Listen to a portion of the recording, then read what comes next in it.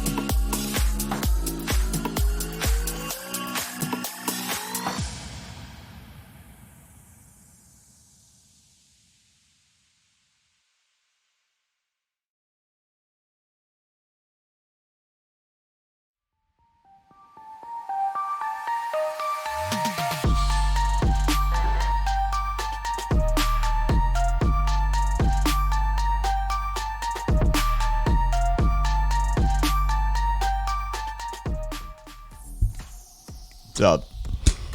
I'm here. What more do you want from me? I tweaked my ankle. Fucking tweaked my ankle. I've got my leg up. Got my leg up and some ice on it. It's not the worst. But yeah. When you're trying to drag a sled with like what we had on it. Yeah, 225 pounds plus sled weight on an ankle that you've already tweaked. Yeah, I had to abbreviate my workout today, which I hate doing. Fucking hate doing that shit. But the alternative is make it worse. So we called it. So yeah, I'm here. I'm so happy this week is over. I'm so fucking done with this week. Yeah, this feels about right. Wrap the week up with an injury. Yeah, that feels right for this week. Yeah.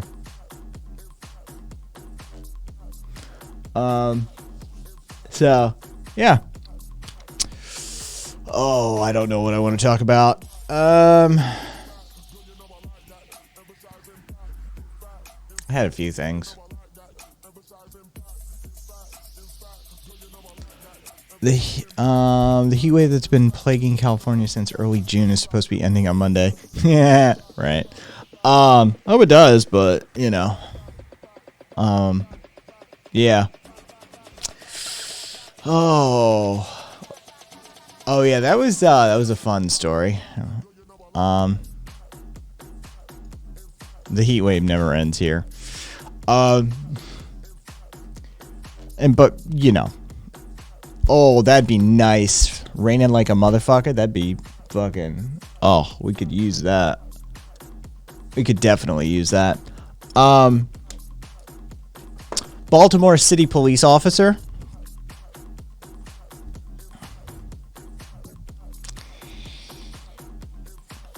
Police were called. Hey, Frackle. Send it my way. Police were called to this guy's house for a domestic disturbance.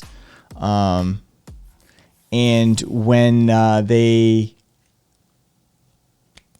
turned everything back on too, right? Oh, Chris, we're not gonna go into the day job.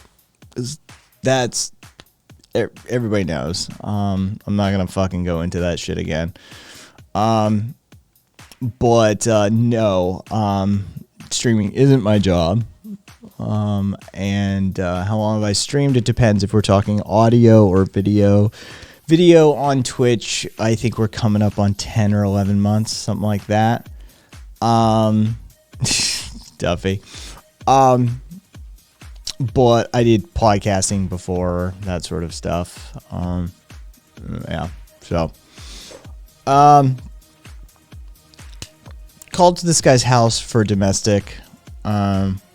As the officers approached the gun safe, the police officers who was whoa, yeah, fucking dude, it was a not enough sleep combined with a week filled with drama combined with a workout today that ended up in a tweaked ankle, which I'm icing right now.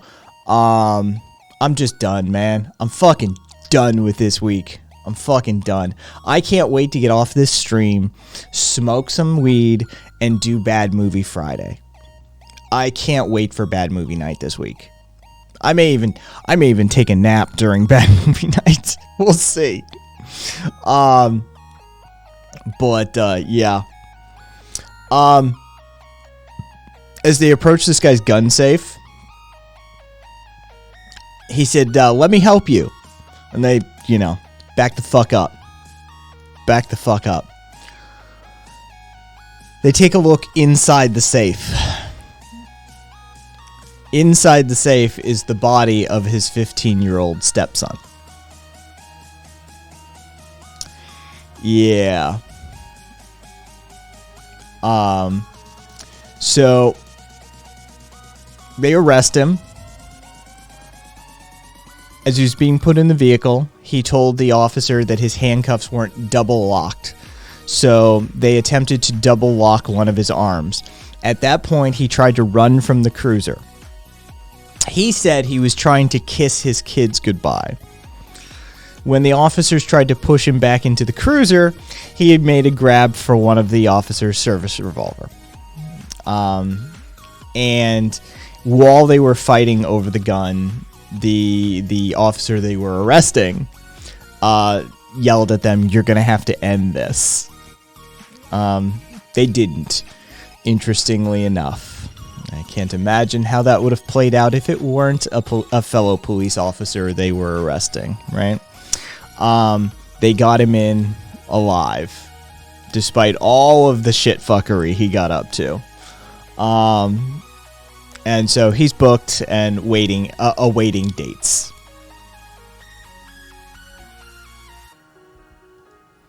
A cop attempted suicide by cop, yes. And the cops didn't fulfill it because cops don't shoot one of their own. Simple as that. Simple as fucking that. Now on the flip side of that,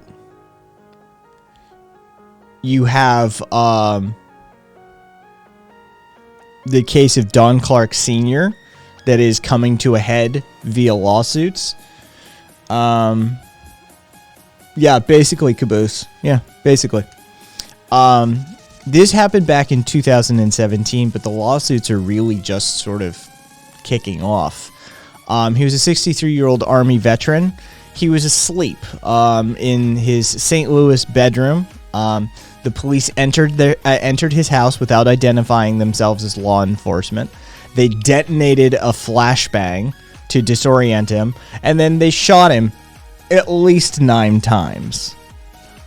He was unarmed.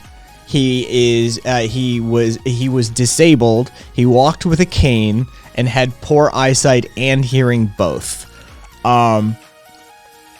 They did not perform any medical aid, and they only called for medical emergency. They called for a bus, emergency medical services, only after many minutes had passed. So the crucial minutes, right, when he was bleeding out. Yeah. So, you know. Yeah, public. Basically, the cops were out to visit one of their own on a domestic, and when they approached his gun safe, they found the body of his 15-year-old stepson inside. He did a bunch of shit fuckery. He tried to run from the squad car. He tried to wrestle one of their guns out of their hands. He told them, "You're gonna have to end this," and still they took him alive. So, you know, I juxtapose that against the instance of Don Clark Sr. here, whose lawsuits are just sort of coming to a head, where he was asleep in his own fucking house and they broke in and executed him and then let him bleed out. But he wasn't a cop. So, you know.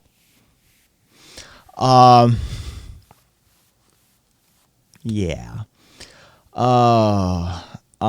And then, let's see, let's just do a cop roundup. We'll just do a fucking cop roundup. So some piece of shit, let's see if we can't, I bet I can find this. Yeah, there we go.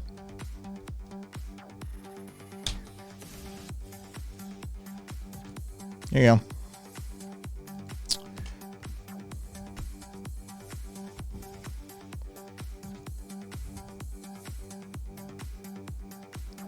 So, the piece of shit here on your left, over here, would be the San Antonio police officer who beat up this man over here, who is 61 years of age, after the officer crashed his vehicle into the man's car while he was off duty. Oh, by the way, the cop was also drunk. So the cop was drunk, driving around, crashed into a 61-year-old, got out of his car, and kicked the ever-loving shit out of him. He's been charged with a DWI, but nothing else. Nothing else. No assault, no battery, no anything. Just DWI.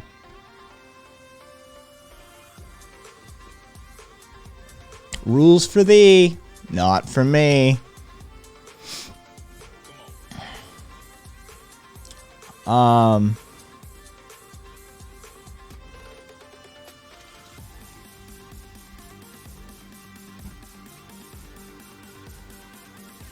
And yeah, let's go with Reuters on this one.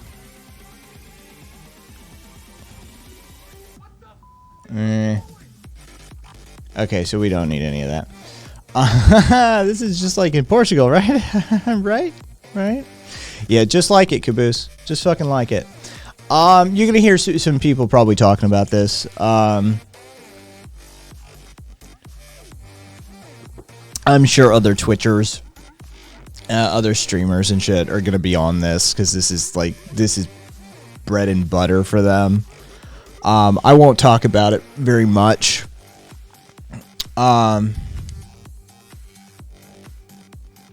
but a federal court of U.S. Federal Court of Appeals 2-1 ruling against the FDA.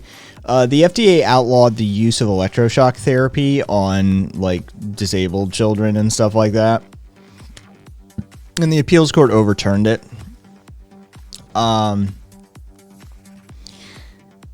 Here's the issue. It's a fair reversal. You're going to hear a bunch of fucking people reeing and screaming over this shit. It's a fair reversal. The FDA overreached. They don't have the authority to do what they attempted to do. It's not within their mandate. We need to pass laws for this. This is what legislation is for. It just wasn't the FDA's purview to engage in this sort of regulation action. So it was a fair reversal. But the end result of this is that there is a center. So Caboose, just hang on to that thought. There is a center in Massachusetts, a school, let's call it, if we're loosely using those terms, the Judge Rottenberg Center in Massachusetts, that is basically is an institution for the disabled, right? Like your low functioning autism, this sort of thing, mental disability. They've been using electroshock therapy on disabled people and children, I might add, children. These aren't adults. Since the 1980s. But they maintain it's a treatment of last resort, blah, blah, blah, life-saving, blah, blah, blah, these sorts of things. It's really not a good look. A video went viral of them treating a student in 2012. And it was a very bad look. The student was in a significant amount of pain. It was not a pleasant experience. One of the testimonies from a former student by the name of Rico Torres said that basically the ages are 8 to 18, and while he was there, the instructors hooked him up to electrodes at times for 24 hours. He endured some of these treatments for 10 years. He was institutionalized at age 8, and he stayed at that facility until he was age 18. And so he endured a decade of regular, continuous electroshock therapy.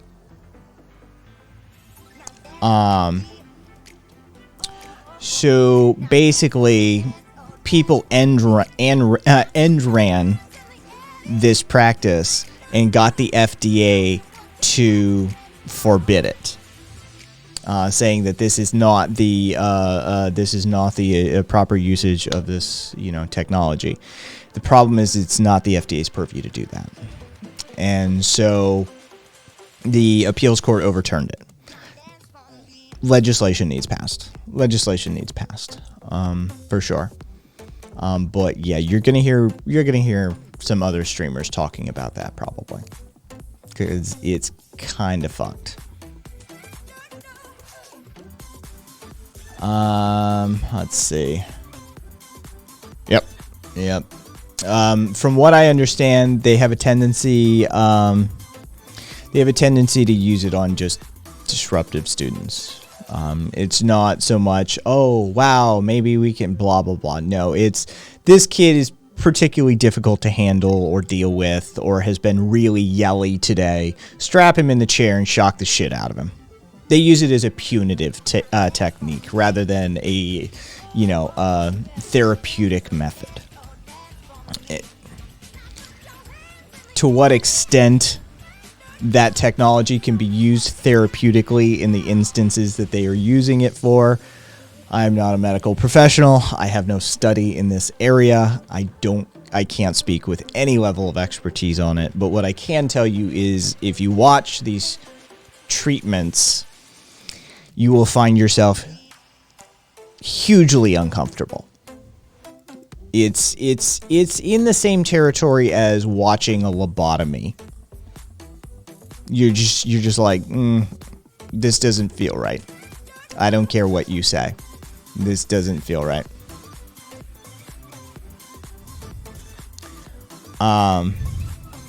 Itty bitty, I can provide you fucking here. I'll give you this. Itty bitty. Go to that Reddit post. You will have like 1, 2, 3, 4, 5, 6, maybe more news sources sublinked in there. So you got plenty contained therein.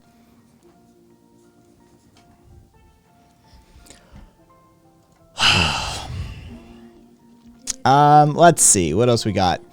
Well, we'll finish our doomer roll here.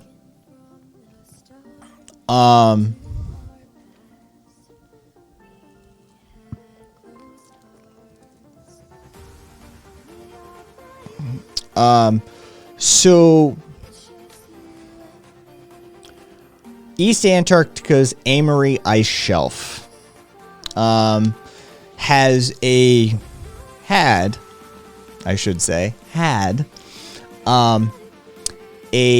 deep ice covered lake where meltwater was stored to the tune of 21 to 26 billion cubic feet of water. Okay, large. The lake vanished within 3 days. They've been monitoring it via high-resolution satellite imagery for quite some time. The ice shelf melted underneath and dumped the contents of the fresh water. So, that's a thing that happened. It's not like ocean level rise shit. It's more, Monkey, in 3 days. 21 to 26 billion cubic feet of water basically just dumped. So, whether we've covered a bunch of shit already. Sorry. No, we can catch you up that quickly. So, yeah. Basically, what that sort of thing people get really concerned about is the influx of fresh water into saltwater streams. Basically, due to the density changes contained within the water cycle, you can affect flows. So it would be natural flows of water in the ocean can be severely disrupted by the introduction of that much fresh water. And that's really the concern there. Also, the fact that an ice shelf melted out the underside and dumped where the fresh water meltwater, the fresh meltwater traditionally is stored.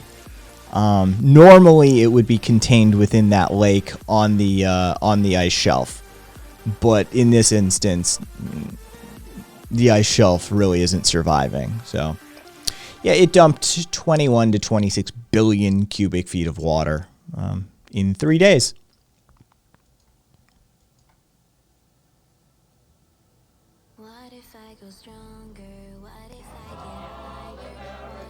Hey, Canamex. Take your smarmy punk ass bitch ass somewhere else today. I'll unban you at the end of the stream. You know what? After this week, no. I'm just not putting up with shit. Normally, I would entertain your smarmy little bullshit, and you're like, oh, I'm just here to learn. Fucking line of absolute horseshit dialogue, right? Oh, no, I'm just here to learn. I'm not here to disrupt or fucking sell my bullshit, right? But today, you know what? I've had a long week of fucking chuds, liberals, and people acting in bad faith. So take your fucking ass to the door and go somewhere else. Your fucking dumbass little bitch fucking comment. Since you're a weather expert and you're fucking, how do we get out of the ice age, little ice age? We're waiting. Go fuck yourself, Canamex. Let's pull up some of your previous punk ass fucking comments. Oh look, you also have other timeout and bans on the account. Who would have fucking guessed? Oh, this is the fucking idiot who believes Portland is on fire. Like BLM and Antifa have hey, Momo, thanks for the host. Fucking Portland is on fire. This was only a couple of days ago from fucking Black Bloc and Antifa. Go to downtown Portland if that's your idea of Valhalla. Fucking my oil stocks will spike. Fucking the dinosaurs' land was stolen. The Indians stole the land from the buffalo, and the dinosaurs' land was stolen. So, yeah, Canamex, go fuck yourself. Not putting up with it today. So maybe I'll unban you at the end of the stream if I remember. Probably won't. Honestly, you're probably just gonna hold a ban for a while. I'm done with you. We put up with your bullshit for fucking weeks now, I think. I don't know. Yeah, from 6/21.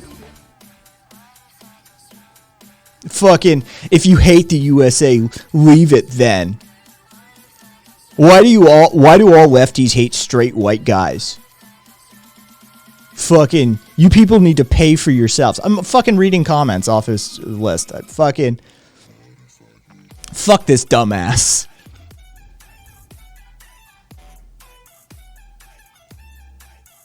Wilhelm, I can tell you. Nah, you're clean, Wilhelm. I can tell you.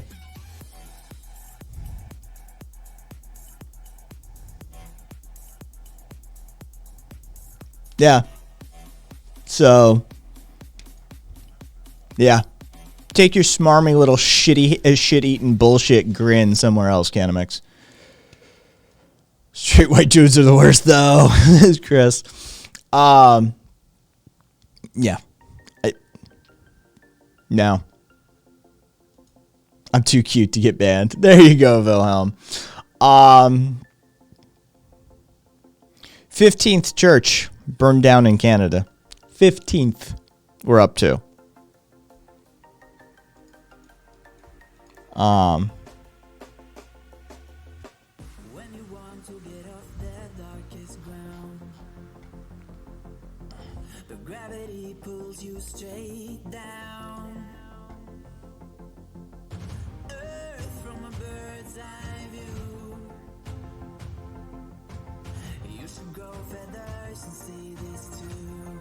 Oh,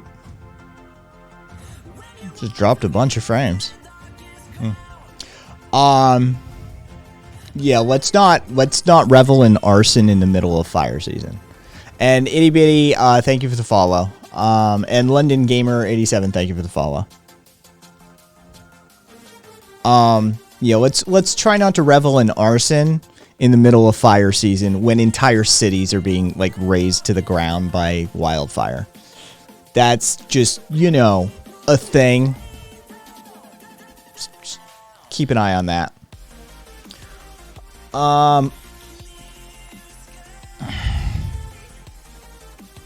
Caboose. Oh, Caboose. So here's my favorite, fucking argument for dealing with these fucking capitalist pieces of shit from now on. So guess what Philip Morris announced today? And if you don't know who Philip Morris is, I don't know how the fuck you would know who Philip Morris is, but Philip Morris is like one of the primary tobacco companies. Like, they are huge.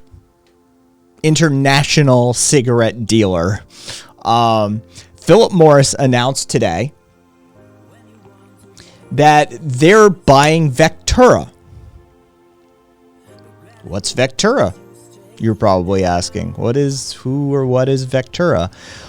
Well, Vectura is a UK-based company that specializes in making breathing breathing apparatuses and inhalers for the medical industry. Yes, you might see some of the issue here. Vertical integration. This is what this would fall under. This is vertical integration.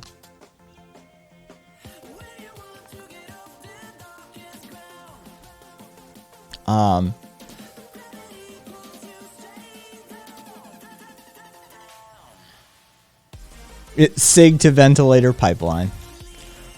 Basically, yep. They get you hooked on fucking cigarettes as a kid. They cause COPD. You end up needing inhalers and breathing devices, and they sell you those too. I don't know what to do with that other than that.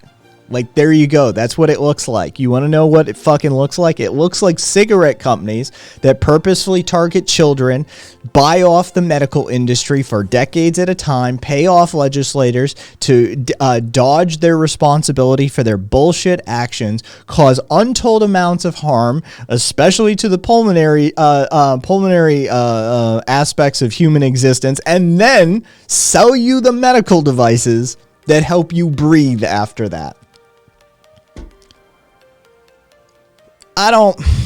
Man, shit like that.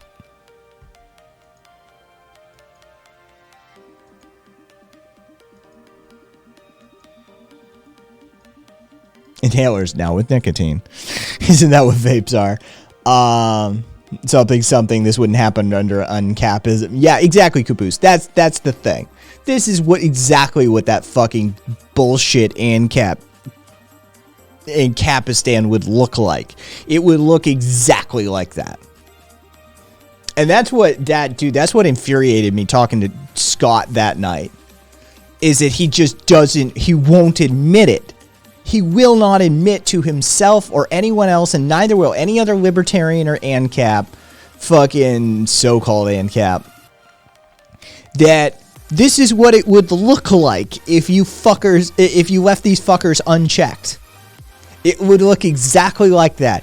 Anti-competitive practices, buying off doctors, all that sort of shit, so you can't get a fair read on the crap they're up to. And when they finally do get caught, you find out that they use their ungodly amounts of money to diversify themselves into industries that are disgusting. Such as the medical devices that you're going to need to use to stay alive after you consume their product. Yeah. Good job. Great job. Fuck yeah. Ooh, yeah. Fucking unfettered capitalism is the way to go for sure. Yeah. Oh, yeah. Under ANCAPism, when cigarettes were killing people, the consumer would just buy safer cigarettes from a different producer. Oh, yeah. Yeah, it's definitely how that would work. For sure. For sure.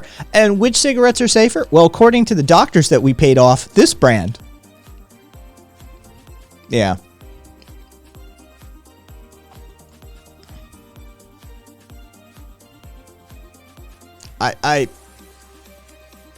Jesus goddamn Christ, people. Yeah, like the healthier lights. Yeah. It's the light cigarette. I don't know what to do with that shit. Like, honestly. So we'll continue our doom scrolling. We'll just knock a few of them out here. Hungary. Fucking Hungary is in one of those. Hungary's got that whole Eastern Bloc shit going on. Like the Russia, the Russo influence, the Russosphere. So like Hungary, Poland, Russia, basically that whole area is really super hostile to the LGBTQ blah blah blah blah community. All right, so if you're queer in Hungary, they basically hate you. This is the long and short of it. They've literally just passed a law. It's been qualified today. Therapists who encourage teens to come out are against the law. No children under the age of 18 are allowed to know about the LGBTQ plus community. They cannot watch shows where the community is even mentioned. Like Friends has a gay character. Can't watch Friends. Friends is now illegal in Hungary due to the inclusion of the LGBTQ community within its plot lines, even in the most minor of ways. Schools will, of course, only teach exclusively about heterosexual relationships. Anybody caught teaching about anything other than pure cisgendered heterosexual relationships, guess what? Yes, straight to jail. Quote, sexuality and gender identity are not a matter of choice. Any blah blah blah blah blah blah blah blah blah blah blah blah blah blah. I know. Like for Westerners, the like inclusion of it's not a matter of choice feels weird, but no. What they're saying is you have no say in this. That's the language of the law. It's not a matter of choice. It doesn't matter how you feel. It doesn't matter how you want to live your life. We are going to authoritatively dictate that, in fact, no, you can't. You have no choice in this matter. So,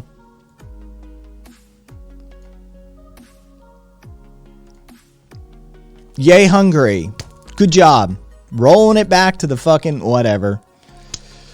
Just bottle all that. Don't even let it out or express it. Yeah, oh yeah, that'll get interesting, won't it? That'll definitely get interesting. EU will write an angry letter, problem solved. They will probably cut funding to them. That there are restrictions within the EU guidelines for providing funding to countries that do this sort of thing. But yeah, it does. It takes a fucking yeah. Kevin, this'll like they'll reduce funding by 3.2% in the year 2039. Shit like that, right? Yeah, good old bureaucracies. You're right. Some gay guy must have cucked some scribe thousands of years ago while the Bible was being translated. Are they going to teach Norse mythology? Because Loki did a lot. Oh, Jesus Christ. Yeah, or Greek or Roman or... No, they probably won't, actually. They probably won't. That's the truth of the matter, is they're doing this, like, bullshit crap. It's all Russia's influence, too, by the way. I'm not kidding you. This is Rousseau shit. Russia has these laws on the books as well. And they push for anybody that is even mildly aligned with them or influenceable by them to pass the same things. Yeah, they've got that whole traditional gender role patriarchy thing going on. It's special. It's special. Chechnya is a shit show. Oh, Chechnya has been a shit show for Momo. You're in my age range. Has Chechnya ever been not a shit show in our entire lives? Chechnya is just a shit show, plain and simple, isn't it? Just like straight up. Yeah.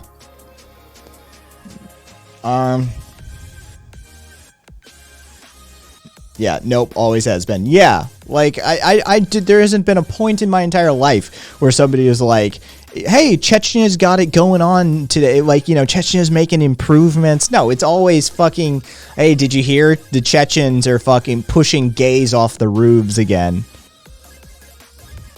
Place is a goddamn shit show. Zippy, I'm 36, so no, it's always been a mess. Yeah, place is a fucking hellhole. How accepting are the EU nations for the Q community? Oh, Wither. Varying degrees. Dude, that fucking right-wing fascism shit plays over there. You gotta remember that shit. That's where that stuff comes from, Wither. Like, they're the OGs at that, right? So there's a contingent still. Then Chechnya? I mean, dude, look, I'm no fan of the US. I will fucking I will dunk on this shit show any day of the week, all days of the week. But to say Chechnya is better than the U.S. is no. Not if you're gay, not if you're trans, not if you're, no.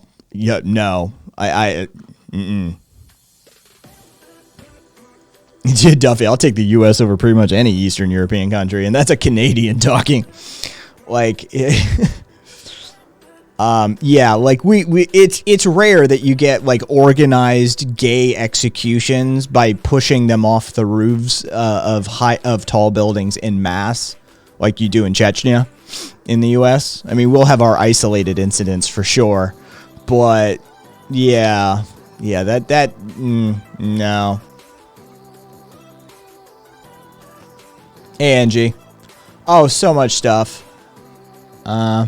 Germany is the worst, I think, regarding to Q stuff. Oh, I don't know, Kevin. We had a Swedish neo-Nazi in last week. I don't fucking remember these people. But yeah, we had a Swedish neo-Nazi come by. That was fun. I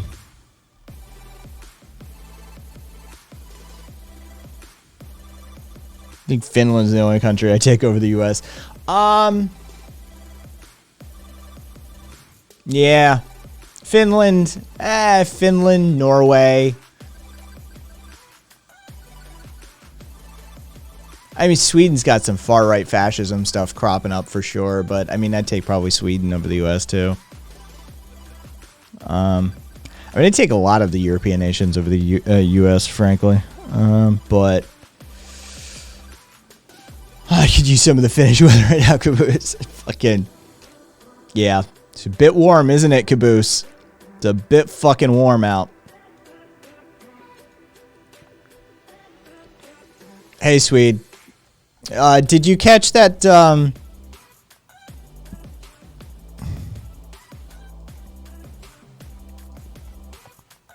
did you catch us tag you and just to let you know that we had this guy arguing that Adam Smith didn't know anything about capitalism?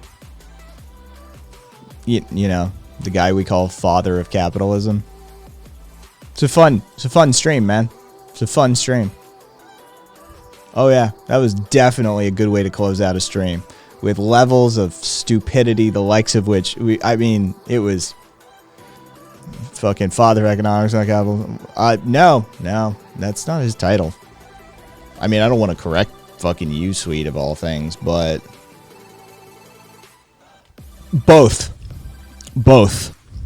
Father of economics and father of capitalism. Both of them apply. It's probably the stepfather, really. Fucking baby daddy. Yeah. And at the same time, he was attempting to argue that capitalism had always existed. That, Rome was engaging in capitalism. That, I mean, he was making some of the most insane arguments. Capitalism always was. Any market engagement is capitalism. Adam Smith didn't know about capitalism because he didn't use the word specifically, but capitalism had always pre-existed and predated Adam Smith. And it was difficult to keep up with the levels of just like, holy fuck, you're dumb, that were going on that evening.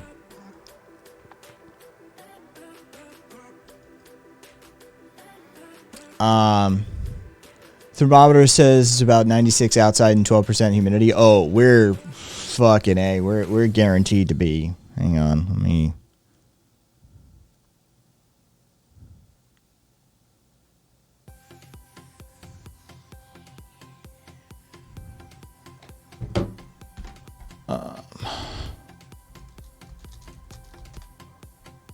We're at present 110.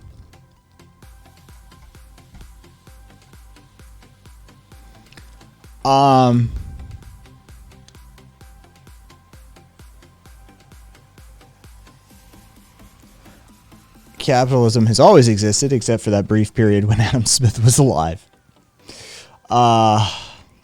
Yeah, we're currently 110. That's what we're kicking around.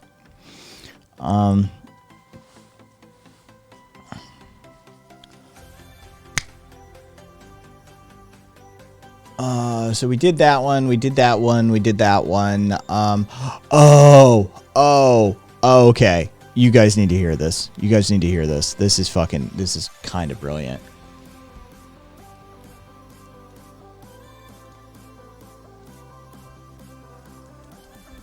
Yeah, Caboose. That's low for us this time of year. All right.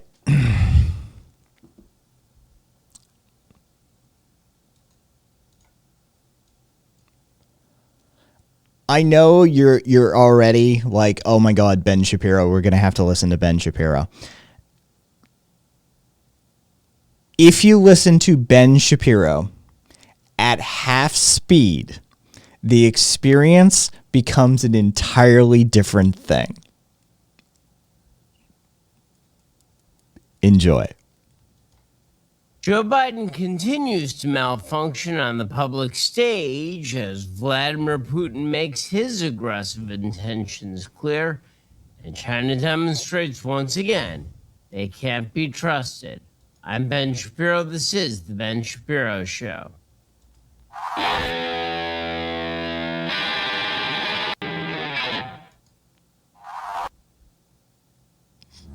Today's show is sponsored by ExpressVPN. Stand up for your digital rights. Take action at expressvpn.com/Ben. We'll get to all the news in just a moment. Now, you may have noticed that we are in a significant state of economic turmoil here in the United States, that the government is pumping money into the system, that inflation is running at crazy rates right now. And you might think to yourself, how do I diversify? How do I protect my assets? Especially when my assets are depreciating if I just keep them in the bank. And the answer is, at least get some of your money into precious metals. And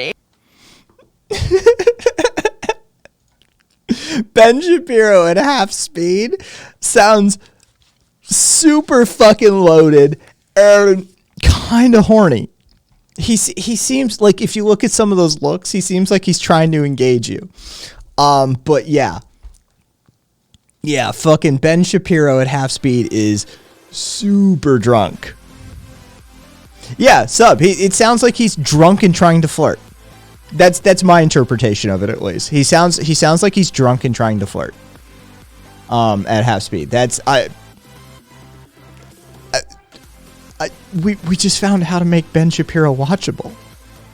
Ben Shapiro's watchable at half speed. It's fucking hilarious. Oh God, Swede, do you have? I mean, I can go looking.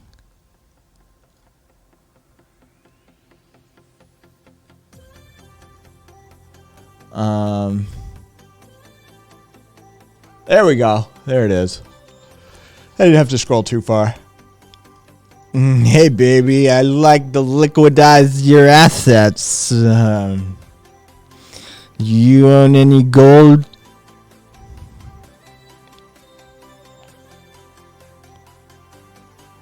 Plus 10 vocab points for lascivious. Mitre.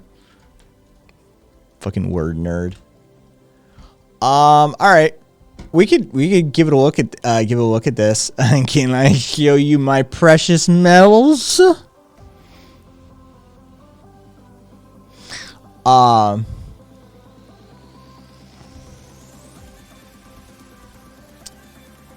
I mean, okay. I will read this to you.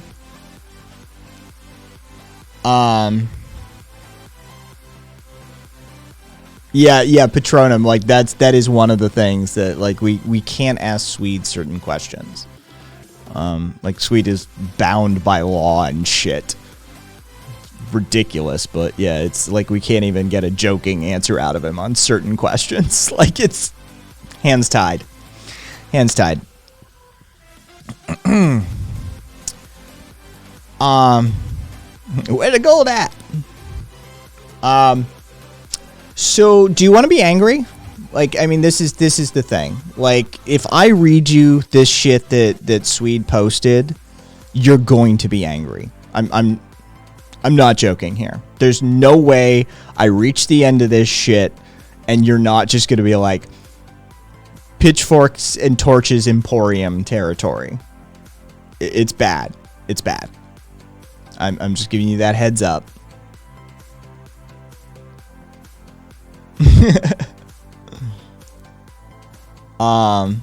Ben just cheered us up. Yes, Duffy. Yes.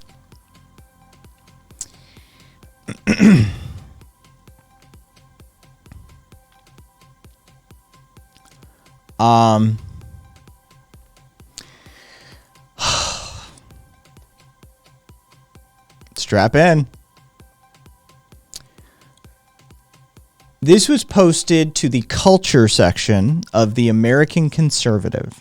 It is a piece written by a man named Declan Leary. Declan. Story girl. Oh, you're gonna. Well, you just walked in at the angry moment. The piece is entitled "The Meaning of the Native Graves." The subtitle for the article, as in, they're good, actually.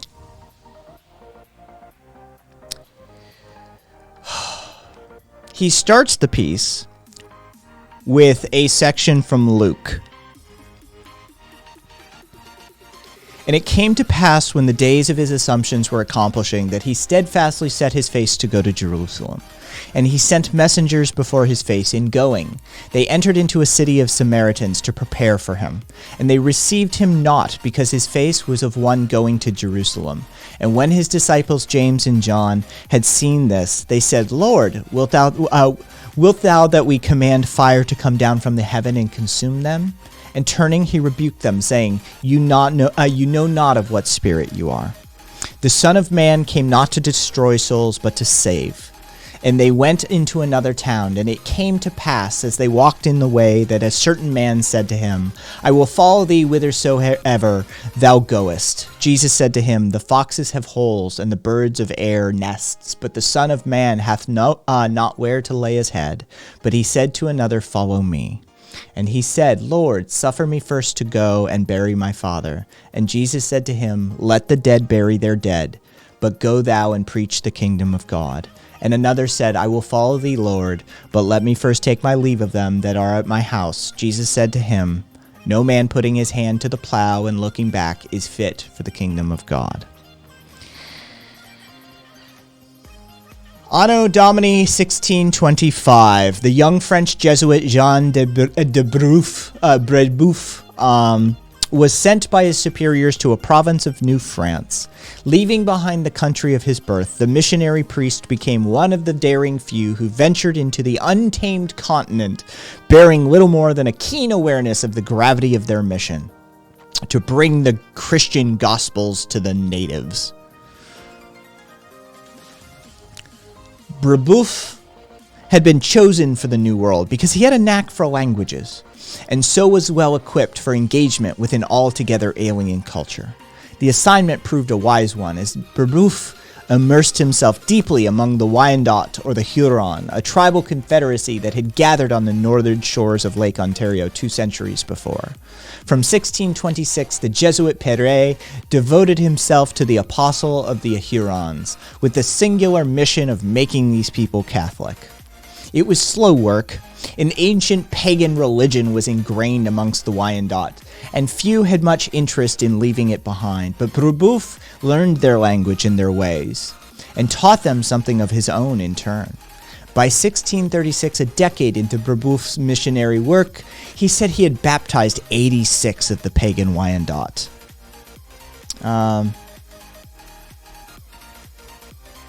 Momo, take care of yourself. The year was significant for another reason, too. Brebeuf, the tall, pale stranger from across the land, across the sea, was invited to witness the sacred Wyandot Feast of the Dead. In the ceremony held at the Wyandotte capital of, I'm not even going to try to say that word, Osasane? Maybe I got close. The Wyandotte dead were disinterred, reverently cleaned, and placed together in a communal ossuary pit, along with valuable and meaningful material offerings. The Christian priest was greatly impressed by the pagans' treatment of their dead, and it's perhaps not coincidence that this was the year of Brebeuf's first great missionary successes. Brebeuf and his fellow Jesuits ministered to the Wyandot another 13 years. Then, under military pressure from the northward moving Iroquois, the Wyandot and their Jesuit companions found themselves in dire straits. Finally, as the invading Iroquois sacked the mission village of St. Louis, Brebeuf and fellow priest Gabriel Lallement were taken captive. The savage torture to which they were subjected included flaying, and in mockery of the sacrament that they had brought to the Wyandot, a baptism in boiling water. At the end of it all, the natives consumed Father Brebeuf's blood and heart. The martyrs' bodies were retrieved and buried at the nearby mission of Sainte Marie among the Hurons, where they had ministered in life. 3 months to the day after the priest's martyrdom at the hands of the Iroquois, the remaining missionaries were forced to evacuate. Rather than leave the church to be desecrated, the Jesuits set the mission ablaze and watched their life's work crumble as they fled. It would not be the last church burned in the land whose heavenly patron is now Saint Jean de Brebeuf. In recent weeks, 15 Canadian churches, both Catholic and Anglican, have been subjected to arson attacks, and many more have been otherwise vandalized to varying degrees. The popular narrative, broadcasted by an astonishingly credulous media, is that previously unknown mass graves of children were discovered just this summer on the grounds of Indian residential schools, and in a rash of grief and righteous anger, Indigenous protesters swept across the nation, desecrating churches. It's very important to note that the entire story is made up. The page has just begun to turn, so you know where we're headed. First, we have always italicized his notation. First, we have always known that many children died in the residential schools, which were active through the 19th and 20th century. Child mortality was relatively high during that period to begin with.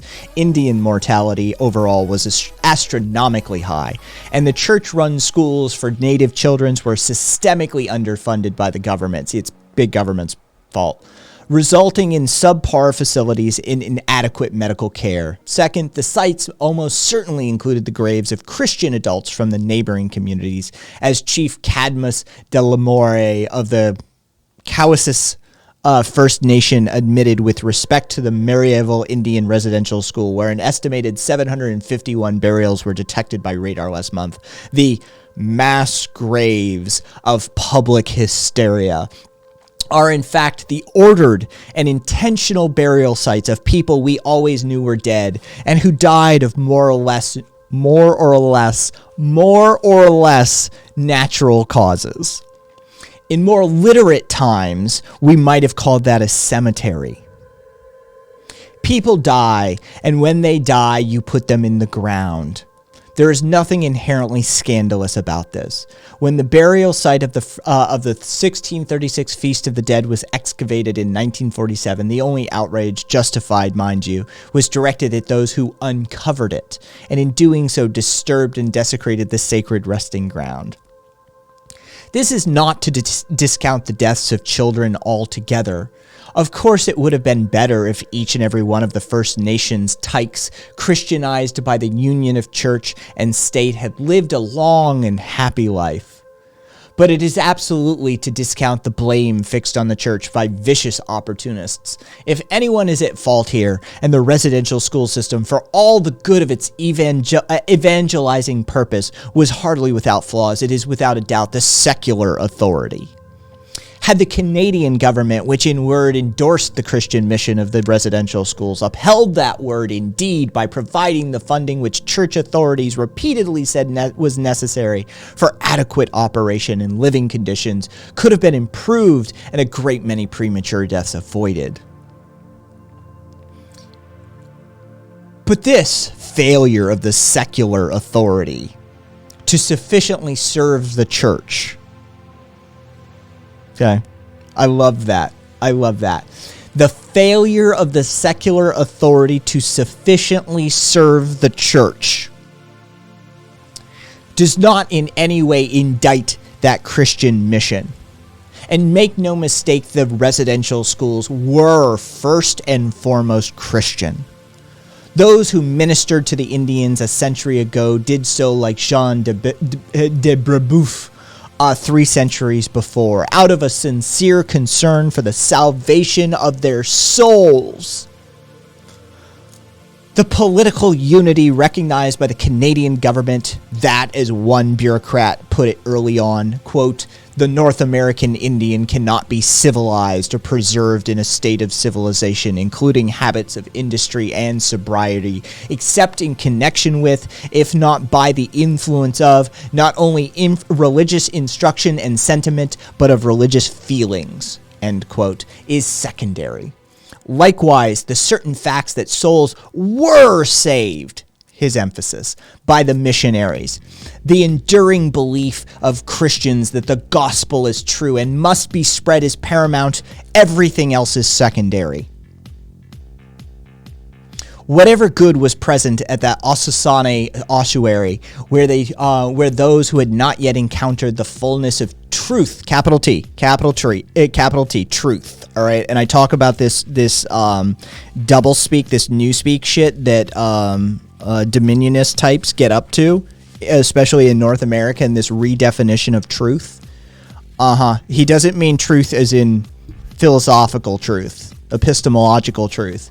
He means truth as in Jesus is your savior, and if you do not bow bended knee before him, you are condemned to hell. That is what they mean by capital T truth. Where those who had not yet encountered the fullness of truth honored their dead as best they knew how is increased 1,000-fold in the cemeteries of residential schools where baptized Christians were given Christian burials. Whatever natural good was present in the piety and community of the pagan past is an infinitesimal fraction of the grace rendered upon those pagan descendants who have been received into the Church of Christ.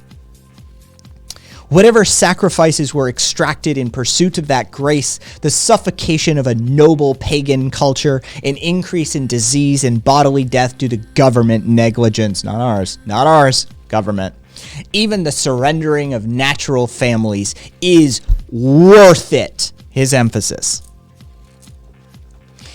It must be, else 2 millennia of Christian civilization in which oceans have been bridged, wars waged, continents conquered, and the lives of 1,000,000 Jean de Brebeufs given in service to the Lord's final commandment. Going therefore, teach ye all nations, baptizing them in the name of the Father and of the Son and the Holy Ghost, teaching them to observe all things whatsoever I have commanded you. And behold, I am with you all days, even to the consummation of the world. All has been for naught.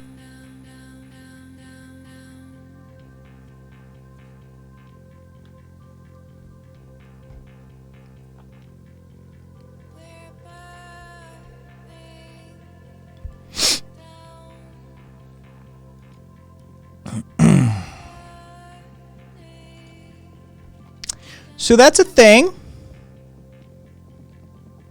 That's a thing. Somebody wrote. Somebody had those thoughts and then typed them out and then submitted it to someplace, and that someplace read those words and said, "Yeah, this sounds like a coherent worldview," and published them.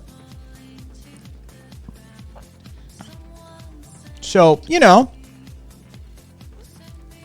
do with that what you will.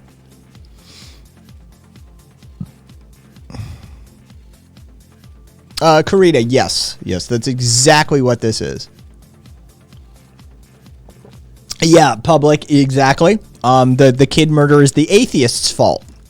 It was literally the secular government who did not serve the church who is responsible for these actions.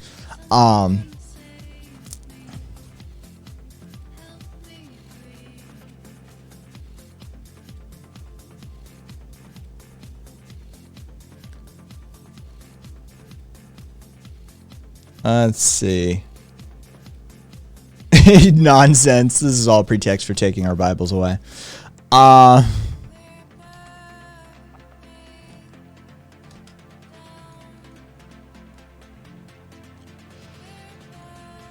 Zippy. You know,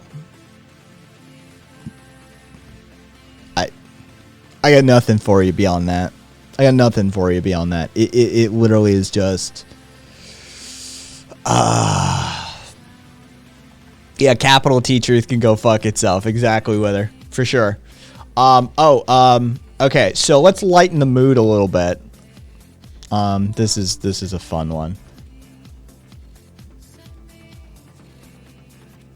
Are you shitting me?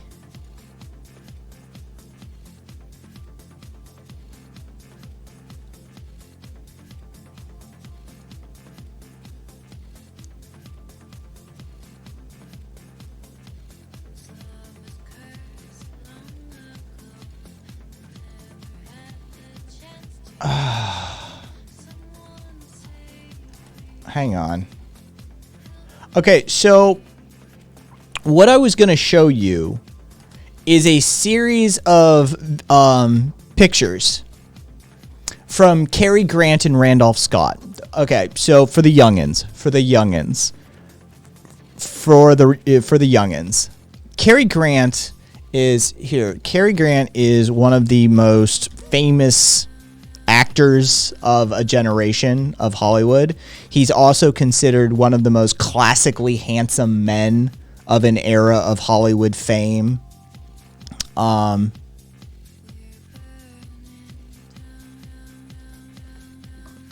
This is Cary Grant. He wasn't Swede. He wasn't. I'm sorry, I don't buy that for a second. Nobody has any significant evidence, and I've been following the Haitian thing for a while. I don't buy that. You got any hard evidence on that one yet? Because I haven't seen anything that's convincing. Cary Grant lived with his... Okay, so here, well, hang on.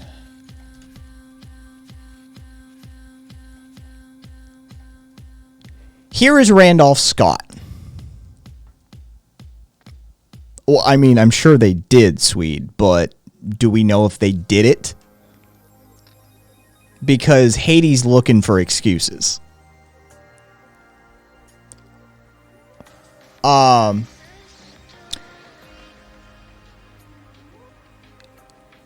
So, Randolph Scott and Cary Grant lived together.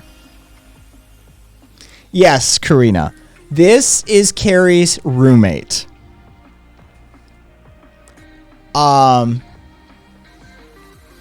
They lived together for many, many years. Many years. And they were often featured in Hollywood, like magazine publications.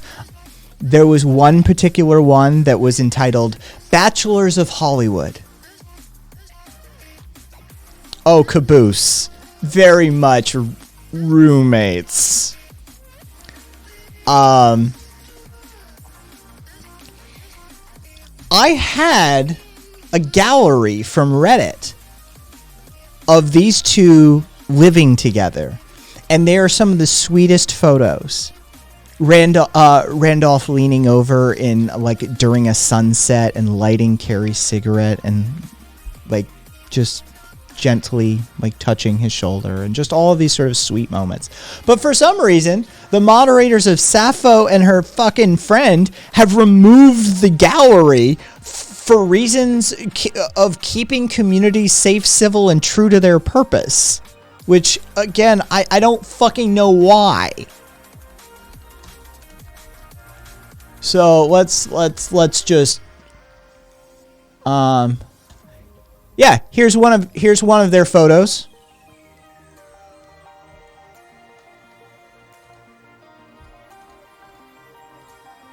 Here's another one of their photos.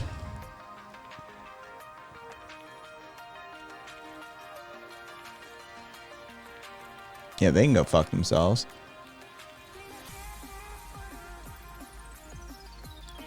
Here's another one of their photos.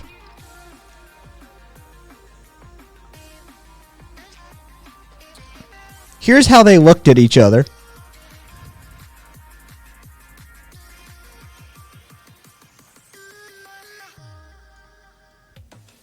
Again, roommates. Roommates. Roommates.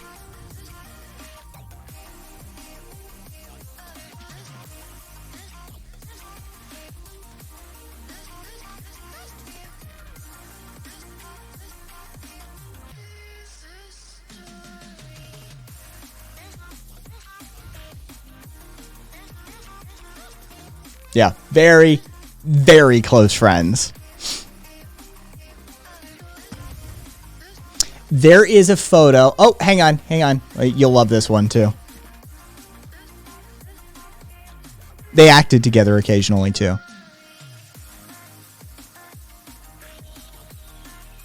Roommates.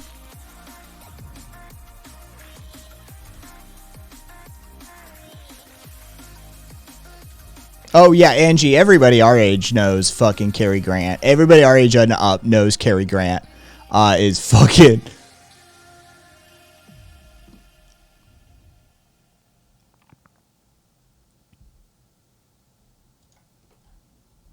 Here it is. Here's the blacklisted photo. Okay. So the one on the left, that photo, they did a photo shoot during an entire day. And the studio got final approval on the photos. That photo on the left was marked no release, burn. They did not want that photo released. Of all of the photos that they were comfortable existing with Cary and Randolph, all right, it was this one that freaked the studio out for some reason. No one's sure why, who made the call, but something about the sunset and the lighting of the cigarette that women would do for men and the gazing at each other's eyes and that sort of thing freaked the studio out. And they're like, no, that photo never existed. Get rid of it. It survived. But yeah. Cary and Randolph.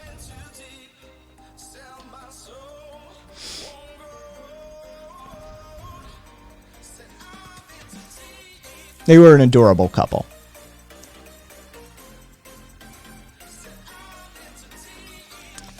DCK Punk, for a long time in American culture, it was actually something that people who were romantically interested in one another did, to one extent or another. A man would offer to light a woman's cigarette. A woman would lean in and, you know, that sort of thing. It was seen as a signal of potential romantic interest. It was a way of getting close inside somebody's personal space for many, many years in American culture. Yeah.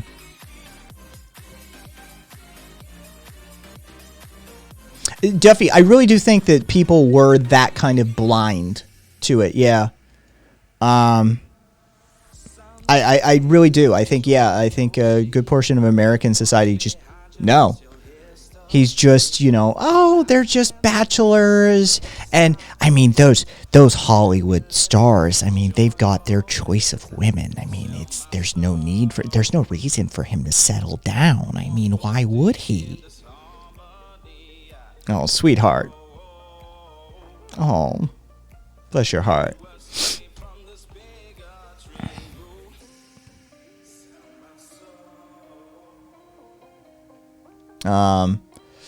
nonsense. Yeah, you actually become more attractive to somebody when you light their cig. It's the same body language as turning your face to your date or touching your date's arm. Yeah, it's a way to engage and bring yourself into that personal sphere of space. Yeah, gay bachelors in the gay and fancy free Playboy sense meant a whole different thing in the 30s and 40s. Yeah, Jim was right on that. People, I really do think a good portion of America and when I say a good portion, I mean like 90%. A good portion of America would look at those photos and not see it. Whereas we look at those photos and are like, holy shit, are they banging? Those two dudes are in love. Like, you can see it, the way they look at each other. Like, they are together for sure. Like, you can just read it. A good portion of America for decades would look at those photos and not see it. Now tell them about Rock Hudson and Fred Astaire. Oh, Jesus Christ. You mean one of the most famous song and dance men of all time who had rhythm and just panache to boot was gay? Fred Astaire liked the dick? Oh, who could have guessed? Mm-hmm.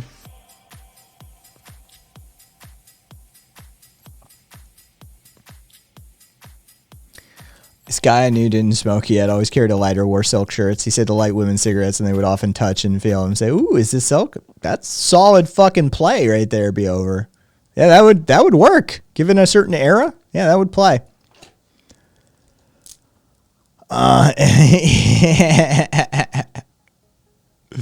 Yeah. Just to bring the mood up a little bit after the genocide apologia from fucking right-wing Christian nut jobs, I figured, let's look at a couple of dudes who managed to get one over on the American public and live their best life. They had fun. They enjoyed each other's company. So, yeah. Overtly live their best life. Yeah, like they didn't legitimately. They were about as out as you could be in that era. Like, for real. Like, I guarantee all of Hollywood knew. All of Hollywood knew. Straight up. If you were involved in the industry, you knew. But Cary Grant was a fucking star. And he could pull for movies. And if he wants to sleep with fucking with a dude, shut the fuck up. It was like that. It was very much like that. So, yeah, they really did. They probably lived, given the era, they've lived their best lives. Straight up. Duffy, I wouldn't put it past him. Some starlet, some up and coming actress who thought she was gonna fucking run her mouth off, found dead in a pool or some shit like that, right? Yeah, I wouldn't doubt it. Turn a blind eye to get those bucks from the cinema. Fuck yeah, dude. Hollywood ain't new. They know what's up. Oh yeah. Oh, yeah, the Hollywood exec's been in on that for ages. There's an unwritten rule: you don't fuck with the major stars. Journalists wouldn't report on athletes' affairs, even if they introduced their girlfriends to the newspaper writer the night before. Yeah, no, you don't cross those lines. You don't cross those lines. You don't kill the golden goose. That's Cary Grant made the studios many, many monies. Right? And America was homophobic. America wasn't ready for that. They weren't ready for it. And so the studios did what the studios did. In a weird way, it's almost wholesome. It's almost wholesome. They did it for all the wrong reasons. But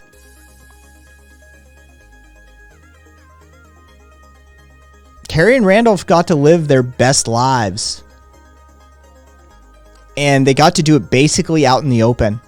And the studios got their back on it. Like, the studios fucking, I'm sure, many journalists were threatened. Many tabloid articles were pulled. Many backroom deals were made. Like, no, that story gets killed. So the news wouldn't touch that story with Hitler's dick. Yeah.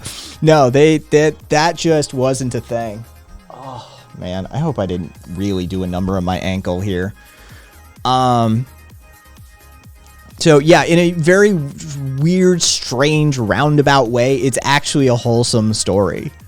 The fact that, like, the studio was killing photos and shit for him. Like, no, that one seems a little too romantic. Get rid of that one. So, yeah, just, something. Does anybody remember Four Seasons Total Landscaping? Anybody remember this shit? It's like a billion news cycles ago. I don't know how many mooches that is. The owner of Four Seasons Total Landscaping is like leaning into their legacy. I really was that like 10 years ago or 3 months.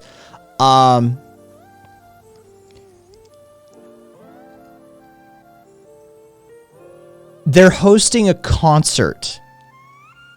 Like they literally they've become an event space of sorts. And so they're hosting a concert on August 21st for a bunch of punk artists. And the tickets sold out in 17 minutes.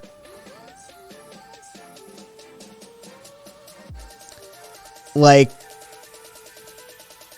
they're literally, like, they are embracing their legacy.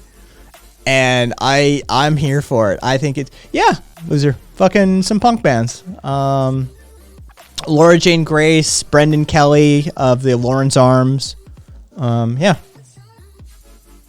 Yep, they did. They caught their tiger by the tail. And I'm completely there for it. I love it. No.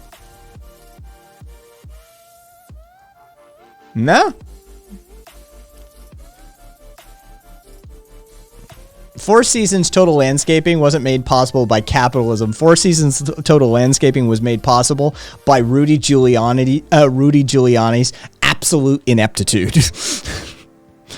That's what they're thankful for. Yeah. The Trump campaign being a bunch of fucking goons who can't, like, read past Four Seasons and just sort of stopped. Yeah, that's what really made that possible. Because he's trying not to go to jail. Rudy kind of, did some stuff, and he needed people to be in positions.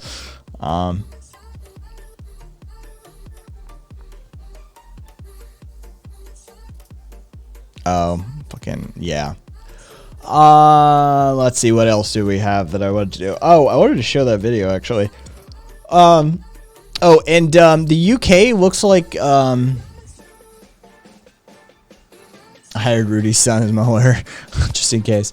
It looks like the UK is gonna ban boiling lobsters alive, as well as like a whole bunch of other shit. Basically, it's a bill that would acknowledge crustaceans and mollusks as sentient beings, and would protect them under a whole host of regulatory measures. The preferred dispatchment method is actually electrocution. I'm not shitting you with this. The discussion around it is, well, how the fuck do we kill these things then?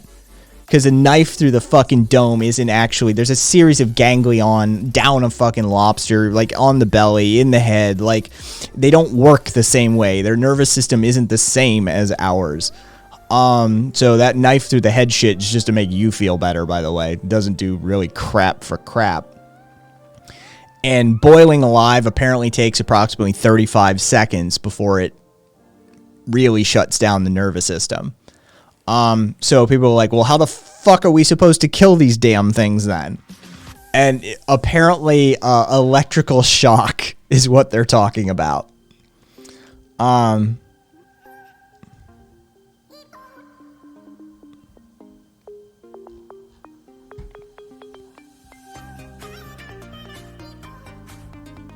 So, look, not an animal rights activist. I don't want them to suffer, but I mean, when you start talking about mollusks being sentient beings and shit, you lose me pretty quickly. You lose me really quickly. Like, you know, what about the oyster? It's essentially a fucking, like, slimy rock. I'm sorry, it doesn't even... No. Just no. I don't, you know. Yeah, nonsense. Yeah, that myth continues. That's a pervasive myth that continues to this day. That people think the sound of the escaping... Basically what happens is there's a space, there's a subspace between the carapace and the flesh that often has seawater in it. The seawater boils, it steams, it escapes the carapace, and it whistles or screams. They have no vocalization methods. They can't make a noise. It's just the steam releasing from underneath the carapace that makes the sound when you boil a lobster. Yeah, so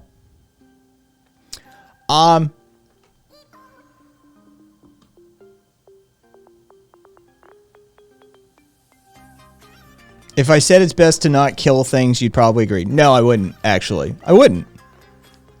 To continue life requires taking life. Whether it's plants, whether it's animals, you're going to have to kill something to eat, to survive. This is just the nature of things. This is the cycle. It's the way it works. We just get uncomfortable with the higher life forms usually.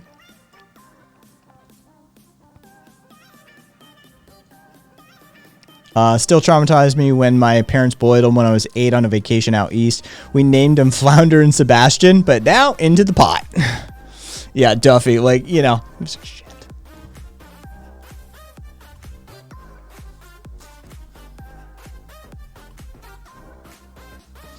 Yeah, sub. I mean, that's an argument, right? Sub volume. That's an argument, right? Like, keep the industrial corporate slaughterhouses running. Like, look, I put a lot of work into sourcing ethical meat and wild game and these sorts of things. I can tell you, it's not fucking easy. But yeah, we'll keep that shit, but let's electrocute the oysters and shit. Yeah, no, you're spot on with that. That's a completely fair criticism of what they're doing. It's like, what the fuck? Yeah, except they're taking life too. Just because you're vegan doesn't mean you're not killing things. All you said was killing life. Or something like that. Best not to kill things. You made no stipulation upon nervous systems. You made no stipulation upon, you know, whether they have ganglion structures or not, whether they have neuroreceptor points in their body. You just said kill things. So, hey, Deirdre. Kevin, plants communicate. Plants do communicate. Trees communicate with each other through mycelial mats in the forest. I don't accept the moral argument for veganism. I don't. I will accept a health one. I will accept an environmental one. But the moral argument is not philosophically consistent. So it comes down to human interaction and judgment. Like, which life are we more comfortable taking?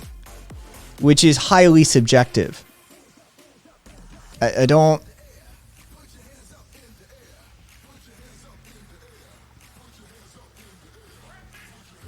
Fungi are crazy, Patrona.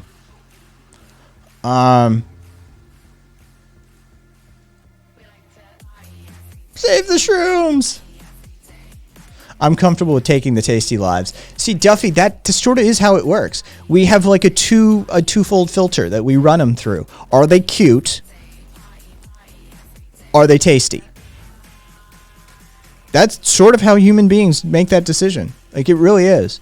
We don't put many other filters upon that process. Like, do we have an emotional attachment to them? Are they cute? Do they taste good? That's sort of the beginning one. Sweet. Yeah, third filter, how hungry I am. Well, the how hungry am I sort of thing used to factor a lot more in. The industrial food scene has definitely sort of upended that one. But once upon a time, you would leave the fire, you would leave the tribe, you would leave the camp, and you would hunt on an empty stomach. It would ensure that you would get the job done.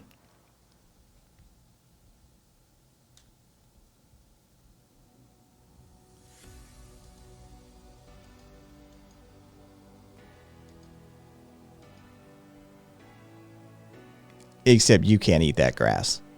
You can't eat that grass. That grass isn't nutritionally useful for you. It's just a non-argument. I could let you loose in a field and eat as much grass as you want. You're not gonna gain any protein from it. You're not gonna any significant. Your macros will not be met. That's not a thing.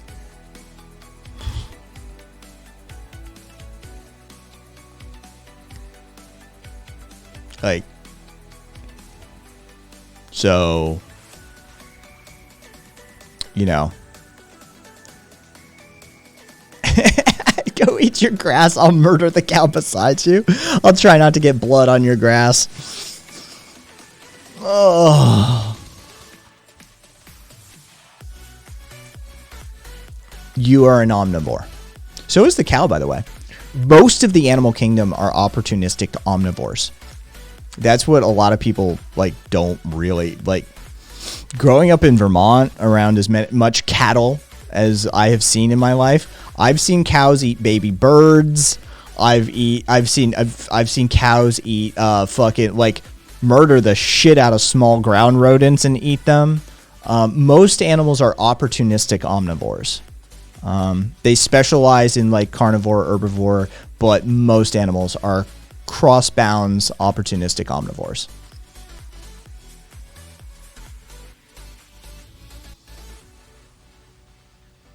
Kaboo's horses are fucked up. They are. The shit they will stomp to death is kind of crazy. Dogs eat everything, even poop. Coprophagia. Yeah, deer do that as well. Yeah. Oh yeah, public. For real. Yeah, if you grow up on a farm, you see some fucked up shit. I didn't grow up on a farm, but all of my friends had farms. You see some pretty fucked up shit. Yeah. People are like, oh, the animals are innocent and sweet. No, they're not. They're really, really not. They're really fucking not. It's kind of fucked up. You grow up around that shit and you're like, wow. Nature is metal.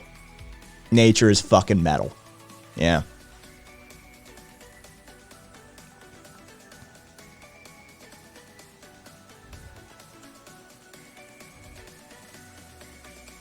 How much voltage to kill a lobster and how much more to fully cook it? I wouldn't cook it with the electricity, Duffy, and I don't know how much voltage to dispatch.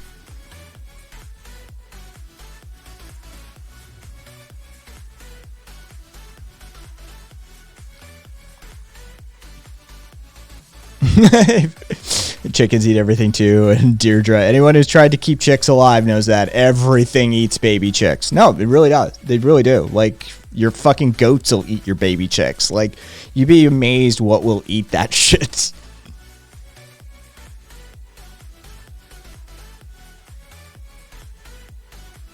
Oh yeah, public. Some of the like baboon and ape war shit that has occurred over the years, like tribes of bonobo monkeys just literally going to war with one another. Yeah.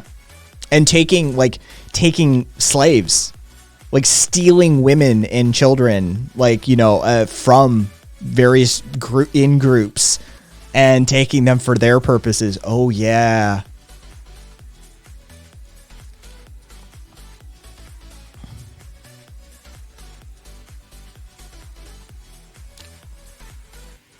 Cassiopeia. I mean, yes. There's a weird crossover in that regard. 110 volts, 2 to 5 amps for 5 seconds. Yeah, that's doable. And I mean, you'd have to ramp it up if you're trying to do a tank though, Duffy. Like to get that across a capacitance like in a water tank, you're really gonna have to ramp that amperage up for sure. Crocus, yeah, no, that's a thing. That's a thing. That's definitely a thing. Yeah, pet cats will eat your fucking face off if you die. Like your cats will eat you straight up. And I don't know why you keep harping on this fucking like Carl Lewis, the best ever American athlete. Carl Lewis is a vegan. One, I don't know how you're gonna measure the best ever American athlete. There's some fucking amazing American athletes. And two, so people are just gonna throw a toaster in the tank. Public, you do what you gotta, if it works.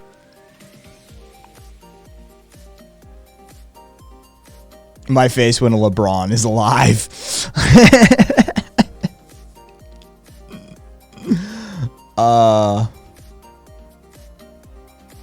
I doubt he was. I highly doubt Carl Lewis was vegan when he was actually active.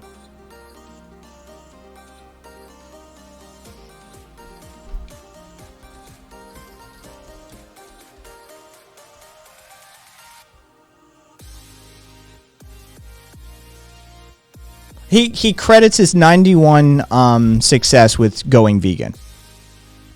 So, towards the end.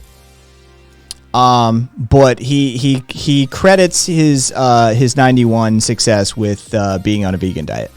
So, we'll revise that. But again, America's greatest athlete.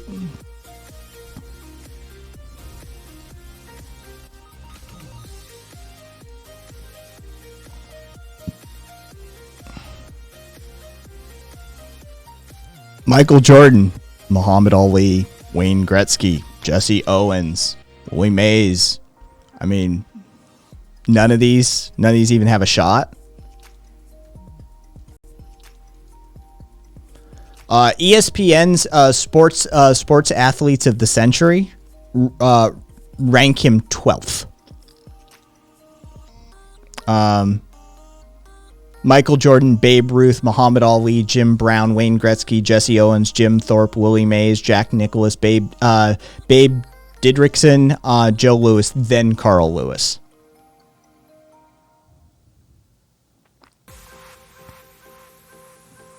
So even ESPN disagrees with you.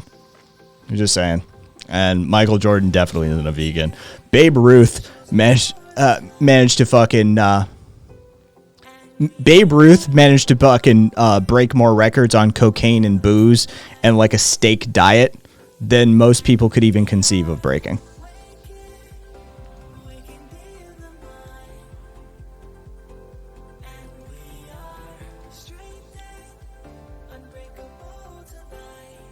Sidewalk. Babe Ruth wasn't an athlete. I mean, all things being equal.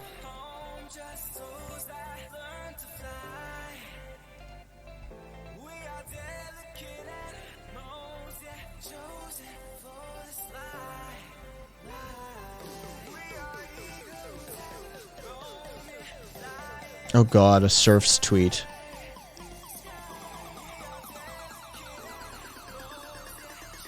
I mean, that fucking bottom quadrant, left bottom quadrant is he's just goofy looking. I don't really give a shit about the whole trans thing. He's just goofy looking. Top left is good looking. Bottom right's good looking.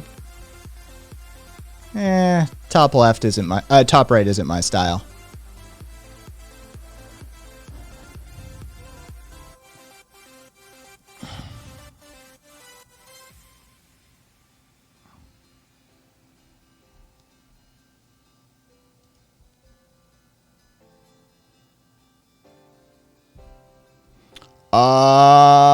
I mean, it's not Hathor. I don't know who the current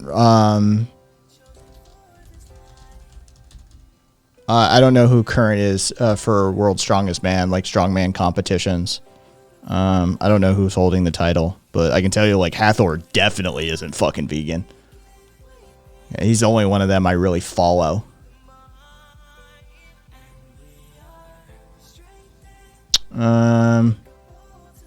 Looks like Brian Shaw is number 2 right now. Tom Stoltman is number 1, it looks like, based off of, like, at least the World Strongman, like, WSM rankings.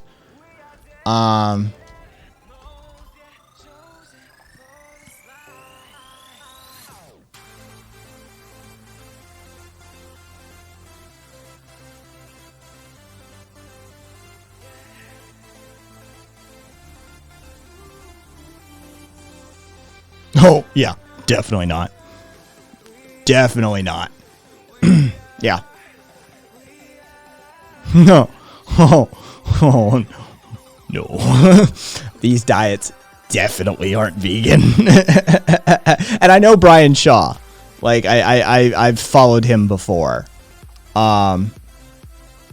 He's most assuredly not vegan. So yeah, no, none of these strongmen are fucking vegan. It's just me. They couldn't build the muscle mass. They couldn't.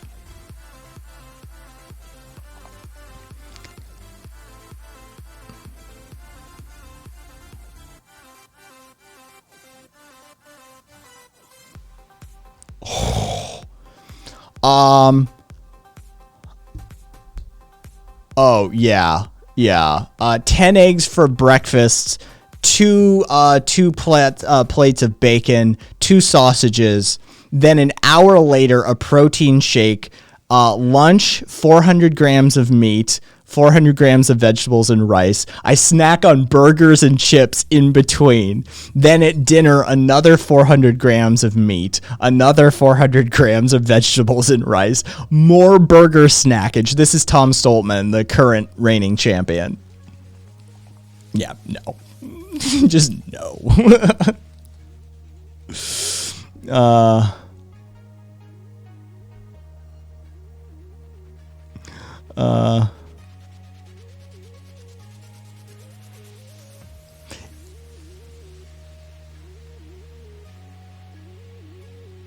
Oh, I mean, yeah, Duffy, it would be absolutely a nightmare to do 14,000 calories vegan in a day.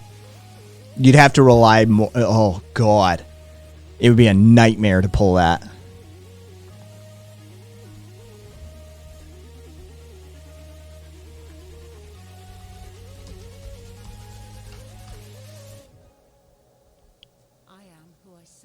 Let's see. Phelps was on a 10,000 calorie diet. 3 fried egg sandwiches with cheese, tomatoes, lettuce, fried onions, and mayonnaise for breakfast, followed by 3 chocolate chip pancakes, which also have eggs and milk in them. 5 egg omelet. 3 sugar-coated slices of French toast, a bowl of grits, and 2 cups of coffee for breakfast.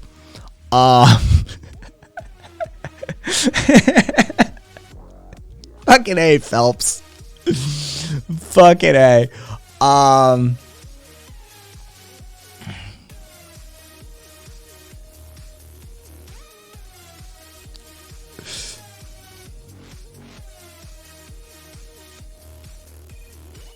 How many cicadas a day would you have to eat to meet my macros? Let me check.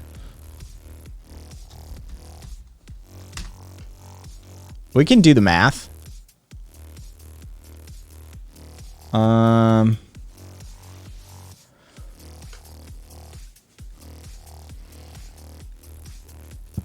would have to eat 1.25 pounds of cicadas to meet my protein macro for the day, Angie. 1.25 pounds of cicadas is what it would take.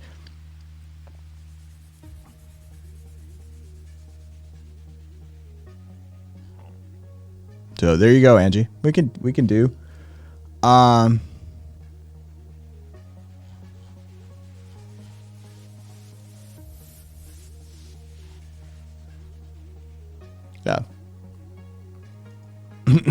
Way there.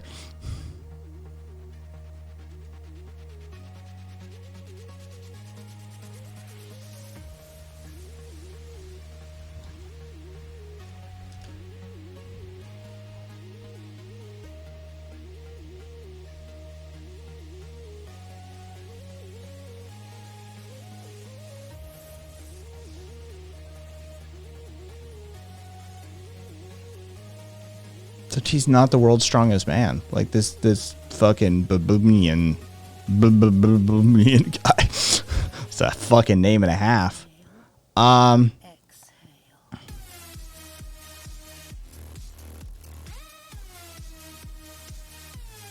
Vegan in 2011. So literally half of his titles are done not vegan.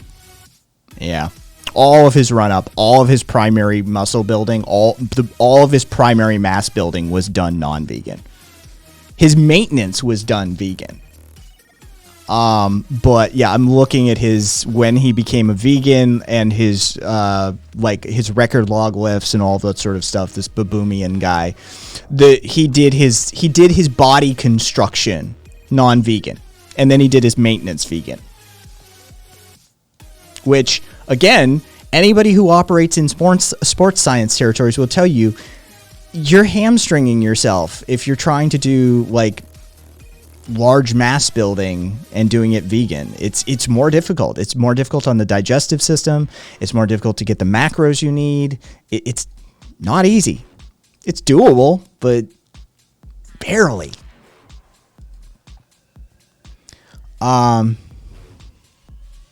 Angie, I don't know. I honestly don't know off of that. Cupcake, what kind of hormone blockers are we talking?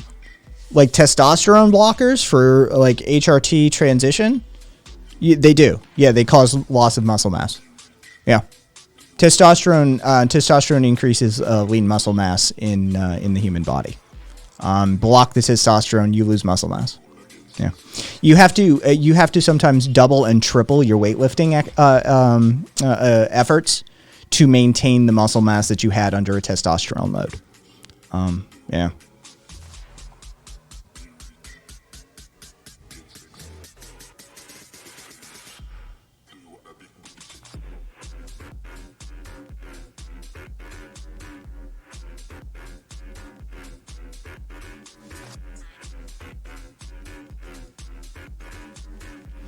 Chris, are you familiar with how muscle development actually occurs? Because the actual work is done when you create the nucleus cells for the muscle mass. That's the hardest part.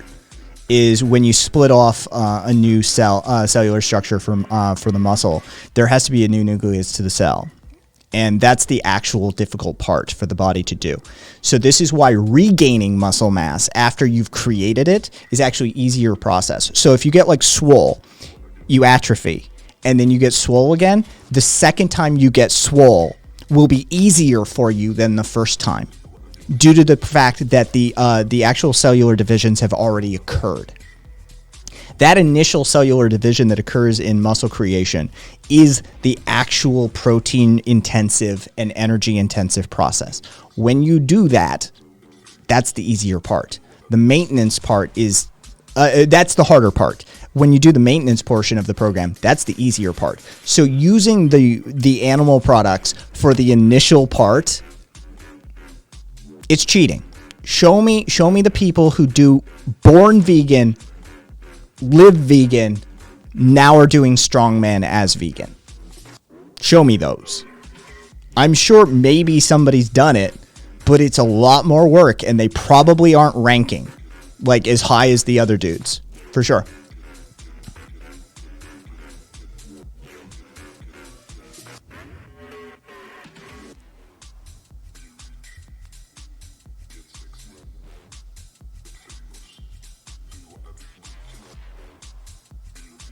Isn't there estrogen-based steroids? I mean, there are estrogenic compounds that people use for PEDs, performance-enhancing drugs.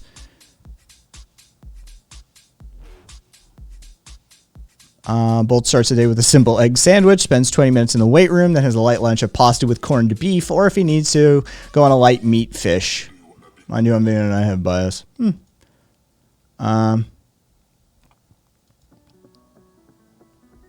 Anarcho-meatheadism.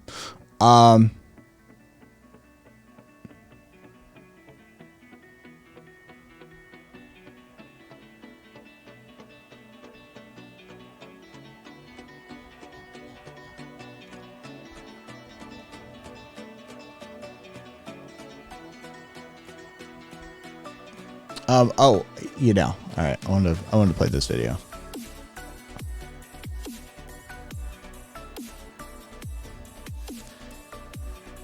I don't know how many of y'all been in New York when it rains. It's kind of fucked. It's kind of fucked. New York is a nightmare when it rains.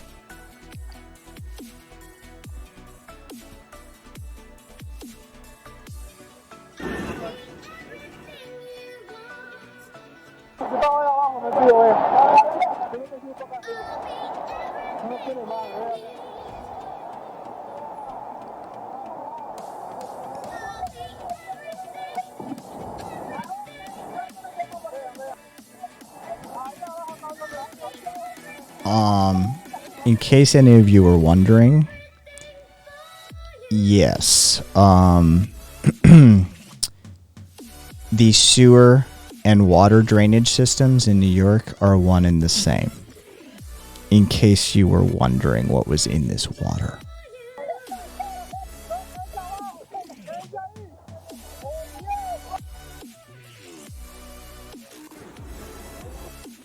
That is essentially raw sewage.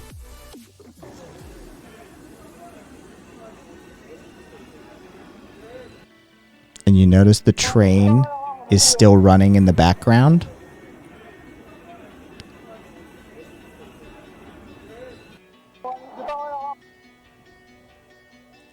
Just wanted you to see that.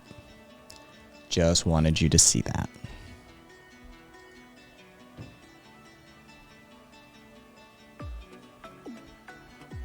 Yeah, that's what New York looks like when it gets a heavy rain. It's not well designed. Let's just put it that way. It's not that well designed.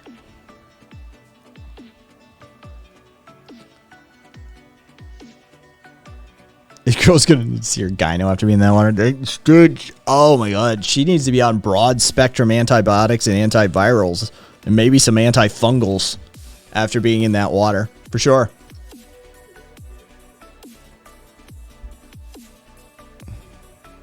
Some chud on Twitter. This is what living in socialism is like. Yeah, probably.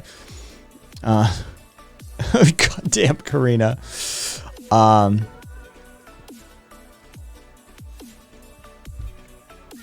Yeah.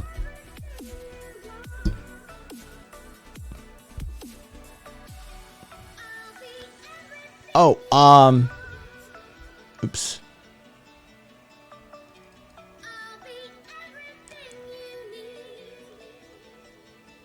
So, exactly, New York City, the capital of socialism, for sure. I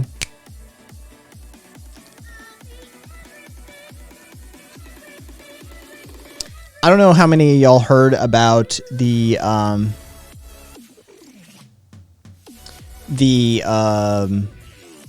cybercrime run that happened over the 4th of July weekend. About 1,500 organizations globally got hit with ransomware. Here's the fun fact about that incident.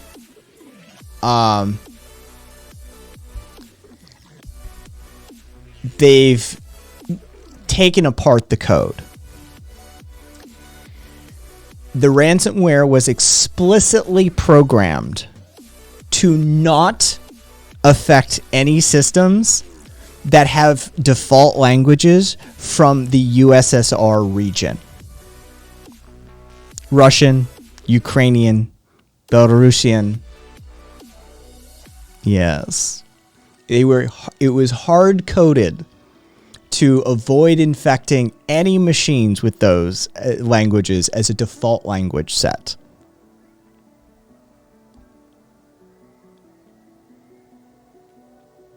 Yeah.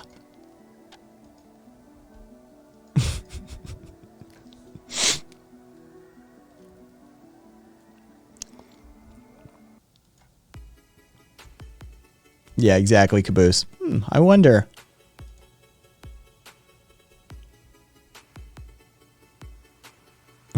Duffy, no, it actually has to be your default language set for the computer.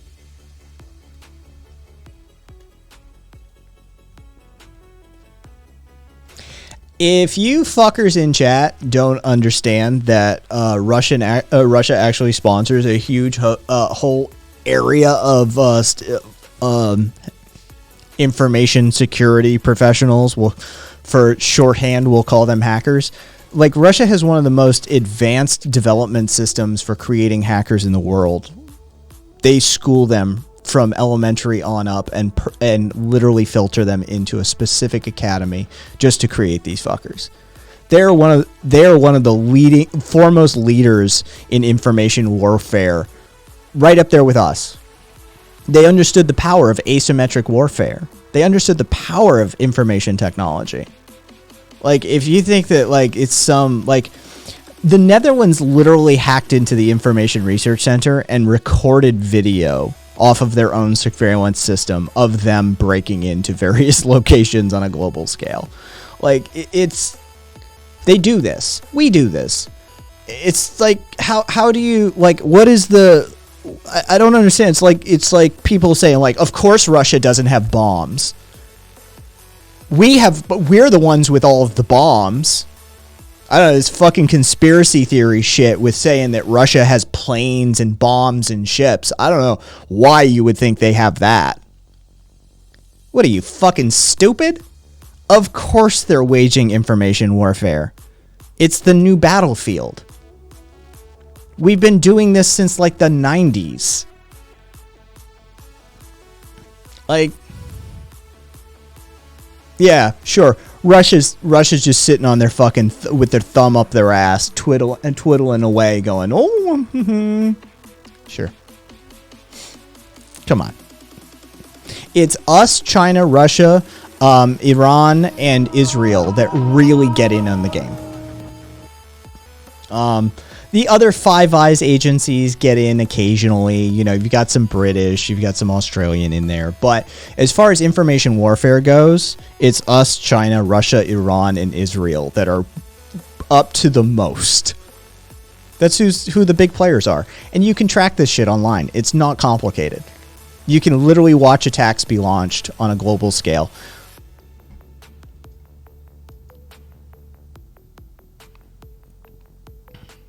Oh god, are there people really doing this shit? This hand is better than this hand. This hand has had some, like, wearing. The dominant hand, of course. This hand is doing actually quite well.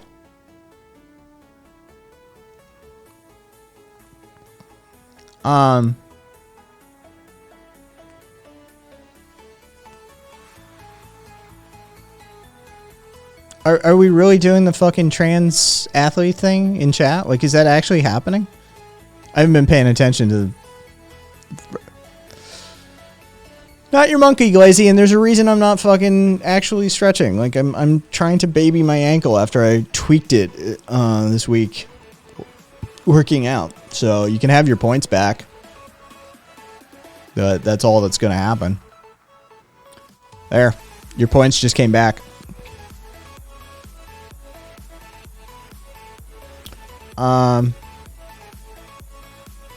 It's because I use my Zippy. Usually my right hand is otherwise engaged. So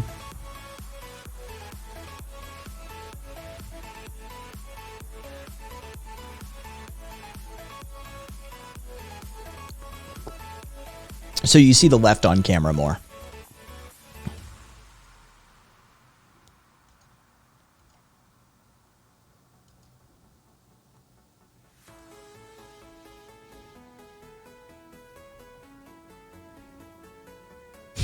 Cubed has returned. Oh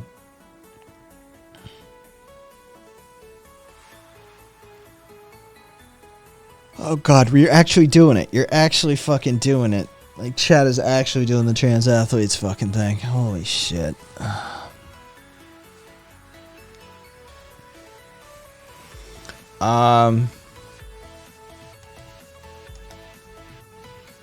Let's see. Yeah, that's pretty much all I had for shit that I wanted to talk about.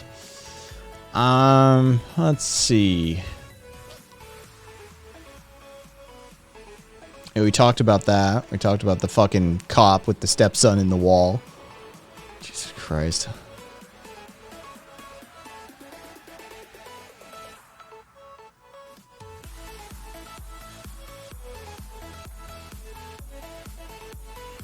Oh, hey, Charlottesville is removing their Confederate statues on Saturday, tomorrow.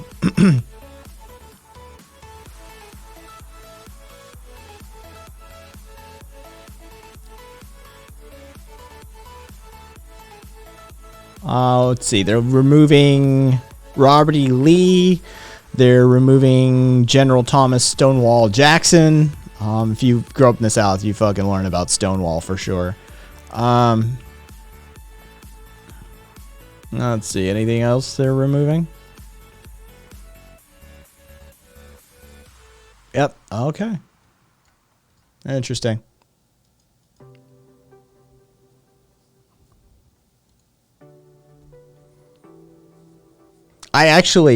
There was a libertarian take that I thought was hilarious. I thought it was actually a solid take. One of the universities is like renaming one of their halls because it was named after Woodrow Wilson, and given Woodrow Wilson's sketchy history, they're removing his name.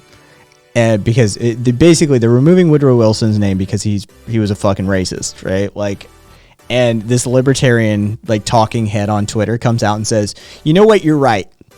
Woodrow Wilson was a racist, and it's an absolute travesty that we have anything remaining from his administration. So let's dissolve the Federal Reserve and the IRS because his administration made that happen." I was like, way to seize the moment. Fucking libertarians. It's just right there with it. Like, I respect the grift. Oh, Jesus. I'm seeing walls of text.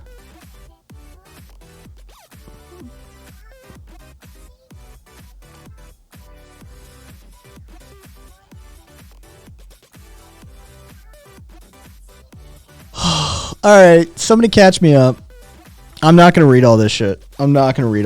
One of my trusted peoples, like, just give me the quick and dirty. Take a few minutes or take a couple of seconds and type a couple of sentences and just give me like the who's and the what's. What the fuck is going on? Please and thank you. Oh, and Caboose, thank you for doing that recording. I downloaded that. Thanks for archiving that for me.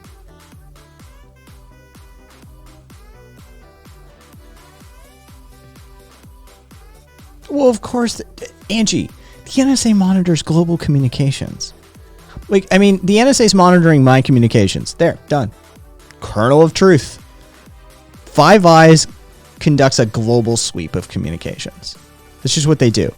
And you get an elevated priority in the attention if you talk to the Kremlin, for instance, in the case of Tucker Carlson, right? Like, of course. Hey, I'm calling known terrorist groups.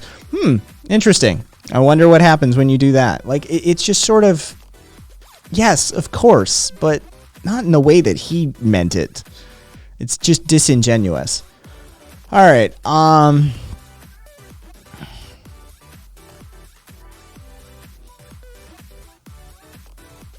Monkey, I feel Zippy, I feel you on that one.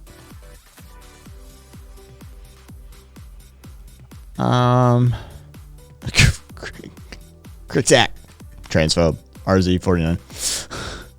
RZ thinks trans women are men, and that no matter what stage of development, they're still tougher and stronger. Well, of course the NSA said they don't do that. The NSA does fucking. Come on. Right? Like, I mean, what do you fucking? What do you expect? The CIA to come out and say we conduct coups in South America? I mean, it's just sort of. I mean, you know. I think we as American citizens understand the subtext and the unspoken truths at this point. And if you don't, well, we'll catch you up. But when the NSA says they don't spy on anybody, course they're saying that. You know, it's fucking, they're just like, you know, we don't do that.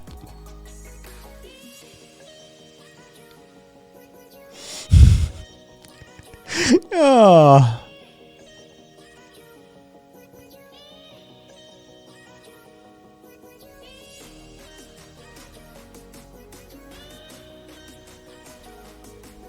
What you got, Swede? Come on. Come on. Oh, okay. Yep. Yeah, like, I mean, come on. You know, say that they weren't spying. Of course they said that. Except I'm not stoned, Glazy. I'm not stoned. I very rarely, like, actually get on stream and get stoned. And it's usually towards the end of a stream if I do it. Yep. I'm not under the influence. So, it's like Exxon saying they don't fund anti-climate change propaganda. Yeah, exactly. Like, what do you fucking expect from them? Come on, they gotta toe the line. We know the deal. It's not spying, it's data entry and analysis. Exactly. Area 51 denies being a test site for experimental aircraft. Chris, you have a cell phone. You're being tracked. Simple as that. Yeah. Straight up. Global communications are surveilled. That's literally, that's how we do it. Like, China installs spyware because they have to. Right? Unlike Huawei and shit like that, right? China has to install spyware. They have to use things like TikTok because the US doesn't need to. Right? The Five Eyes group doesn't need to install spyware on your phone. All of the communication systems that your phone uses are being monitored by them. They're getting raw data. They don't need to look at your device in particular. They have the data stream. It's way more efficient. You just have to be able to deal with bulk data sets. As long as you have that back-end capability, then what the fuck do we care? Right? Like, it's so much easier.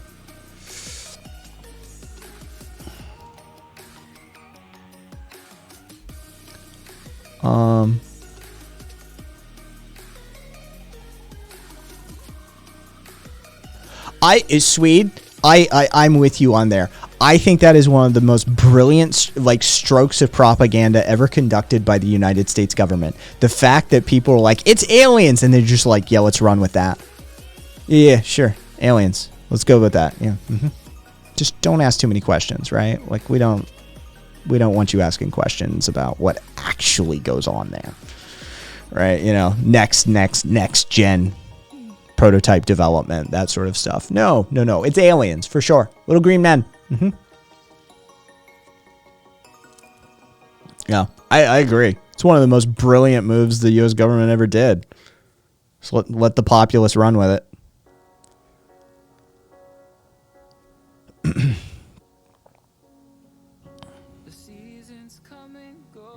Ugh.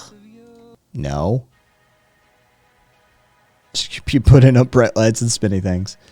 Do I believe Signal has good end-to-end encryption? It seems to have survived a couple of different trials. So, yeah, Signal's okay.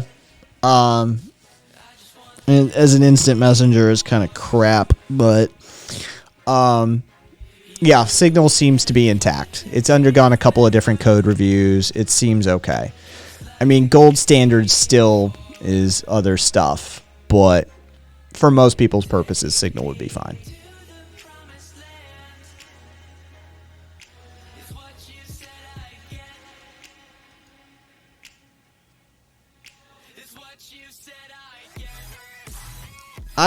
Okay, so here's the solution.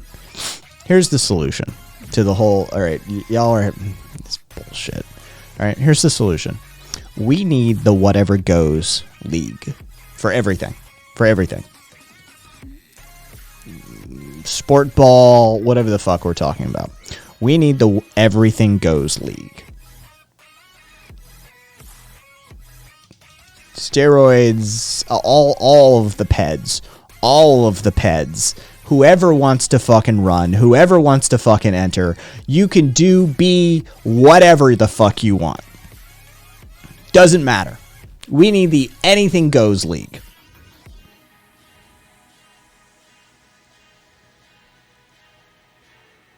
Yeah. That's what we need. Duffy, I'm showing up with robot legs. You get your robot legs then. The Anything Goes League. Straight up. You want to go like bilateral amputation to get like better running legs, like fucking Pistorius or whatever the fuck? Because that was the thing. Everybody was fine with him having those legs until he started kicking the shit out of them with those legs. And then they started screaming unfair advantage. Yeah. We need the Anything Goes League. That way we can put a lot of these arguments to bed.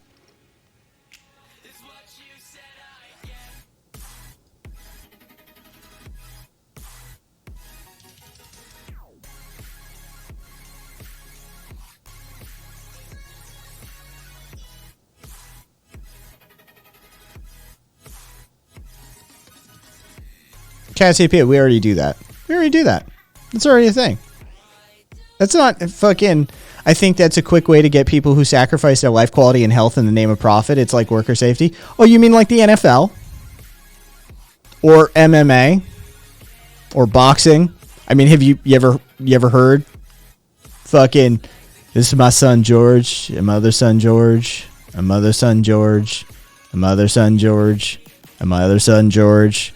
All right? You ever seen Muhammad Ali at the end of his life? Right? Like,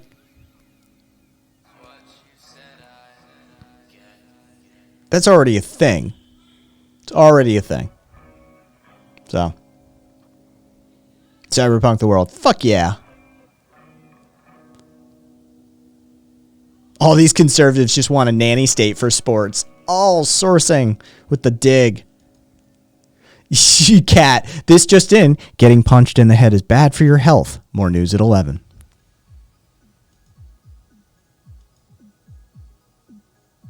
Except people they're not upset, Cassiopeia. They're not.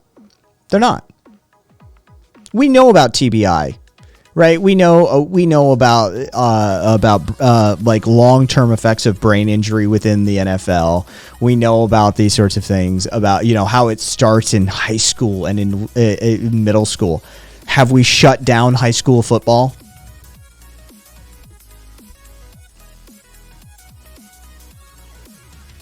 We don't care. We don't care. We made that judgment as a society. It's already been made. Nobody gives a shit.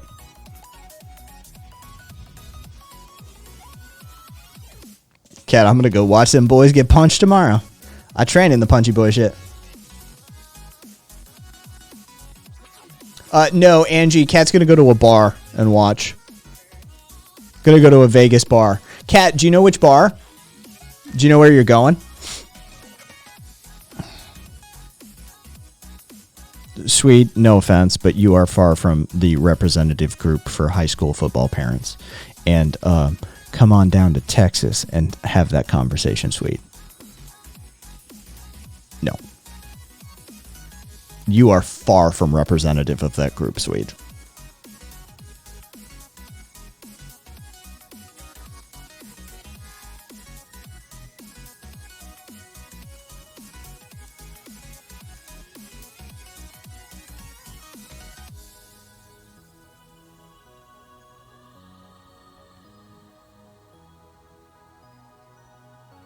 Yeah, I have not been party to this conversation, RZ. So I don't know how tolerant I would have been. Thing is, for those of you who aren't at the beginning, Canamex, the CANAMX guy who's constantly pain in the ass, he's banned. I may unban him, I don't know, but I fucking banned him. Just like outright. At the beginning of it, fucking banned him and told him off. So, just, we won't see him. Oh shit, what do I got up here?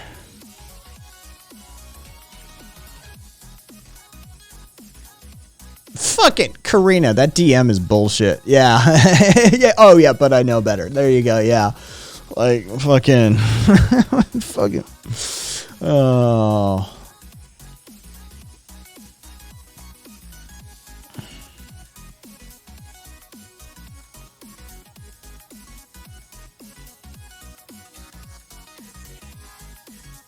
Soccer causes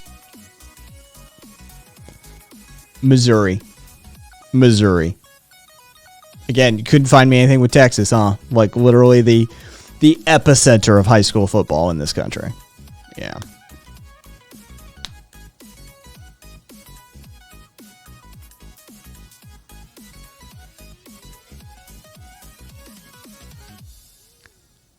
Yeah, the headbutting in soccer is a huge concussion issue. Like, it's, again, we're not giving up sports ball.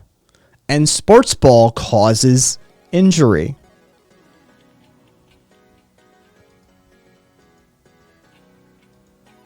Bah. Which bar you gonna be at? There, Angie, you more satisfied? You gotta go to the bar and watch the fight. That fight was terrible. I'm sorry. That was you gotta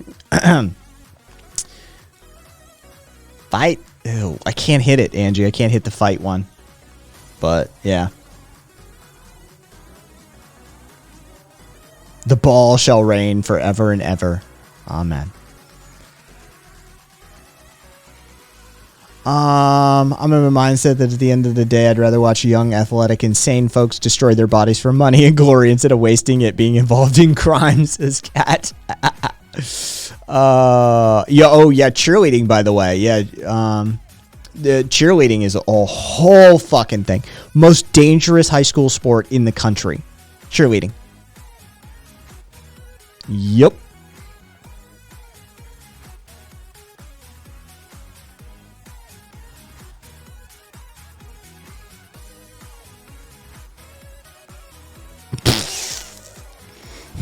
Yeah. Sure.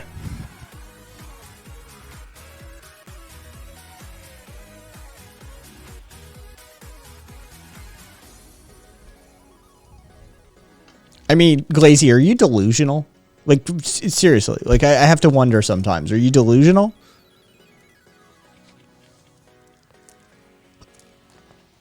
In a world where Texas exists, you're gonna fucking try and sell that line?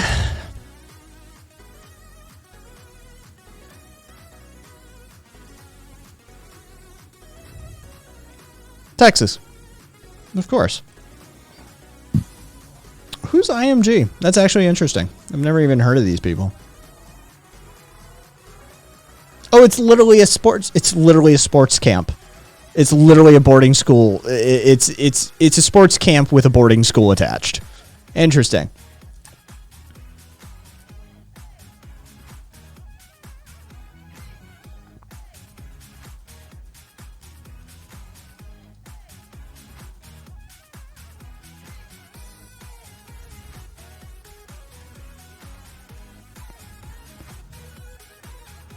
You guys don't have many repeats. There's another repeat, but okay. All right.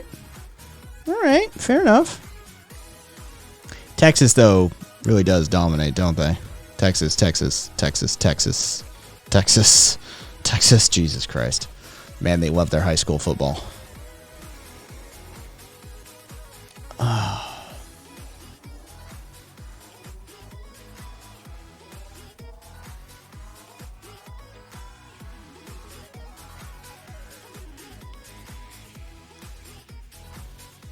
Oh, Chris, yeah, football's super gay.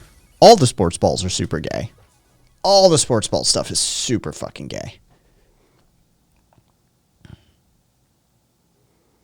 Yeah, no pads, no net. Cheerleading is especially dangerous. Yeah, no, cheerleading is the most dangerous high school activity in this fucking country. Straight up. It's a huge issue. And it doesn't fall under Title IX. Swede! Capitalism is liberty. That's your boy. Sweet. Capitalism is liberty. That's your fucking boy. The one we were talking about. Mm-hmm. There you go, Swede. Pop a fucking pill. Try not to get a migraine.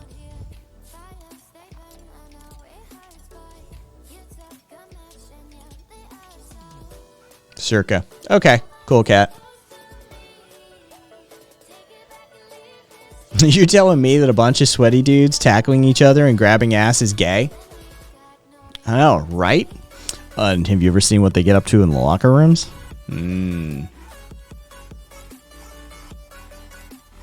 I had more injuries due to cheerleading than all other sports I played combined. No, that makes sense, Cassie. That makes sense.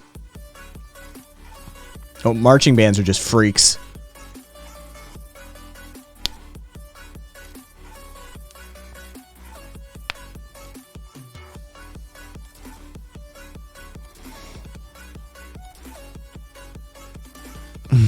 Truth. No, they are. Marching band is always fucking weirdos beyond belief.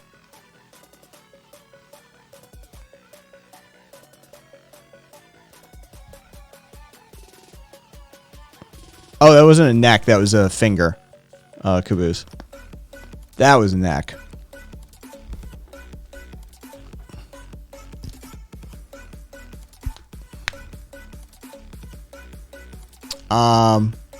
Wait, what happens in the locker rooms? Dude, Sippy.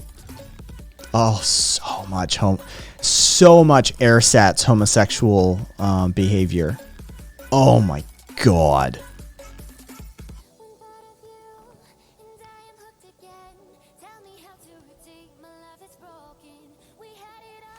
I want pics.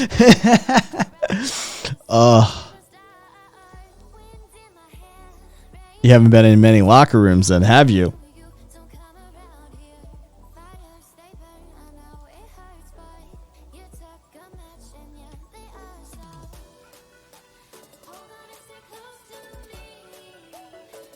Had to drop weight like crazy from softball and soccer to cheer season. Oh, I'd imagine.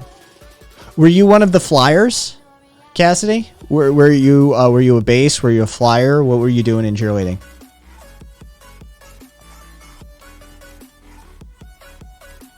You strike me as a base. Base, yeah, I was a base. Yeah, you strike me as a base.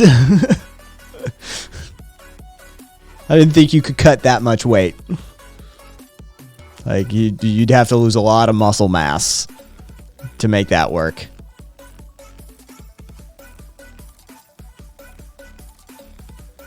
Yeah, lazy. Very much so. Kat calls me aggressively gay. Yeah.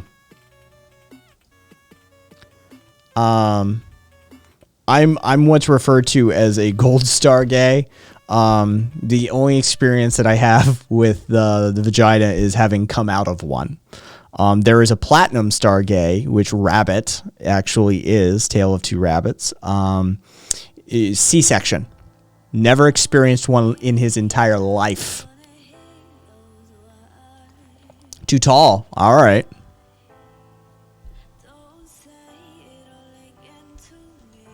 Yeah. Yeah, Rabbit's a platinum gay. I'm just a gold star. I was a standard natural birth. So yes. But I am aggressively gay.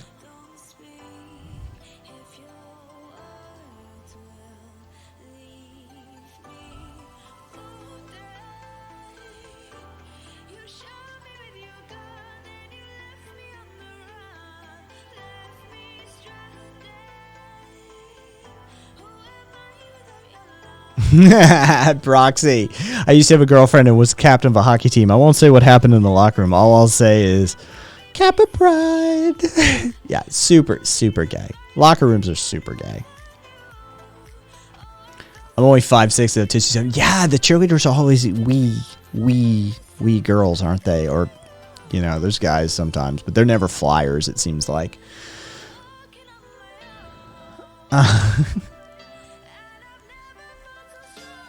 I was born via C-section, but I've got the vajayjay. I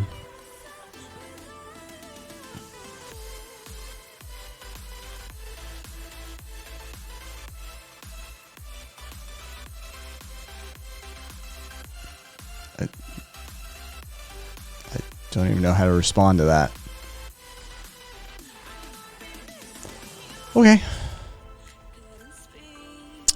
Did we decide what we were gonna do for the first movie tonight? Oh, by the way, I've been giving this warning. If you do join us for Bad Movie Night and you're new to Bad Movie Night and you stick around for like the second film, like probably tonight is not the night to make your the first Bad Movie Night tonight is not the night to join us for Bad Movie Night for your first movie night. That's all I'm gonna say. Like if you're new and you're like, I want to do Bad Movie Night on Friday, come watch the first movie, but the second movie is probably not like that would be trial by fire. It would be trial by fire. I firm recommendation if you're gonna be hanging out with us tonight. The regulars for Bad Movie Night, I know y'all can hang. I know you firmly adults. But yeah, things could get a little weird tonight. Let's just put it that way. Things could get a little weird. Oh, I've seen Velocipaster, Swede. I've seen it. Yeah.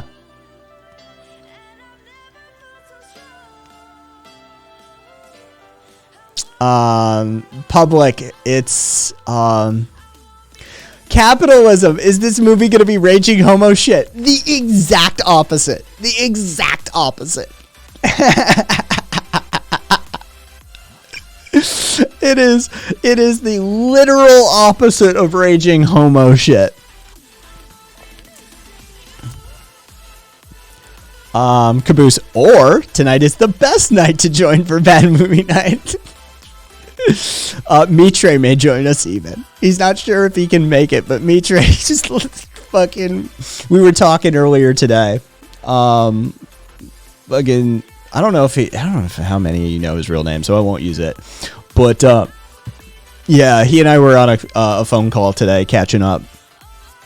And he was like, well, what do you know, I told him, he's like, oh, I might try to make it for that one. I'm like, you fucking horn dog. Fucking Mitre. Cassie, even more than last week? Yeah, even more than last week. This could get... We're going to test the community on this one. We're going to test the community. Like, for the people that do do the BMN, Bad Movie Night, for those that participate in BMN, we're gonna push the bounds of our relationship a little bit. It's gonna be weird. It could get weird. I know it could, but we're gonna do it anyway because I want to see this fucking train wreck.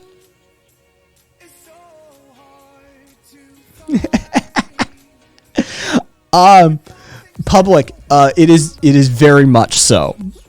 We are watching the 1976 Alice in Wonderland musical porno. It is an X-rated Alice in Wonderland musical. Bad acting, bad singing, bad sex. All right, this is going to be a fucking triple threat.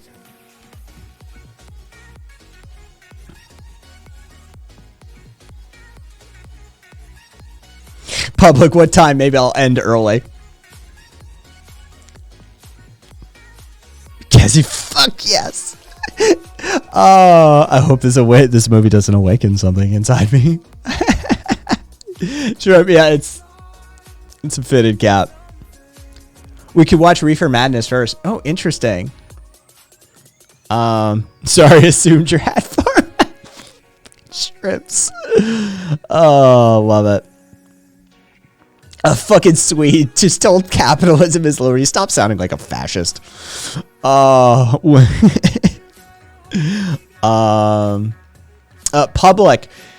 The second movie always happens later because I take 45 minutes to like an hour and 15, sometimes an hour and a half to get like dinner prepared after the stream. So it's after the stream, I start making food. And whatever amount of time it takes me to make that food, then sometime after that is when we start the first movie. Then after the second movie is where I've sort of like been slotting the edgy, controversial sort of material. We're not going to name the one we watched last week on air, but it's definitely edgelord shit for sure that we watched last week. And this week we've got a doozy. So. Yeah. But this is the benefit of being an 18 plus community, right? Like we're adults.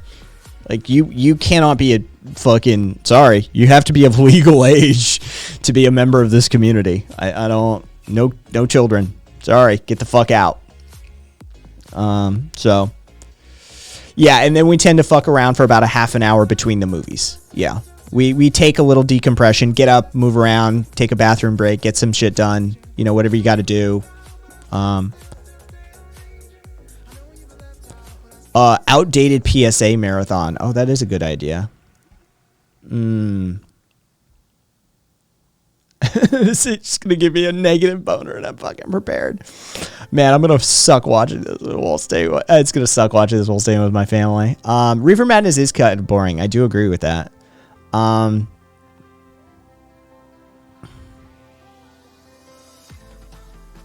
Let's see. Capitalism is liberty. No one invited you. We don't care what you like watching. No one invited you. You are not invited to Bad Movie Night. In no way, shape, or form. So don't worry about it. You didn't get an invitation to the party, man. Like, none of this concerns you.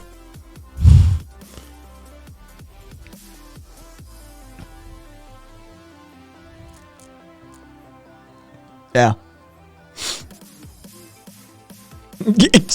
Glazy, can I invite him? And Duffy goes, and if someone tried to invite him, tried to invite you, consider that invite revoked.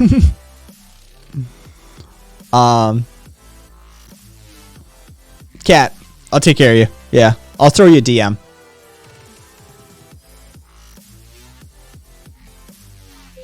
Nike. Have I seen 6 feet under or feet under? Did you sub? I mean, it's a little weird. Like, you new to the community, like it's a little weird. But I mean, as long as you're over 18 and you can hang and you're not gonna make things fucking weird for us. Exclamation Discord, or down below is the Discord invite.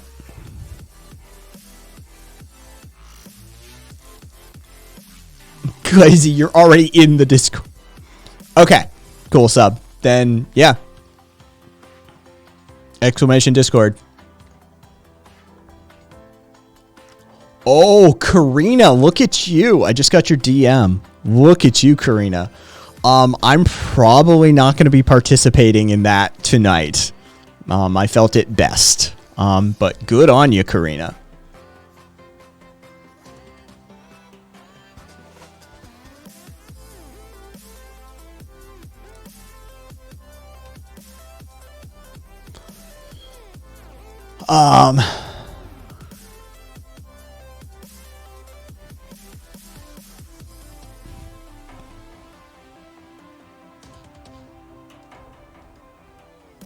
Monkey, you go to the voice chat. You'll see us stacked into voice chat, and we'll help you figure it out from there. But it gets streamed over Discord. Yeah. Oftentimes, yes. CIL. Yeah, oftentimes, yes.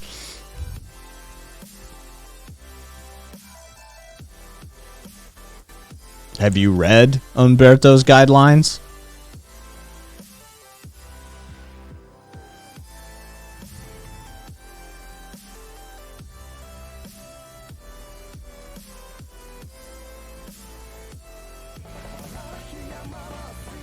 Sub volume, thank you for the follow.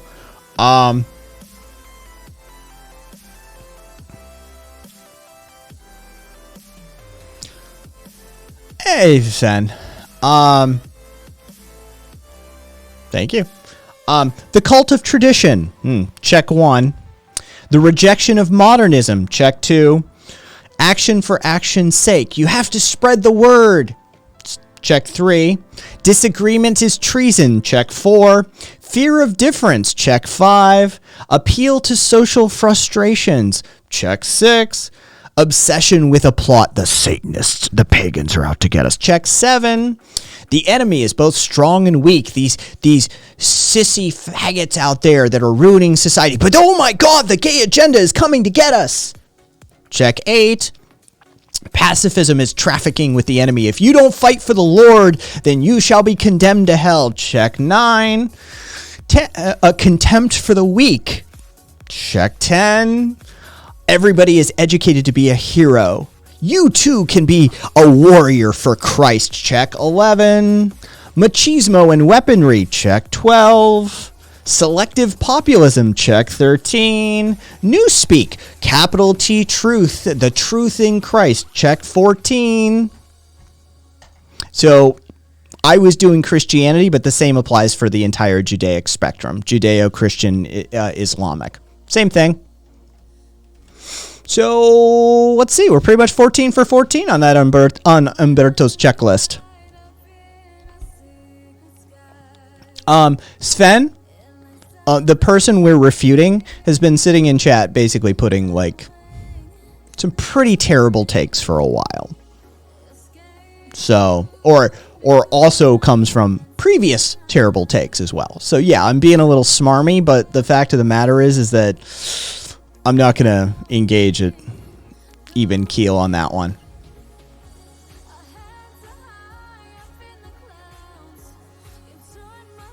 So you want to do invoke Umberto's checklist? There's Umberto's checklist. Seems to me that, yeah, a vast majority of the dominant global religions fall under the fascist checklist pretty easily. And literally, like, we marked off 14 right out of the gate, but Umberto goes on to point, like, very clearly, you don't need to hit all of the marks to be fascist. Like, it is not necessary to hit all of those. But they do.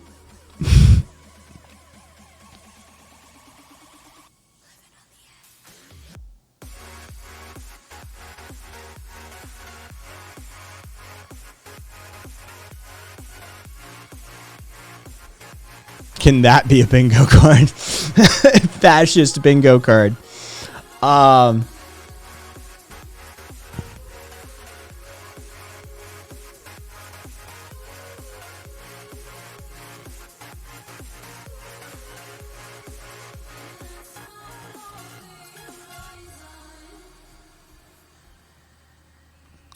Oh, let's see. I kind of want to watch it again. I'm sorry. I know if you were here and you already saw it, but I need to watch this again. I need more of this in my life. Joe Biden continues to malfunction on the public stage as Vladimir Putin makes Don't tell me what his to do like that, aggressive Sven, please. intentions clear, and China demonstrates once again they can't be trusted. I'm Ben Shapiro. This is the Ben Shapiro Show. God, I love this. God, I love this video.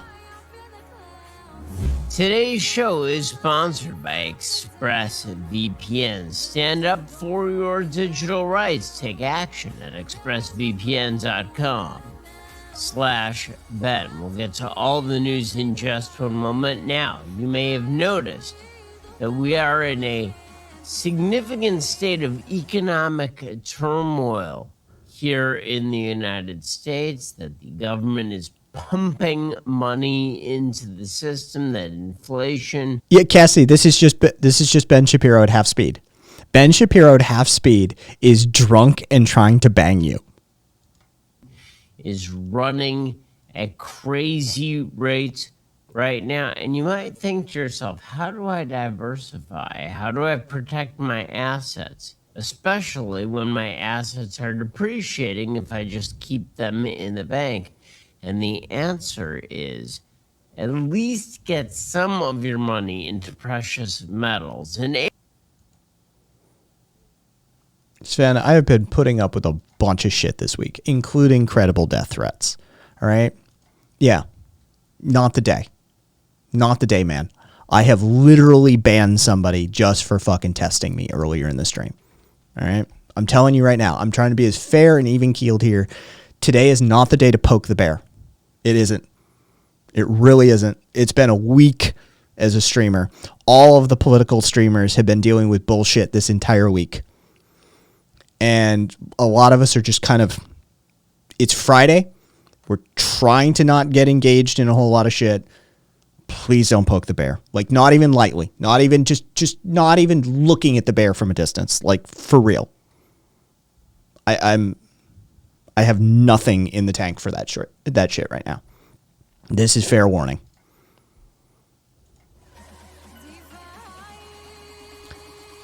Why is Patton Oswalt trying to get me in bed with a whiskey?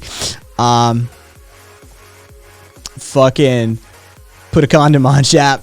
I can't believe how drunk he sounds. He does. He sounds so fucking just wasted. I absolutely adore that video. I really do. I'm so glad somebody fucking did that to him.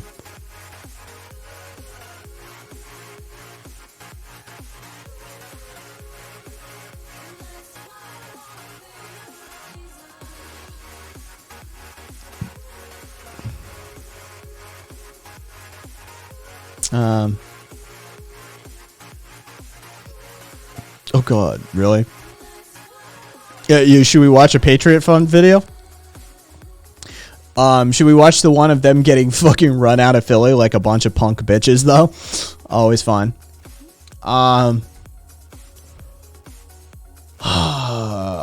Apparently,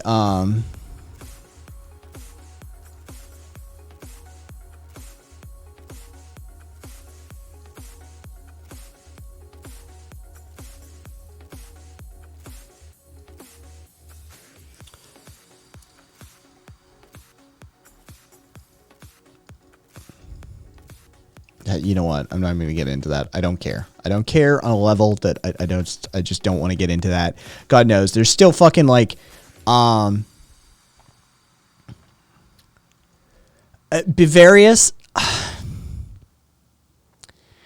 I really enjoyed Watch Dogs 1.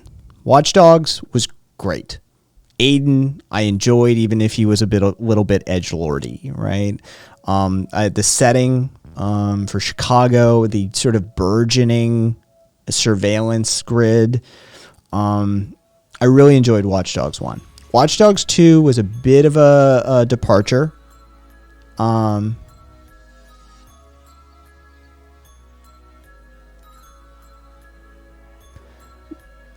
didn't like the tonal change that they took. I did like the sort of expanding world of the surveillance systems and the overarching narratives that they were beginning to tell. But I thought the kidification of the story was definitely not the direction to go. And I think Legion, it is hamstrung by the fact that it has no strong protagonist. I do not like how the narrative is told. I don't like the whole, like, yes, we are Legion. You can swap people in and out. We are a movement rather than one person. But it removes that sense of player agency. It removes the identifying with a character. And it depersonalizes the story. And so I am not a fan of Legion. I think some of the mechanics they introduced are really interesting and could be fascinating if put in other games. But yeah.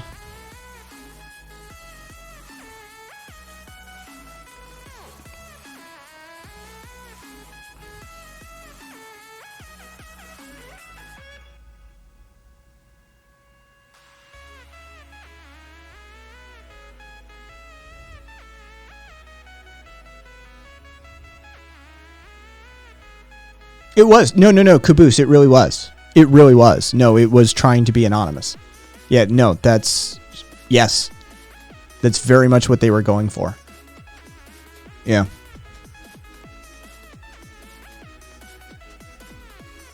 "100% agree on all points. Its biggest narrative issue is the lack of central protag. The DLC has Aiden and Wrench as protags and supposedly is improved in that regard." Okay. All right. Also, the pricing for Ubisoft games is fucking stupid. It's fucking stupid. Can we just, like, what the fuck, Ubisoft?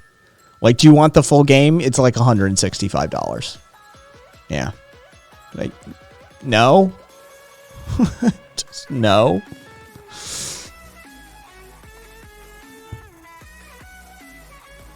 Yeah, Ubisoft's games are all the fucking same anymore. Same now.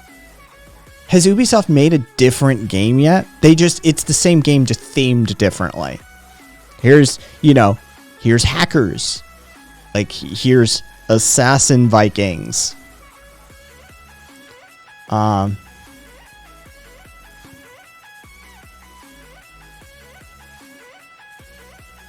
Yeah, and just for what they did to the Assassin's Creed series alone, I would shoot that company into space.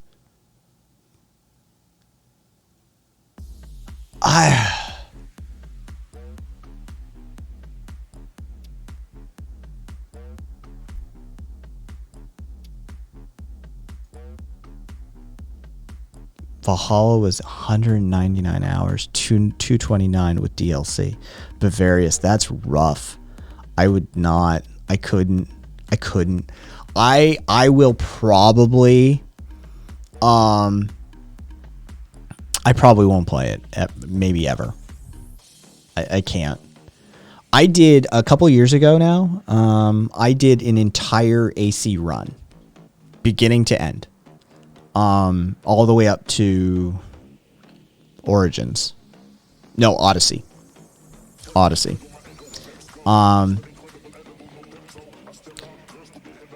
The tonal shift, the storytelling, the narrative shift that occurs in that series that is so drastic and so apparent that it just falls off a fucking cliff. Basically everything after what came after Black Flag, where you play as, what came after Black Flag? A lot of people had a problem with that story. No, Unity didn't come after Black Flag. It was Rogue, Bavarius. It was Rogue. I enjoyed Rogue. I thought it was actually a really interesting storytelling device. Playing as a Templar rather than an assassin after all of this time playing assassins. And, you know, the reason he became Rogue, the reason he worked for the Templars, because, and telling how the assassins fell apart like that and how their leadership was functionally fucking corrupt and beyond dumb. I enjoyed the story for Rogue. I know a lot of people didn't want to play as a Templar, especially at that time. But yeah, I actually enjoyed Rogue. But Unity was crap. To this day, I've barely ever gotten Unity to run correctly, and I've got a decent rig. Let's just put it that way. Syndicate for me was the height of their mechanics. The fucking like grappling gun plus the world. It was gorgeous. I loved everything about it. Narratively, it was garbage. It was steaming pile of hot garbage. And basically everything after Syndicate, they changed the game engine, they changed the narrative style. It's all fucking garbage after that. If you want like a historical world explorer open world game, sure, go play them. But if you want an Assassin's Creed game, they haven't made one of those in years. There.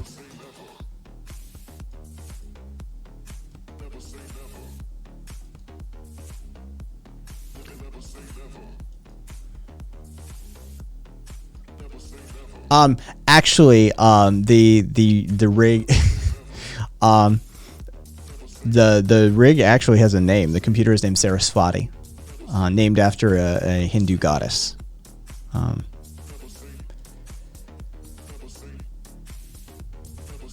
Yeah, various. And I mean, it's capitalism writ large, right? Like they're just driving it into the ground. It's like, Jesus Christ, guys, can we not?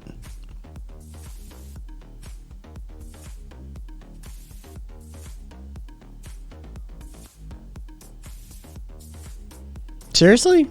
Like, y'all are still on this fucking kick? Man, who gives a shit?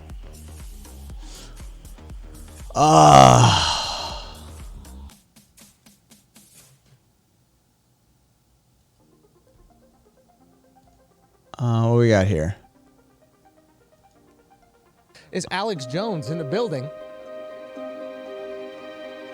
You're gonna get in trouble now. You would have me on. What is it? What is it? Here's the deal. The demons show up. I can't control myself.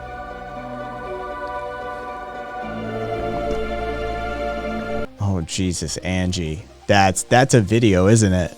Holy shit, Angie.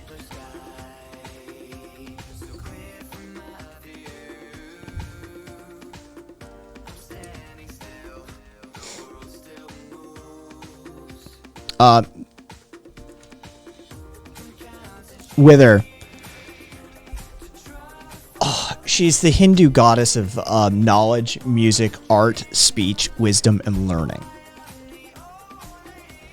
It's representative. Yeah, shrimps. If you're sure. Dude, I miss all those early games because, I mean, they were good. Alright, fine. Let's watch it. It was before Ubisoft ground them into dust in the pursuit of fucking more profit. I honestly, I hate what Ubisoft does to games. I hate Ubisoft as a company. Oh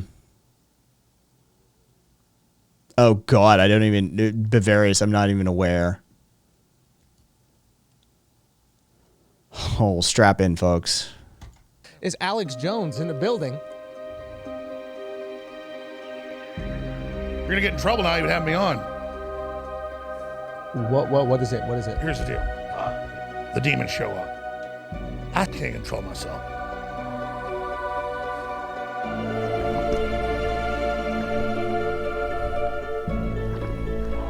Is he just taking a bottle of Jameson to the head?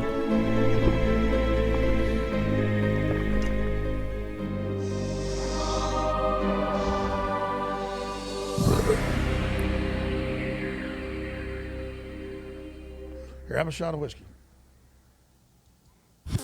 Kabusie's always red. Look right here, dude. No, drink it. Oh.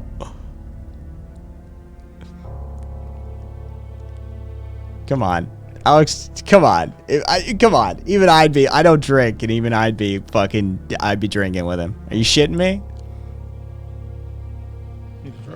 I'm good. I'm good. Fucking suck. Okay. Yeah. Yeah, Ross, yeah, I'm pretty sure that's not pretending.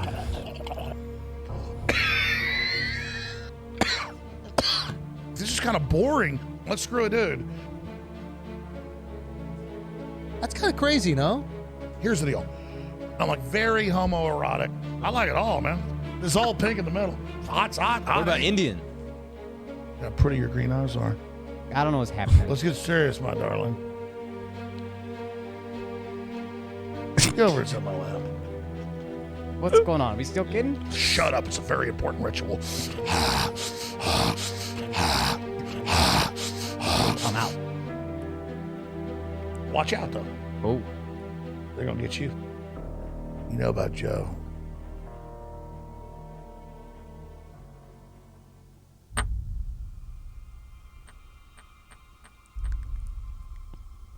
Joe Rogan is secretly under that table right now. What?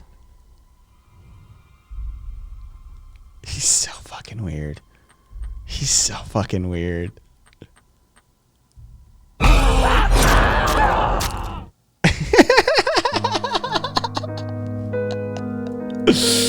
Oh.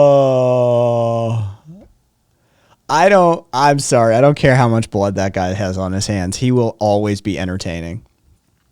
Alex Jones is batshit insane and has caused tangible harm in this world. And that doesn't change anything. He's entertaining as fuck. Oh, that was... Ladies and gentlemen, Alex Jones here from Proudly Radical. Since I owe Kai a few favors from back in the old days... shit, I probably shouldn't talk about that. Wait, why are you still recording? Fine. Just be sure to edit it out. Anyways, as I was saying, this is Alex Jones, and I just wanted to teach the proletariat a few things about anarchism. Anarchism isn't about chaos. In fact, it's quite the opposite. Anarchism is about the people.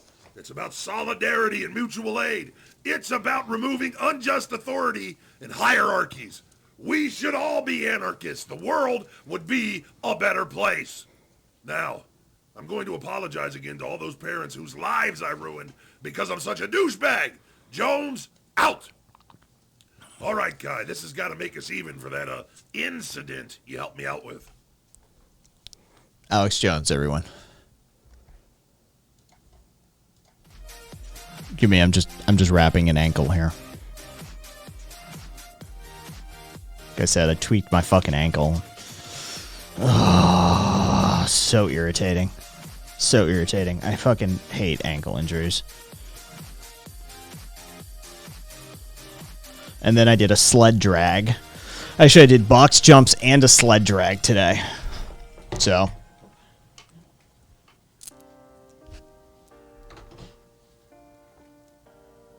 Fuck that.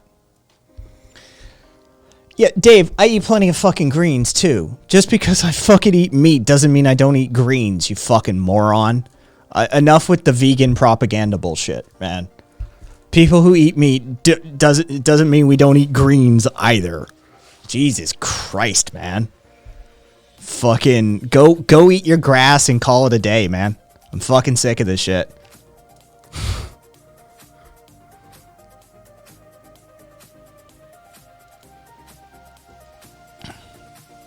Is he literally quoting Hitler now? Not that I'm aware of, Zippy. Not that I'm aware. Like, I got an entire fucking professional staff that takes care of me, for fuck's sake. Like, I've got nutritionists and dietitians and fucking personal trainers and endocrinologists and fucking... You shitting me? Some rando fucking dude on the internet's gonna fucking fix shit for me, though. That's totally useful. Oh, of course it's borderline Jewish question.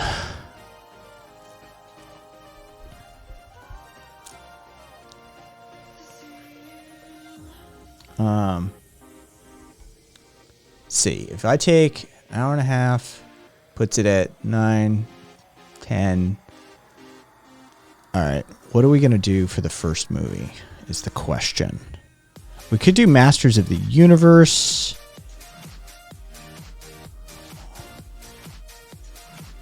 Let's see.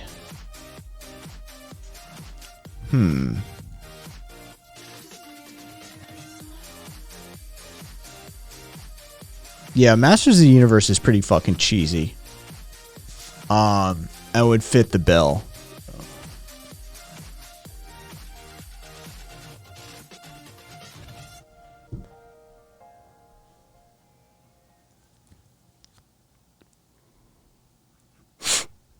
That slavery was capitalistic capitalism. That was definitely about privately owning the means of production.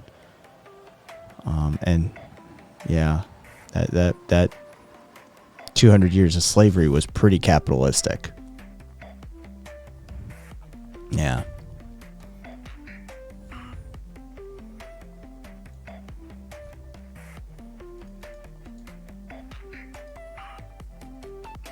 See, They Live doesn't fit the rubric. It doesn't fit the requirements because it's a great film. They Live is a great film. Yeah, it's cheesy in a couple of ways, but that's a good film. Solid social commentary, some halfway decent acting. It's not a travesty. It's not a fucking train wreck of acting. Solid script. All right? Like, They Live is actually a good movie. Yes, Cassidy, that one. Yeah, the 87 one. Yeah.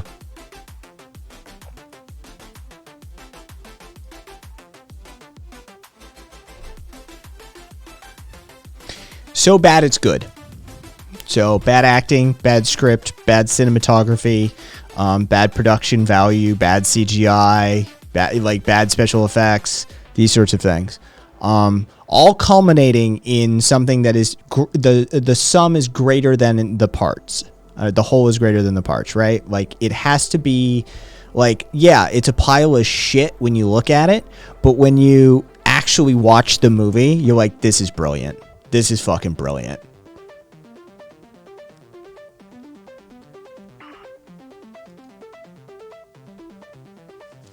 Was so okay, yeah, but we have a gold standard. Neil Breen is your gold standard, or your platinum standard for what a good bad movie is. Neil Breen. If you're not aware of him, look him up. You're welcome. He's a god amongst men. Tommy Wiseau couldn't fucking carry water for Neil Breen. Man is amazing.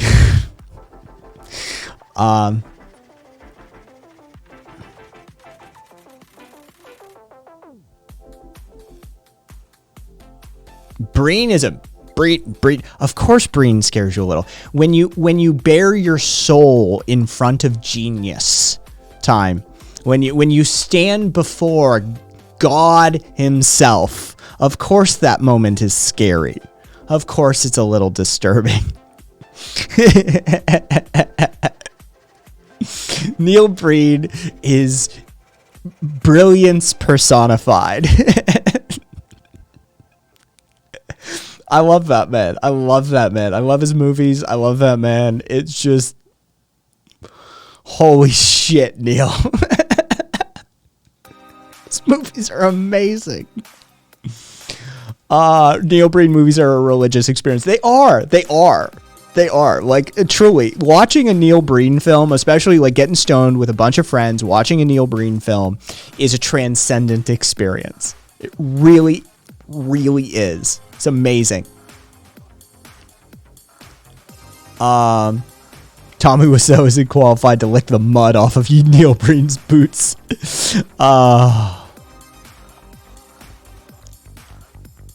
Yeah, Tommy would laugh and ask how to make a good movie, and Breen would scowl and say, "We're making art." Yeah, see, Breen really does believe that about himself. He really does. He doesn't make bad movies. He makes fucking high art. He in no way, shape, or form. He is completely deluded. He is so narcissistic. He is so egocentric that when Neil Breen makes a movie, it is the Mona Lisa of movies. This is Van Gogh fucking laying paint to canvas every time. It is. I adore the man. He has no question in his mind about what he does. Maniac. Oh, Time to Duck. Do you have it? The 5-hour one?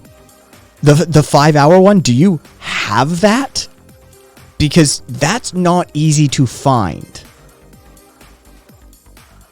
That 5-hour documentary instructional thing is not easy to track down, and he wants $165 for it. Fuck off, Neil. You can suck my nuts.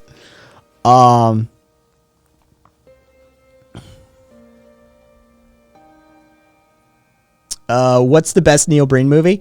Dave, no, you just do the filmography. Start with Twisted Pair and work your way through them in chronological order and see Neil grow as an artist. See him stretch. See him change. There's no other way. Start with Twisted Pair, the first one, and you're welcome.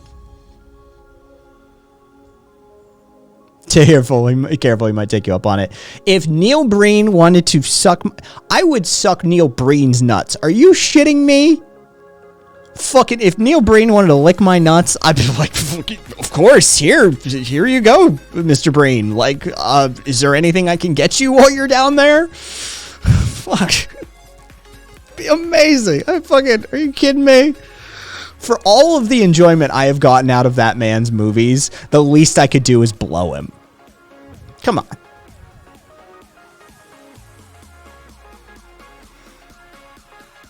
Caboose's favorite was I Am Here Now.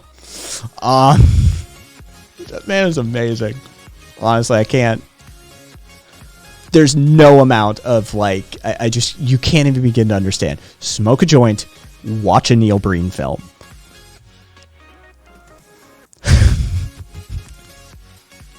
There's very few things that are better in this world. Truly. We did comment on the lack of Breen Peen. Yes, Breen has yet to drop Breen Peen in one of his films, and we want to see it, goddammit. We want to fucking see it. So here's the deal. Breen has an agenda. Breen uses his movies as a vehicle, as a statement of his political or spiritual beliefs. He literally has, and he's so heavy-handed with it. It's so insane. And Neil Breen is always the savior to mankind. So Neil Breen is like he sees himself as like Neo mixed with, I know Neo is again Jesus anyway, but Neo, he's like hacker Jesus. Sometimes space alien AI hacker Jesus.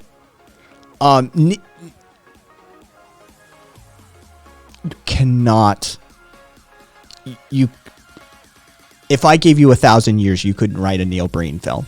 There's no way. There's no way you could ever come up with a script. It's Neil Breen. Yeah, it is a reflection of him. The tuna cans.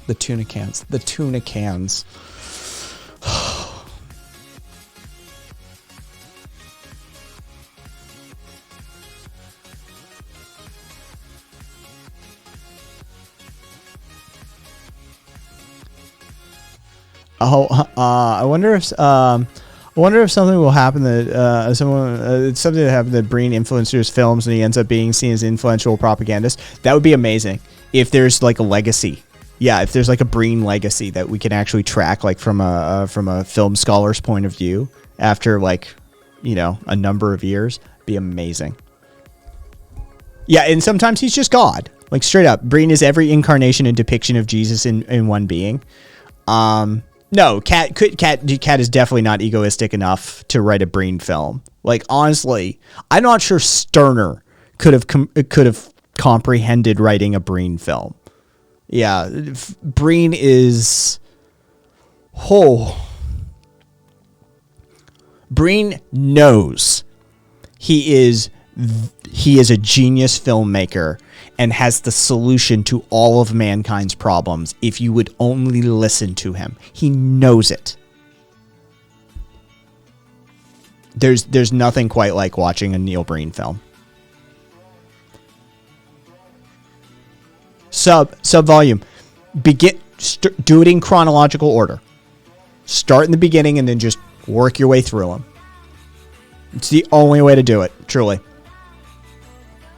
Because he does grow as an artist. He actually does grow.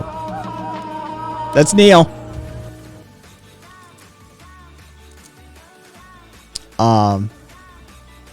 Yeah, so you could follow him as he grows in his chosen area.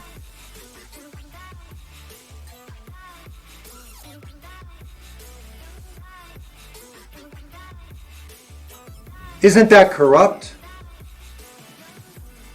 There was Neil again.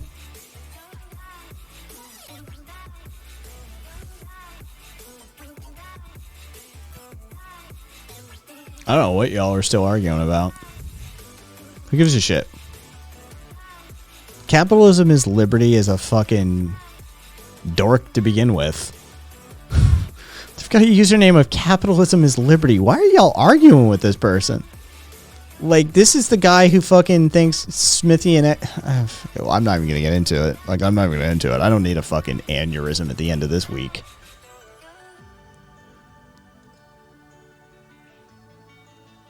All right, well, sweet. Fair enough. If you have a play toy that you're enjoying, I won't take it away from you. The U.S. is worse than Nazis? Yeah, that sounds about right. Like that was something he'd say. I mean, I kind of get the argument at least. Right? We did the genocide too. We did the slavery plus. We did the fucking land reclamation. Like, I at least understand where they're coming from on that. This isn't like their Smithian, their takes on economics. This at least, I feel like CIL has at least a leg to stand on this one. It's a rough argument. I wouldn't want to make it. I wouldn't even attempt to try it. But It's better than their economic arguments. For sure. So, you know. Your diction... Hey, Swede. Hey, Swede. When utilizing a definition for economic terms, should one refer to Webster's dictionary? If you're actually having a decent economic discussion at like some substantive level, should like Webster's dictionary be the go-to? Yeah, no. Yeah. By the way, if you're wondering why I'm asking Swede, CIL, it's because Swede actually has multiple credentials in this area. As in like degrees in economics and finance and working in the industry at a very high level. Yeah. Swede has a level of expertise in economics that neither of us could even begin to have. Yeah. You don't use a dictionary definition for economic terms. You just don't. That's for a cursory understanding of something. It's for like 8th graders to like, oh, what does it mean? How do I, you know, no economist would turn to Webster's dictionary for it's not how that shit works. Duffy, probably. Yeah, I agree with that. If you did a projection mapping, there's potential there for sure. Dual degrees, economics, finance, fucking working on the PhD in economics right now. Yeah.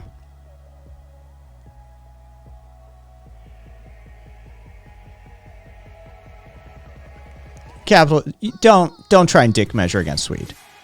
When it comes to economics and finance, Swede's dick is the size of a fucking train. Yours is an elevator button, right? Like, just don't try. Please don't try. It's going to be such an ugly look for you.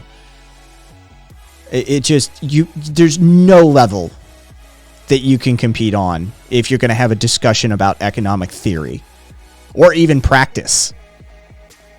Just please don't. Save us all that. I don't need to see that level of embarrassment tonight.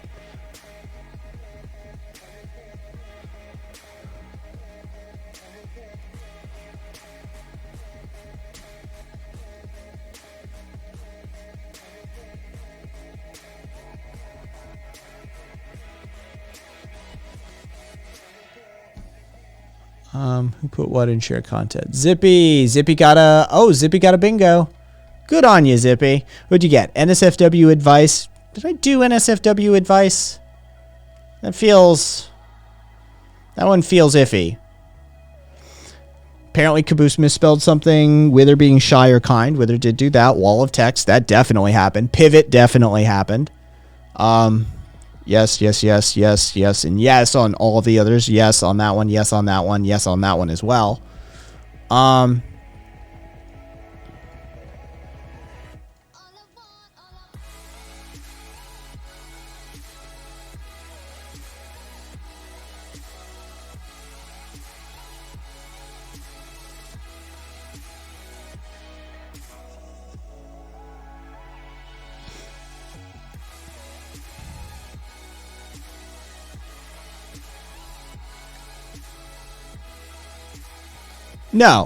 No, you can go back and watch the fucking video. You argued that feudalism was capitalism. You literally argued that. Motherfucker, we have the fucking receipts on this shit. Chat is logged to the screen and to the VOD. You literally argued that feudalism was capitalism. Do not go retconning that shit. Because we were all there for it. There was multiple people in here right now who witnessed that shit show of an argument you tried to put forth. What's up?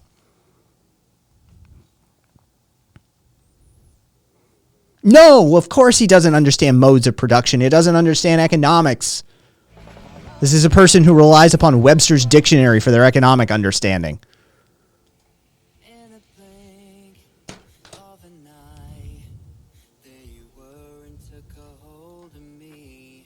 How are you?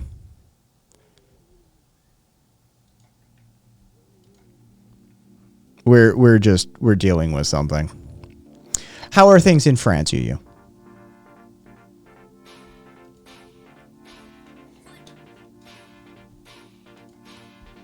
No, you didn't say you can argue it. You argued it just outright. Yeah. You didn't couch it. You didn't clause it.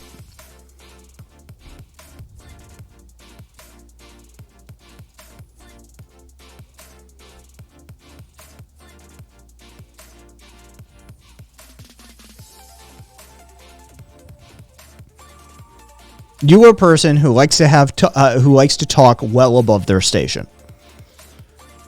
You have no business having this argument with the likes of Swede. Honestly, only because Swede is amused by you and he has a play toy am I allowing this to continue. Like, normally I would just shut it the fuck down.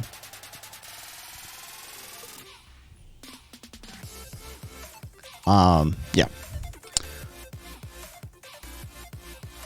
God, Caboose, I hope he's a really good troll. If he's a really good troll, I respect it. I respect it. He's gotten a rise. He's fucking managed to hook. I would respect that game. I fear he's not, though.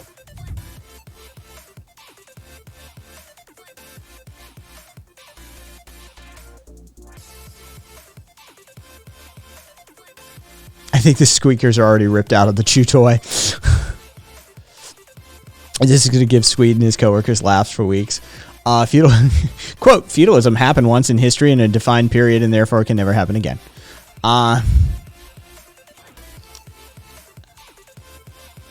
Oh, lovely. How did that go down?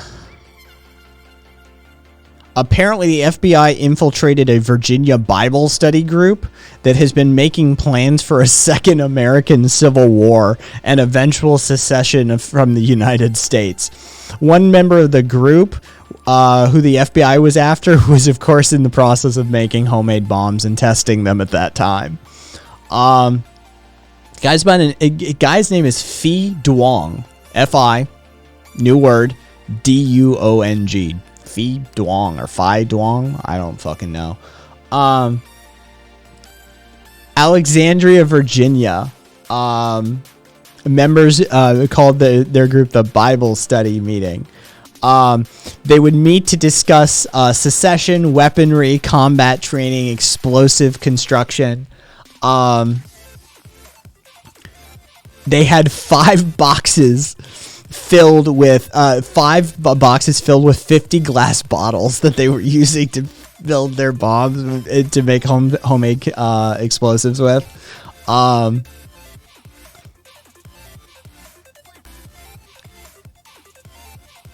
He also made it into the Capitol building. This Duong guy made it into the Capitol building on January 6th.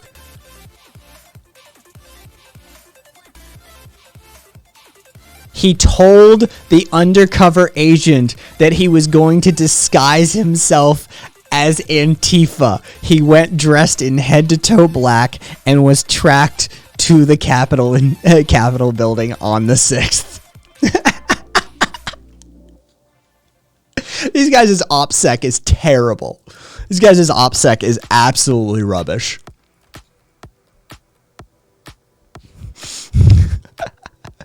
Oh.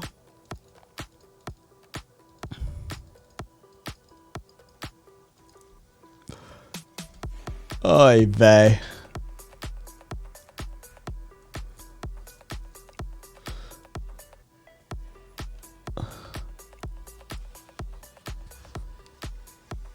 They're a good one.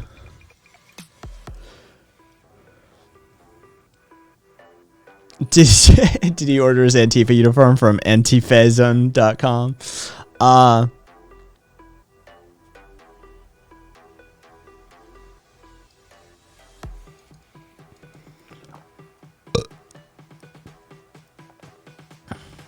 Why?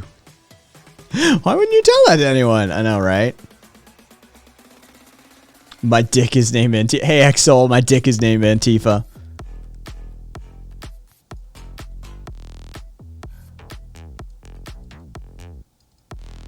Oh, and Woz came out in favor of right to repair. It was fucking Steve Wozniak, the co-founder of Apple, the surviving member of the pair. Woz came out in favor of fucking right to repair. He argued literally the entire company was built on open source, and that sort of modality of operation, and that it is fundamental to consumer rights and the progression of the economy and technology to have right to repair as a base level operating modality.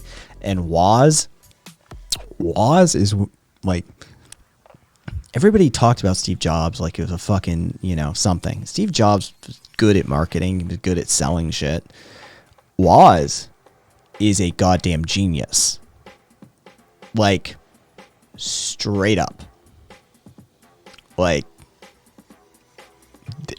no bones about it. That man is brilliant. So, yep, Woz was the brains, Steve was the face, for sure.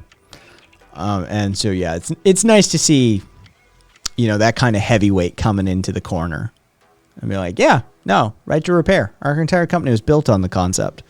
Like, it's bullshit that they're doing that now. Yeah, when your fucking founder's calling your shit out, for sure. Yeah. Oh.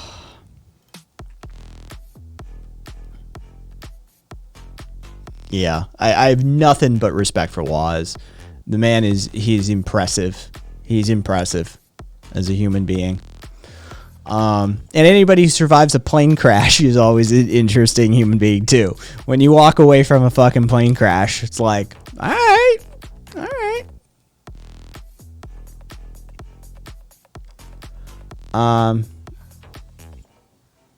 Jesus, Beasticle, duly noted, an ad for Twitch gift cards, so you can gift people the ability to gift and sub. So that's a thing now. Oh, Jesus. Sure. Why not?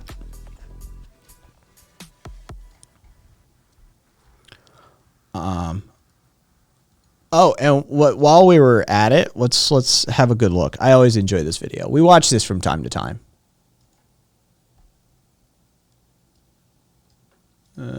It's behind the camera. Can't quite hit it. There we go.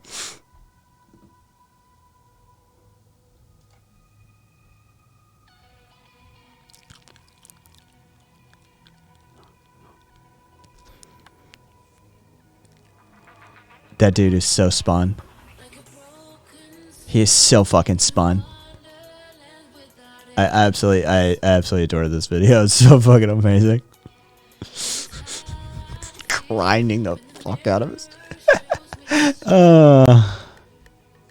That shit just changes. It just changes. All right, cool. Oh, Patronum. That's all of the uppers. Like, that's just all of them. Yeah, like basically the Nazis went around the world and gathered all of the uppers, put them into a single hypodermic, and injected it into Hitler. It's just, and that is the end result.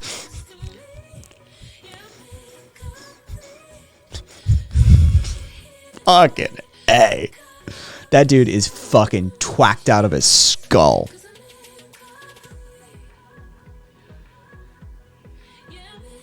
So what? Yeah.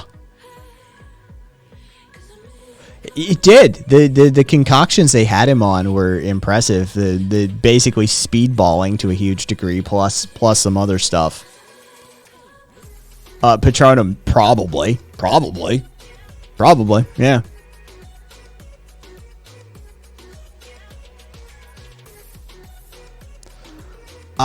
Public, I hope to see you there. Hope it doesn't get too weird.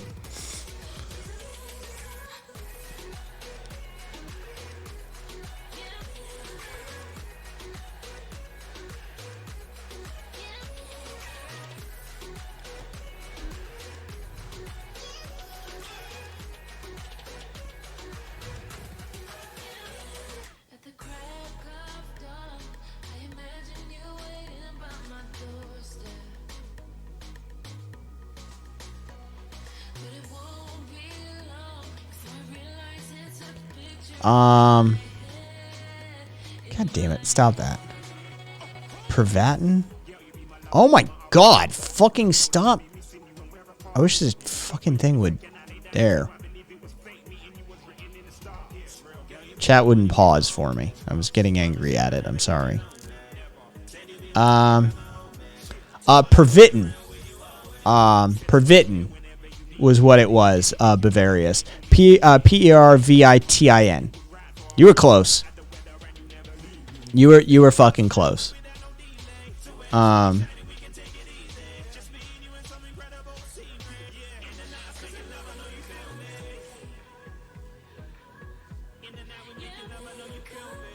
Yeah. Which is just meth, by the way. Just, it's meth. It's methamphetamine. Pervitin was meth. That's what it was.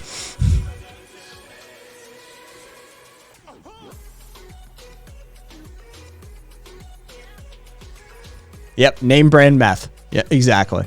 It's fucking name brand meth. Doctor prescribed name brand meth.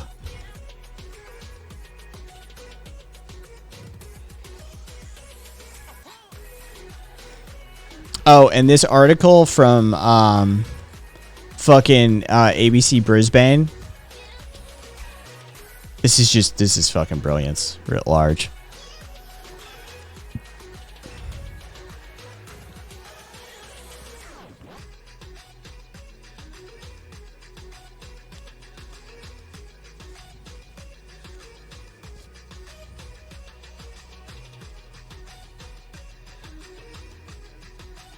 Patronum. It looked like a meth sway. I mean, I heard someone tell me that that's what it looks like. Yeah. Same here, Patronum.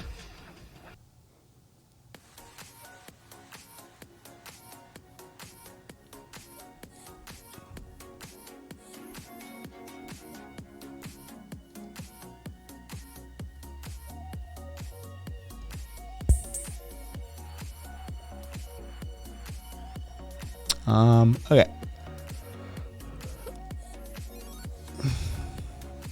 No, Exol, and honestly, I didn't care. Dude, it's been a weird week, and fucking honestly, like that's the thing that happened. There, we just talked about it.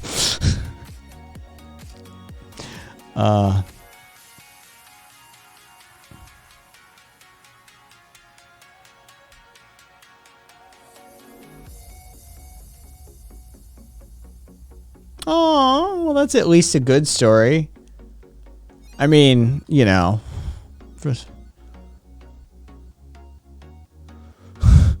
just ignore this part.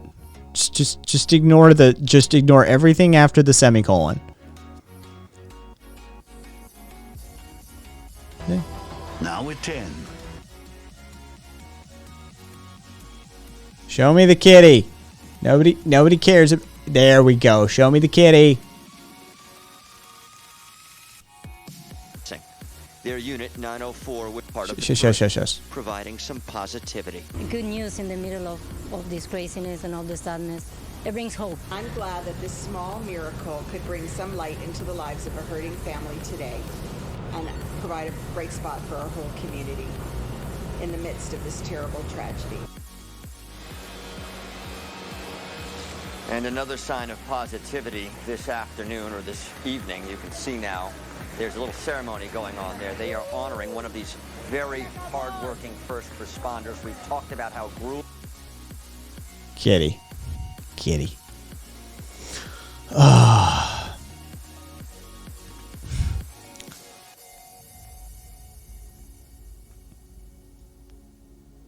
Oh, I'm not taking that fucking bait. I'm sorry, I'm not taking that fucking bait tonight. We're not. I'm just gonna move on with my life.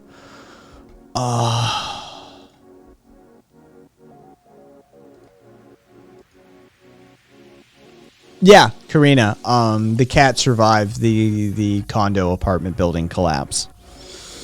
So yeah, the death toll is fucking rising and climbing. But hey, fucking at least the cat is safe.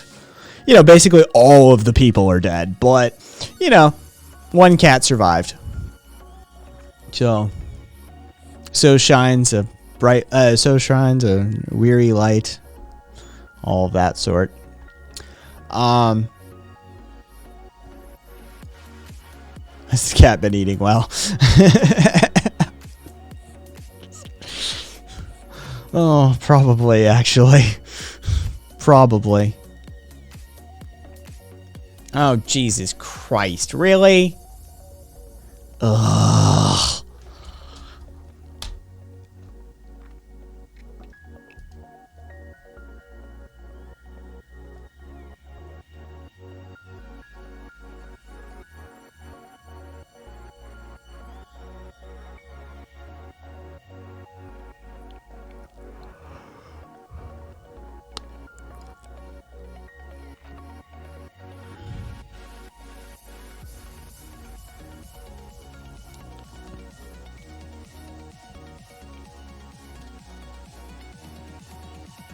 Caboose. Oh, good. So that's back on. Yeah, exactly, Caboose.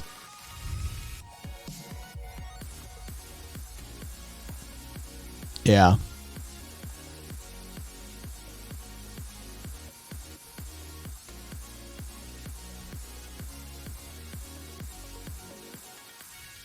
Oh, not just guns and bombs, Patronum. Those tear gas canisters, those lines of tear gas canisters, those were being dropped from a drone. Like, literally, like, it's not just guns and bombs. Like, they've even automated their tear gas dispersal at this point. Fucking popping them off from a 40 mil, like, undersling or, a 40 mil grenade launcher dedicated is too much for them these days. So they're just, they'll fly a drone over and drop a series of tear gas canisters now.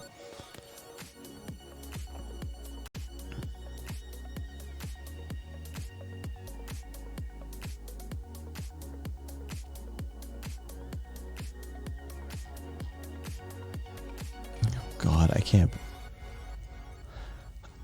Oh, you know what? I kind of want to do it. Swede and CIL, you guys want to have this conversation on air? I think it'll be like a train wreck, but I'll open it up to it. I mean, like a multi-car pileup. Like, it's going to be bad. But I'll put the option out there.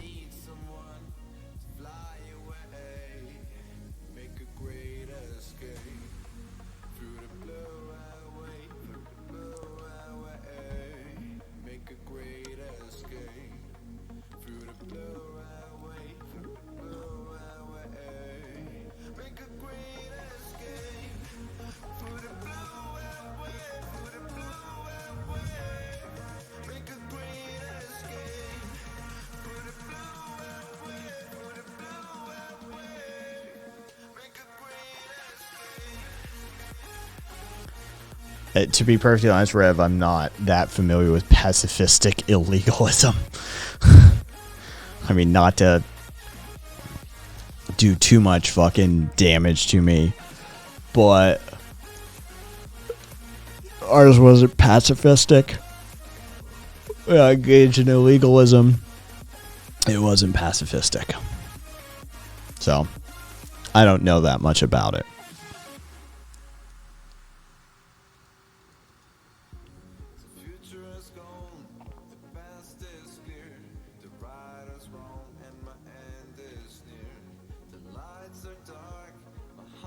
That's not how that works, Shrimps. But if you scroll up, it's right there. It's Escape by Nylax and Chronic. If you scroll up in chat, Shrimps, again, it doesn't work that way. It's right there in chat. The link gets put into chat when the song, like 20 seconds after the song starts playing.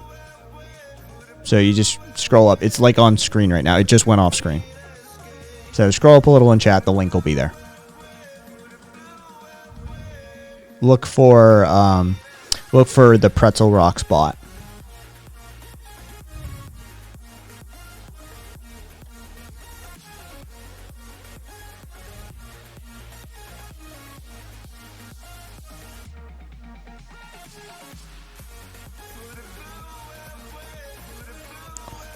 They're still doing it. Jesus Christ, guys. Sounds about right. So anybody want to take a guess at what state has the lowest percentage of COVID-19 vaccinated residents in the U.S.?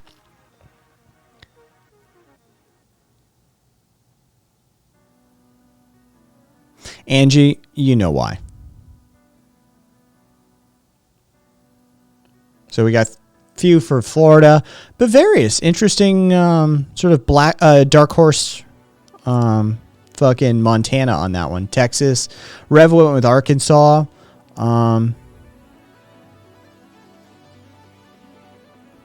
Patronum, you were so close. You were so close.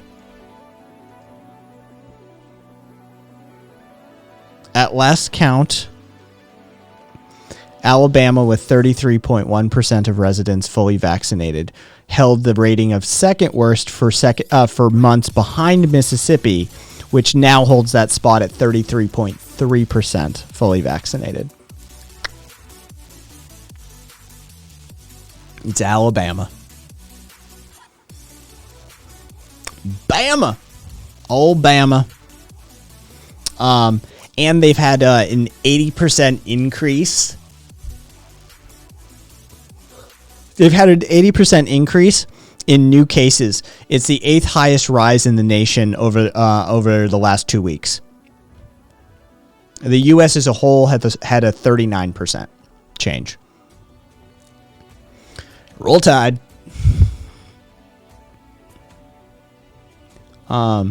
Alabama's Department of Public Health, which I'm sure there's some lovely people in it, but I can only imagine how dysfunctional Alabama's Department of Public Health is. The shit they put up with. They have labeled 26 of Alabama's 67 counties as having, quote, very high risk for the spread of COVID-19, up from 6 2 weeks ago. So there were 6 counties listed as very high risk 2 weeks ago. Last week, there were 21. And now there's 26.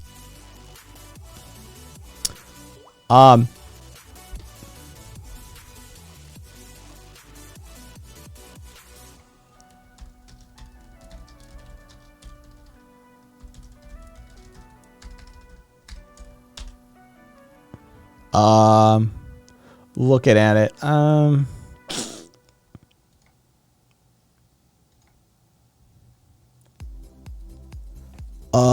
Exel. 56% of the population have received at least one dose. 48% are fully vaccinated.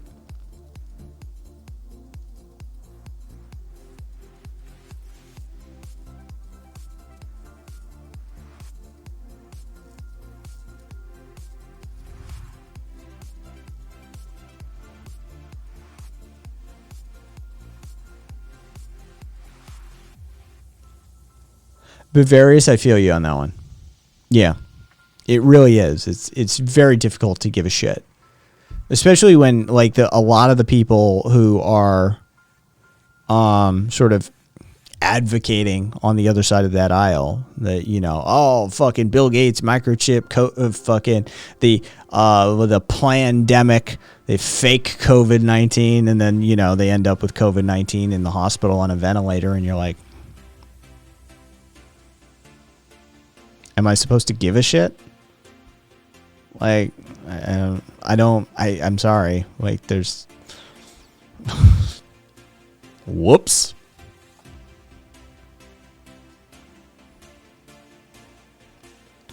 I bought a car recently. I had to call the dealership. My salesperson was out with COVID today. Jesus Christ, Bavarius.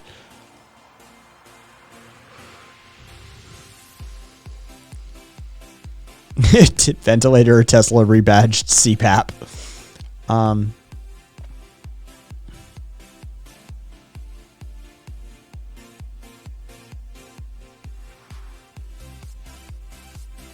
Let's see if there was anything else worth talking about. Anything else worth talking about?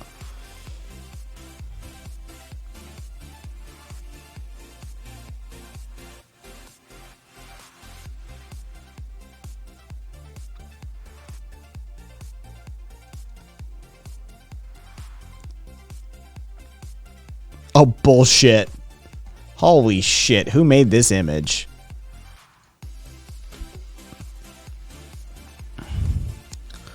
From r/conservative.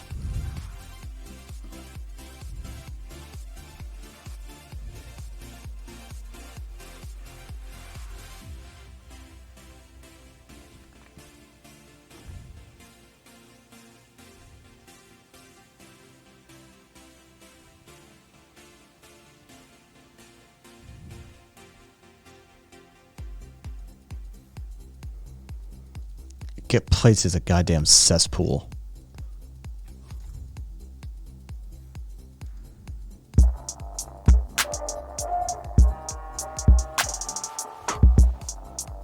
Hang on, I'll show you. I just want to... Okay, so I do have it. All right. Copy address. Wait for this. You'll enjoy this.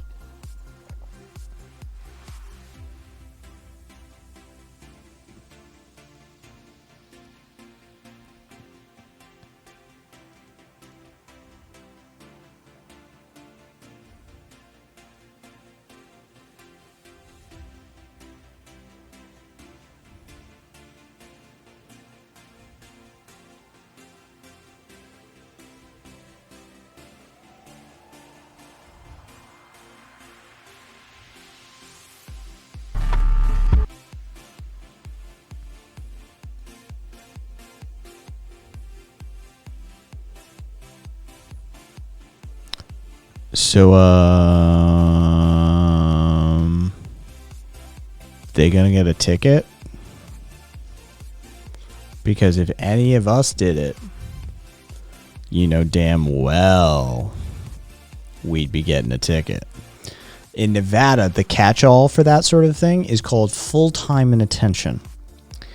You are responsible for paying attention to all of the variables of driving fully at all times, and if you strike anybody in your vehicle, you are negligent when considering full-time and attention, and they will ticket you under full-time and attention. They will cite you no matter what. There is no such thing as a vehicular accident in the state of Nevada. It doesn't exist. If the cops show up, you're getting a citation.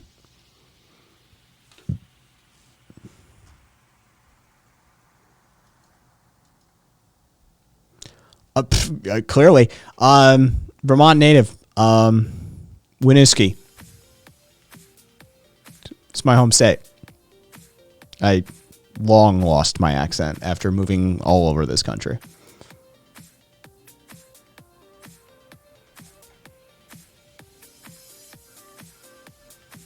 And welcome, by the way. Why not? You want more hit and runs? Because that's how you get more hit and runs.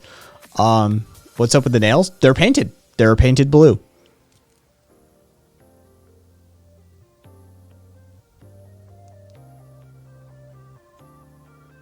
Okay. All right, native.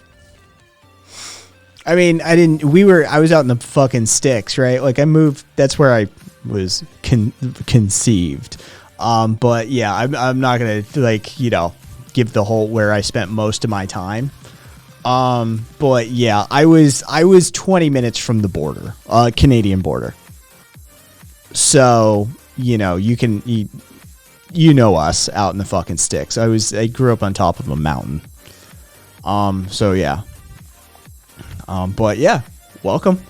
We're just we're wrapping up a long week of bullshit. Why would I be racist?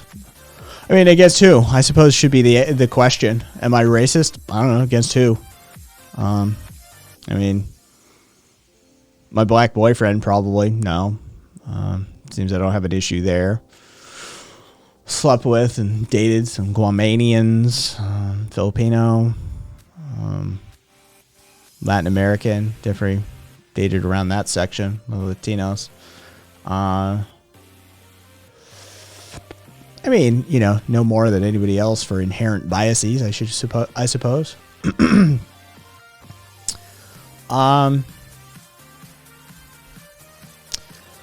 I got rear-ended on a freeway and insurance declared my truck total because they didn't want to repaint it. Jesus Christ, Rav. I mean, and carry-ons.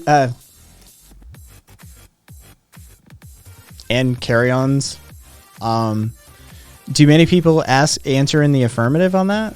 Do you walk into everybody's stream and ask are you a racist? And do you get many affirmative confirmations on that? Are the racists really straight up just what's up? Yeah, for sure. Is that how that works? And that's a very weird apropos, a very weird non sequitur, just apropos of nothing. Like to walk in and be like, "Are you racist?" And does that work? Is my question really. Only damage was a crunchy quarter panel, smashed taillight, bent tailpipe, and bent bumper. Yeah, that could have been. That was reparable. You could have. They could have fixed that.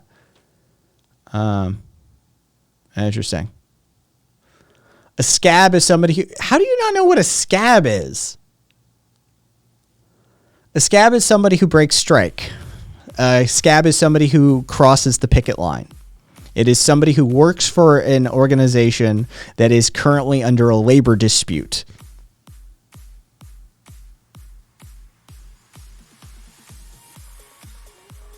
Yeah, beasticle. Yeah, it feels like that wouldn't work.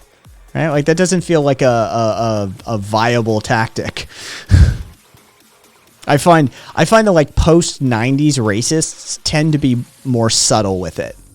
I mean, don't worry, they occasionally march on Philly and get chased out like the punk bitches they are. But yeah, I find that most of them are, you know, suit wearing Richard Spencer types usually, and it takes a minute to suss them out. Oh, all right. Interesting, Rev. Interesting. So that was the issue. All right. Fair enough.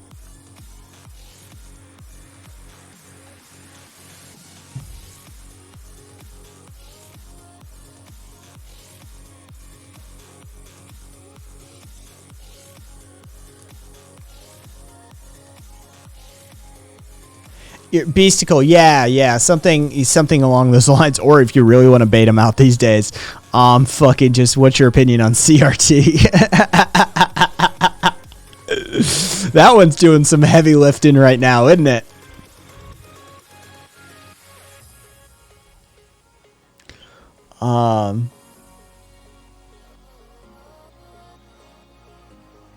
Oh yeah, I don't remember what Deathbox fucking I just remember the homophobic guy, and so all right.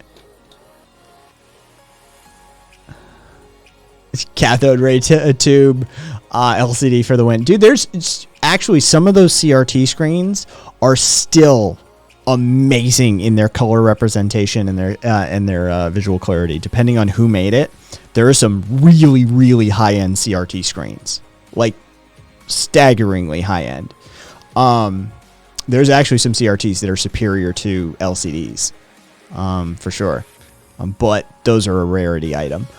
So by and large, LCDs or OLEDs, even better.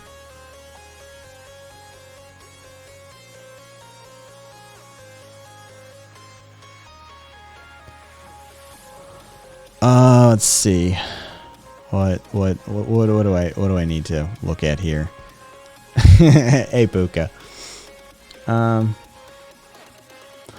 Oh, we have one. Oh.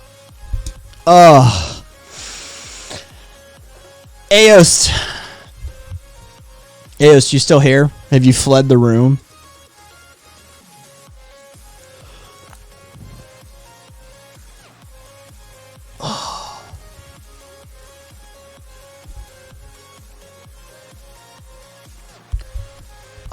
Got this nice teal nail polish. Ranges from black, green, and blue depending on the lighting. Interesting, Beasticle. That's nice.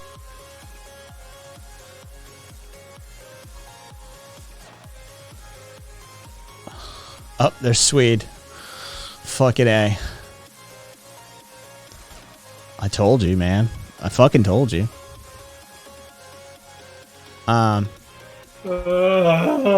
I fucking warned you, man.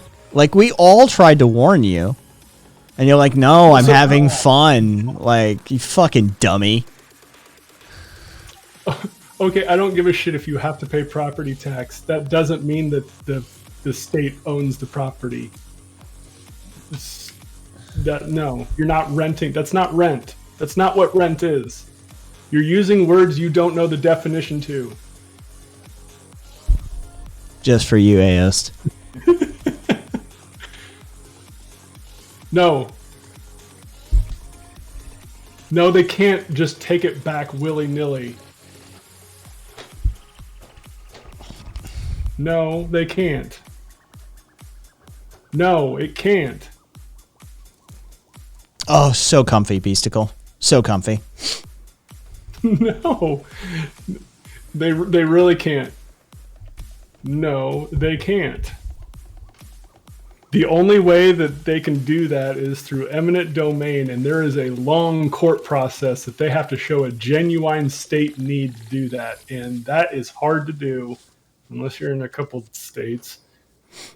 But no, they can't just take it. No, they can't. It's not the same thing. They have to compensate you for it.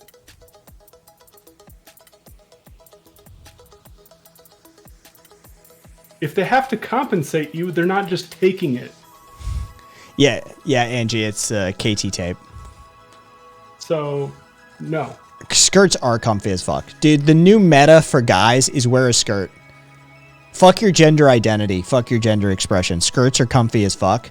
And if you're not on board with it, then you're just some cuck of the British. Like that's... I prefer kilts. That's how that works. If you're a dude and you're not willing to wear a skirt, you got cucked by the British. No, they don't get to decide the compensation. Actually, there's a audit committee that decides the compensation on fair market value. So you're wrong there. You really just don't know what you're talking about. Bruh. Come on. They never No, do. the government does not the final owner. They can't just take it back.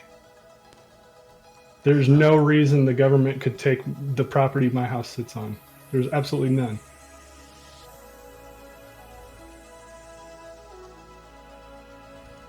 Then you can give it away.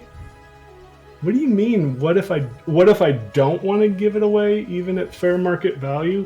Okay, eminent domain is used so few times that it's not even really an argument. So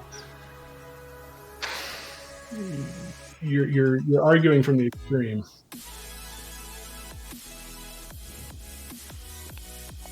It just that's not an argument that works. Hey, Herodotus.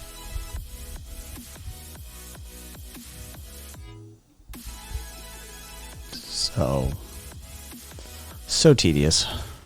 So, what kind of shade of pink do you guys think I should get next? Are we going, like, I'm thinking pastel. Like, kind of a subdued pink. Not... Baby blue. Baby blue. No, Baby blue. we're doing pink next. Your eyes are baby blue, though. No, they're actually hazel. Oh, they are? Yeah. Okay. Yeah, they got the whole green-blue mix with a little touch of gray, too. The government always holds the ultimate power. So what? That doesn't make them the owner. Hot pink. Ayo, yeah. Okay, the process, if you stop paying property give a shit. taxes, is eventually the government puts your property tax bill up on an auction that somebody else will go buy.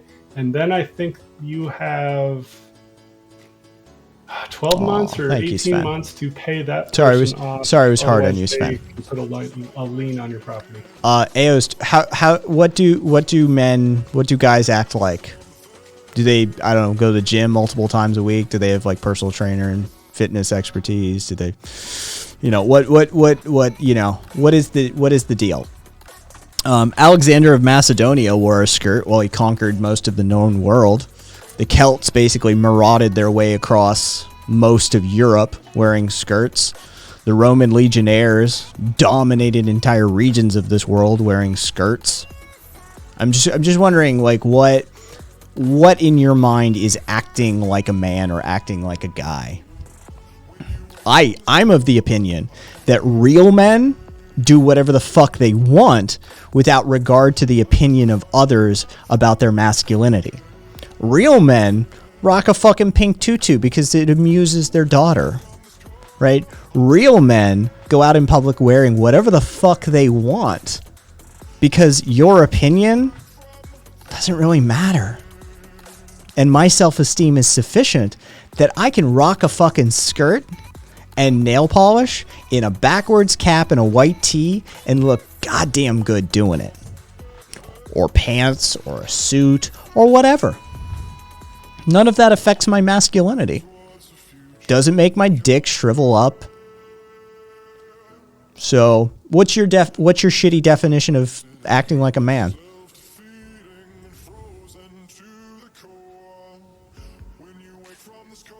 So capitalism, does the U.S. own all the land in France? Because we could beat France up and take all their land from them. So therefore we own them, right? Hey, Bachelor. Just being an alpha. You fucking dork. One, the guy who popularized that whole alpha thing, it like recanted it immediately because idiots like you fucking bought into it. And he was like, oh shit, I studied wolves in captivity in a zoo and this isn't how they organize themselves in reality. And two, I'm doming the shit out of you right now, man. You're my bitch at this point.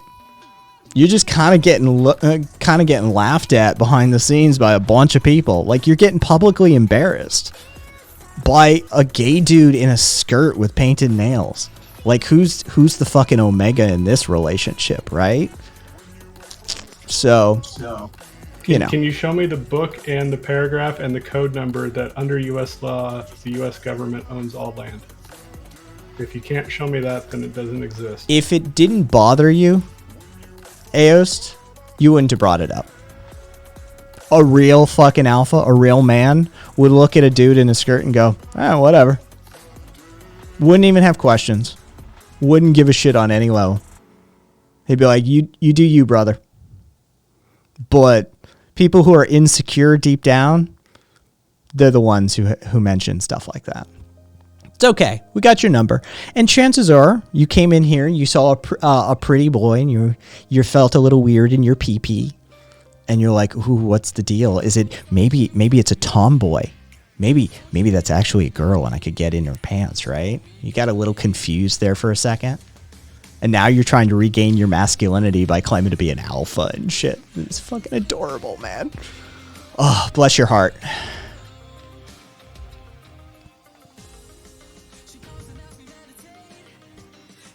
Thank you, Zippy. Yeah, meet you right. Yep, learn from one of the best. You were right with that shit. She fucking knows what she's doing. Like critical support for Bad Bunny. That chick knows what she's doing. Just treat these fucking subs like the little slaves that they want to be treated like. They just want a dommy mommy. That's all they're after. They just want somebody that they find attractive and pretty to fucking put them in their place.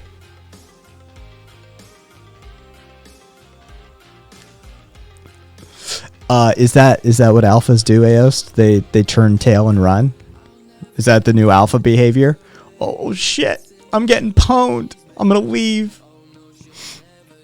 Wait. That doesn't say what you said.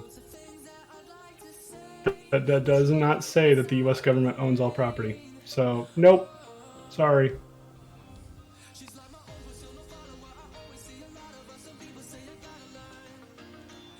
We can take France's property, therefore we own France, right? Skeptic, I don't even know who the... Skeptic, how the fuck could it be targeted to you? Like, were you even in here?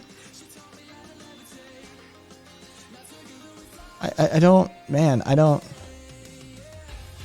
No. I didn't... Skeptic, I'm not talking to you. Doesn't matter about law. It matters about strength. If we can, Deirdre, hot pink or pale? I'm thinking, and just so you know, so in no way, shape, or form does the parallel conversations bother me. So continue doing what you want and need to do.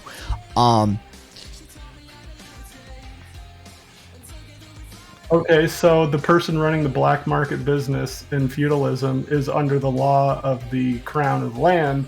Therefore, the crown owns it. So you just defeated your own argument. Thank you. Come again. So who was fucking? Oh, it was Deirdre. Deirdre. I'm thinking like a pastel pink actually. Coral pink. All right, Bobby's suggesting coral pink. Let me look up some of these colors. So, I mean, different screen representation and stuff. Things get different. So,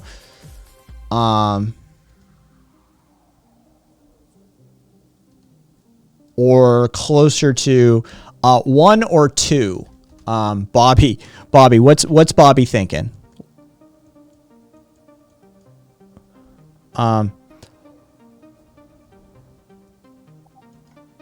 They can actually execute it.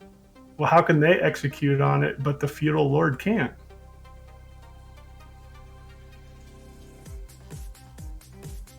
One. Okay. So yeah, that's what I was thinking, closer to that. Rev is suggesting fuchsia.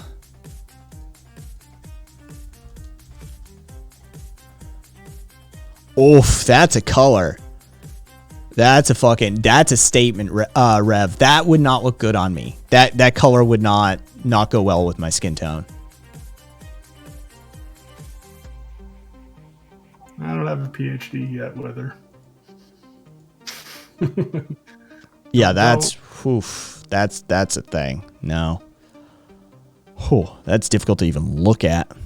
A brighter pink will show up better on camera. That is true. I do have decent color reproduction though. Oh, you know what though? Hang on. I'm just realizing.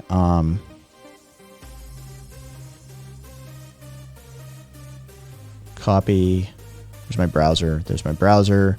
Paste reference. There we go. Got to rep the degen.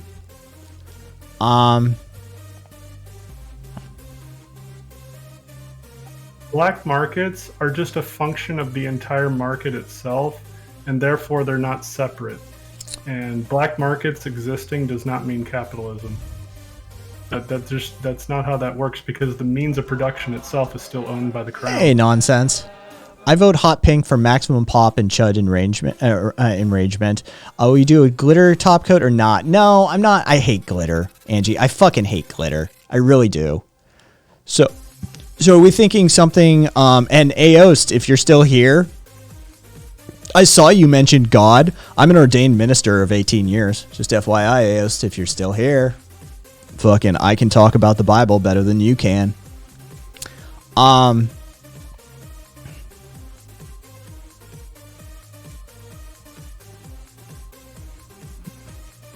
I'm going through college hell again. Very much so. It'll be about 7 or 8 years before I get my PhD. Jesus. I'm doing initially my dissertation plan is to do it on reparations, so that should be fun. Oh, an opalescent sheen would actually be interesting. It doesn't matter whether the crown knows it or not. All that matters is who owns it. It really doesn't matter. I don't know why you think it matters whether they know about it or not. Oops, I didn't mean to do that. I'm sorry, Glazy. I really didn't mean to do that. Everything that happened in feudalism, There you go, everything that Glazy. happens, Sorry about that, man. happens for the benefit of the crown. And if you try, it's just like breaking the law here. Oh, that's an interesting color. Oh, that's an interesting color.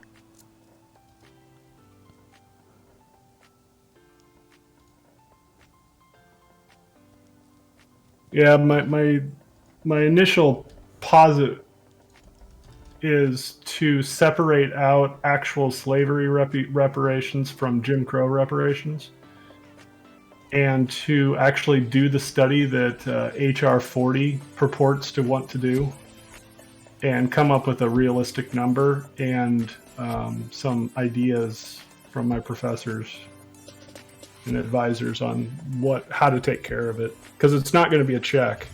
There ain't no way it's going to be a check. No, ownership is not via executed law. That's false. Yeah, I think we may. I'm thinking we may have found Yeah. I think if I can, I'm going to take this as a sample color. I think if we can find something in this range, I'll go with it. Ooh, chameleon colors are interesting. All right, which one of you fuckers? Let me find the band. It was Rev. Fucking Rev may have actually picked the new color.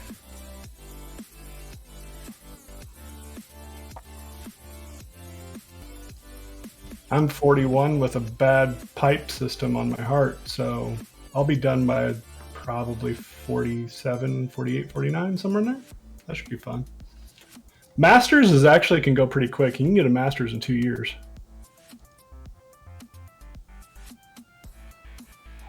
I would love to do something for the other populations after I get my PhD and then enter into government work or something like that. Caliban, thanks for the follow. Exol, if you can stand listening to me drone on without jump stopping, you can watch my video and I go through some ideas. Hey, capitalism, what's your degree in? As he says, master's is useless. No one respects that. What's your degree in capitalism? What level postgraduate work did you do in what? Physics. Of course he went with physics. I want a picture of the degree. You can blur out your fucking name. I want a post-it note with today's date and Kai, K-A-I. I want you to write my name on that Post-it note, and I want today's date on that Post-it note. I want a picture of that degree. And to say that no one respects a master's degree is bullshit. Oh, wait. Still in school. Doesn't even have the degree. I think you're probably about, 12, but we're not talking mental age, right? We're talking, physical, chronological. 19. 19. Yeah. Because usually people start growing up by the time they're okay, so, yeah. Yeah, you got 5 more years before you maybe start to grow the fuck up. All right. Yeah. Do you argue with your professors the same way that you argue with Swede? You've got to be a bundle of fun to try and teach. Well, are you at a major state college? Because that would be like a class of 900 people, and the professor would just tell him to sit down and shut up so he could get through his... Yeah, speaking of that, Swede went to a decent school. What fucking shitbox school are you going to? What degree factory are you getting that degree from? He might be going somewhere nice. He said UCLA. Yeah, not too bad. For a physics degree, why aren't you at Berkeley? I thought you wanted to actually learn something. You should be up at Berkeley. But your degree program and your study program is not in econ, and it's not in law, and it's not in property law. So it's not in anything even tangentially related to anything you've tried to argue. Yeah. You're basically saying that if a law is passed, you can use might makes right, and then as long as you can hide it from the government, and ownership is transferred. Trading markets doesn't mean anything. You don't understand the underlying theory of econ what ownership means. That's obvious. They don't understand a whole lot of shit. Hey. Capitalism. What would happen if you wrote a paper and used a Webster's dictionary definition for some of the technical terms for a thesis under your physics degree, rather than an actual academic text? What would happen if you used those colloquial definitions from just an average dictionary for your paper, for a thesis? What do you think the notes would be on that one from your professors? When I use the definition of socialism, I use Stanford's philosophical dictionary definition. which is like 40 pages long. It's you're trying to punch way above your weight, man, and it's kind of sad. Oh, color you're looking for is the top one, says Zippy. All right, what are these? Your definitions are shit. Your definitions are made up by you based on wishful thinking. All right. It's you're arguing your little fantasy land. No one gives a shit.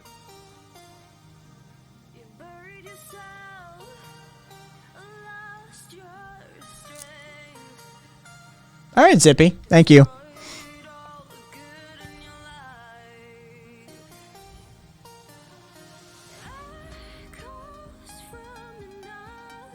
I miss Aost.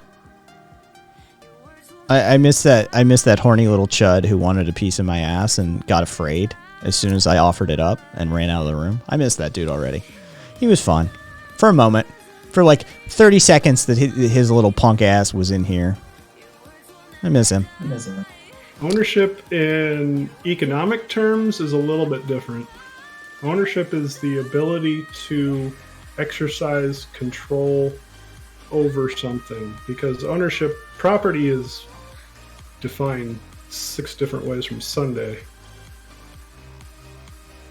Be the first one, music.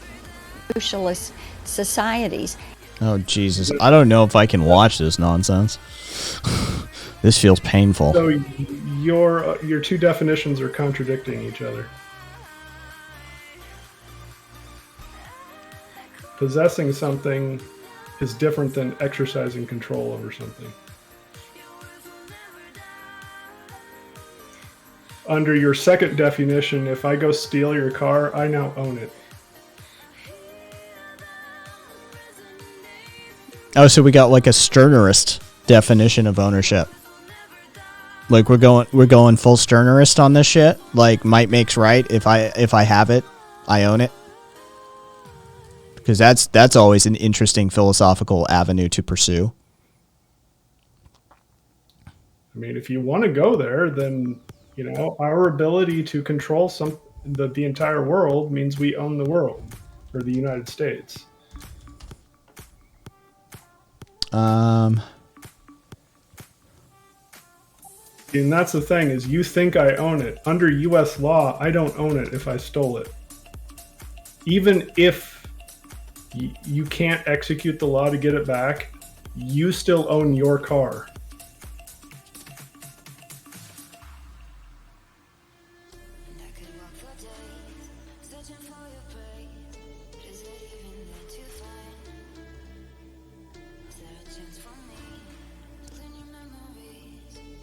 Oh, yeah, let's go with that one. And the reason is you still have the ability to execute some level of control over that car should you ever just on a whim decide to use the law to get it back. You don't actually have to use it.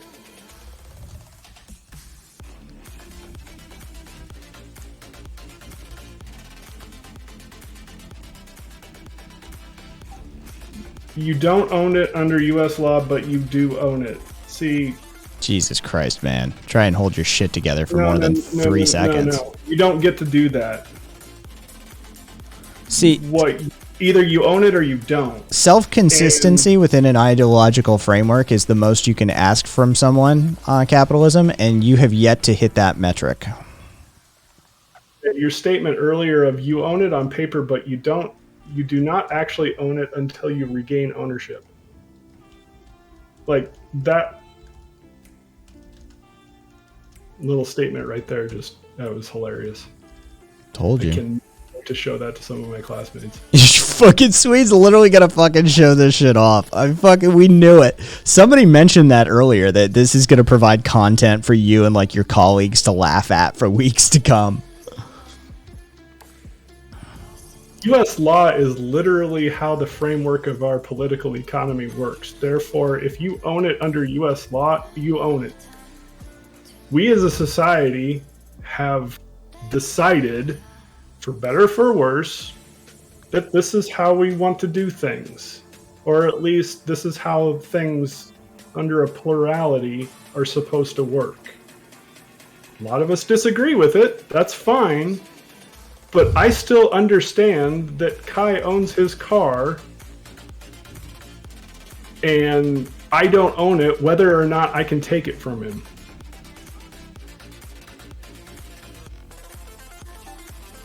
That the framework of the political economy is the laws and the societal norms that govern how we think about ownership of property. The United States is capitalist. If you go back to France in the 1600s, it's feudalism. But sweet, isn't feudalism just capitalism? It's capitalism with hereditary. Enforced hereditary. Divine right. Okay, so for those of you who wanted the channel point redemption, it just went live.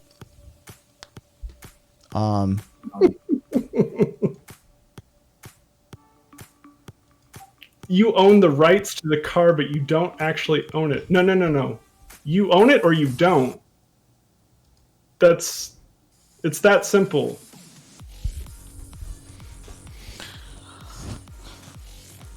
No, people can run a booze owning business, but they don't own it.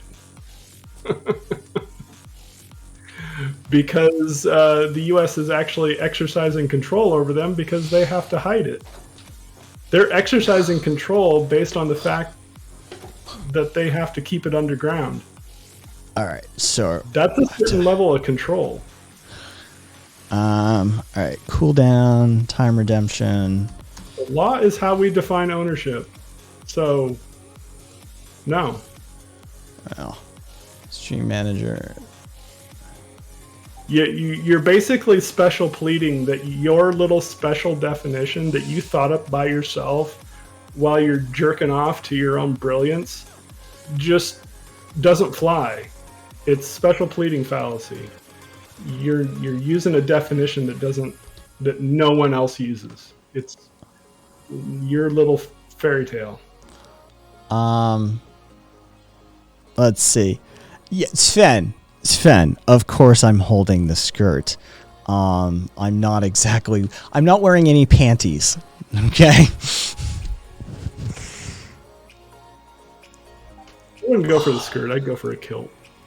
Yeah, well, you've got your fucking gender identity pinned down into the masculine. I'm comfortable wandering. Well, I was just for the heritage thing. Yeah, if I were, the underwear that I wear with these are pretty revealing too. Like when I'm rocking underwear, they're panties territory, like a thong, actual like lacy panties, that sort of stuff. Yeah, like if the skirt flew up on stream, you would get an eyeful of something, one way or the other. Rev, that is the dumbest thing I've ever heard. And Cassidy, no, I didn't work for Janet Yellen.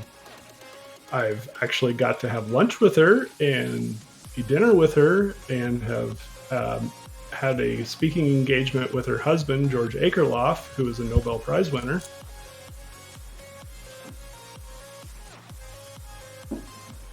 Which was pretty cool. But Janet Yellen's actually kind of a little bit of a hero of mine because she is very much a closet left-winger if you talk with her behind the scenes.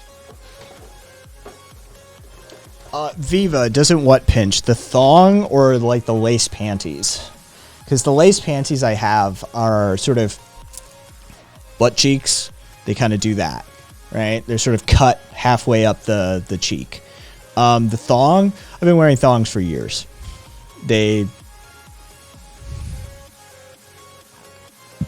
How do I put this?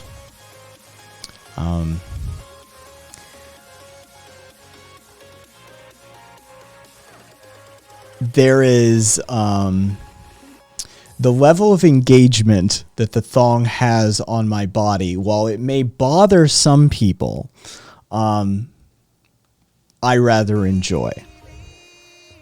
I think that was as tactfully put as one can.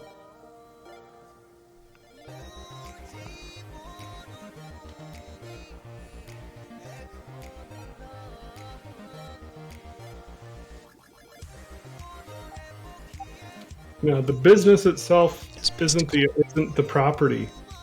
The still is the property. That's private property. Sven, it's not embarrassment. Trust me, it's not. It's just me trying to tiptoe around, fucking trying to maintain. I would go there, but fucking my chat, you have to get the horny stick out and start bonking heads real quick. We're a Randy lot. So if I just said, "Hey, the thong rubbing all up against me up there really gets me going," you know. Yeah, we'll tap dance a little more than that. Yeah. So in the 1920s America, we were capitalists, so the private person owned that property because they purchased it. Now, when they formed it into something that was illegal, that's on them, and eventually the state will take it back. Sort of, Cassidy. Here, I can get you a picture of it, Cassidy. Like, I've got... Not on me, but...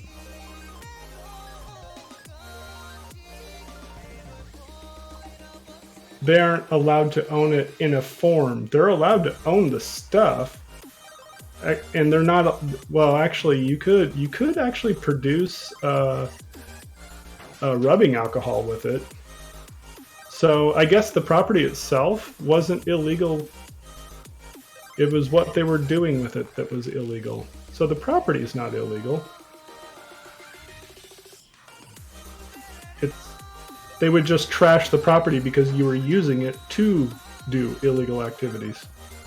The property wasn't illegal. Yeah.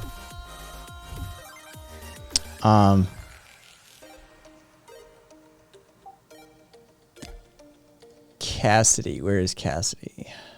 The business isn't ownership isn't a thing. It's the property itself that's owned. Cassidy, check your DM.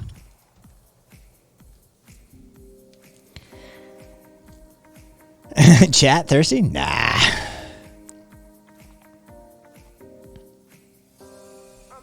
Sven, not even gonna try and change your mind on that one. It is. US is shit. Do they make pink lace jock straps? Probably. Angie, probably. You can own business that is not mandated legal by the state. Yes. That makes no sense. Yeah, Angie, yes. That's not what a black market is.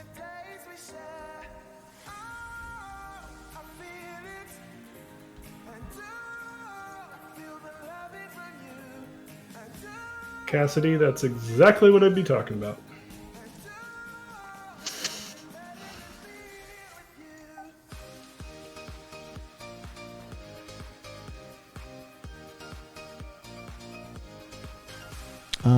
Okay.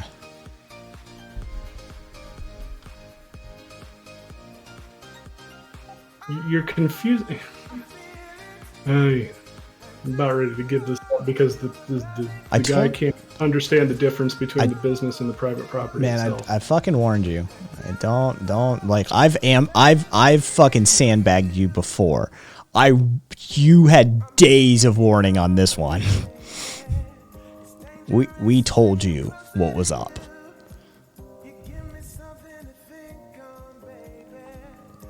The raw materials and whatever is used to transform those raw materials is the private property.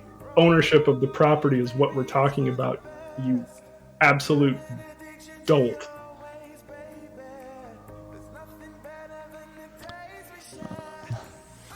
Nincompoop. Whatever else G-rated insult I can think of. Viva, you're right. This is straying into butt apples. This is we are bordering on apples territory now.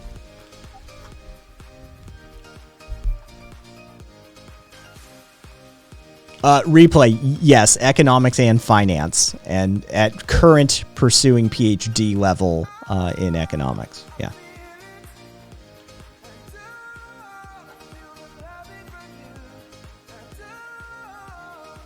Your mother was a hamster and your father smelt of elderberries. Like, just the pure fact that you can't understand the difference between what the business is and what the property is disqualifies you from this conversation to begin with. Until you learn that, there's not really nothing to talk about. I mean, this is a person who maintained Adam Smith didn't know anything about capitalism. I guess I don't remember hearing that he was the father of capitalism. So, yeah, I guess, He literally argued that Smith couldn't have known anything about capitalism because capitalism hadn't been coined or invented yet, but capitalism has existed for all of time. Yeah, he contradicts himself a lot. Yeah, that was the argument. Capitalism has existed since forever, but Adam Smith, the guy who's called the father of capitalism, didn't know anything about capitalism because the term capitalism hadn't been coined. But capitalism existed. By the way, I saved his you own it on paper but don't actually own it until you regain ownership. That's in shared content. Yeah. Oh, yeah. 2 steps till butt apples. Yeah, Viva, we're 2 steps off of apples. I think we're like 1 step from apples, quite frankly. Quantum mechanics. I don't think anybody understands it yet. So it obviously. I would argue that it didn't always exist. That's the analysis thereof, but. It's a descriptive. Yeah, the mechanics itself is just a descriptive nature. So the descriptive nature is currently being invented. It's a fucking unidimensional representation of a multidimensional process. So. But either way, if that's your argument that quantum mechanics always existed, then I mean, you're contradicting yourself again. I don't know what to do with you, man. All right, so what else we got?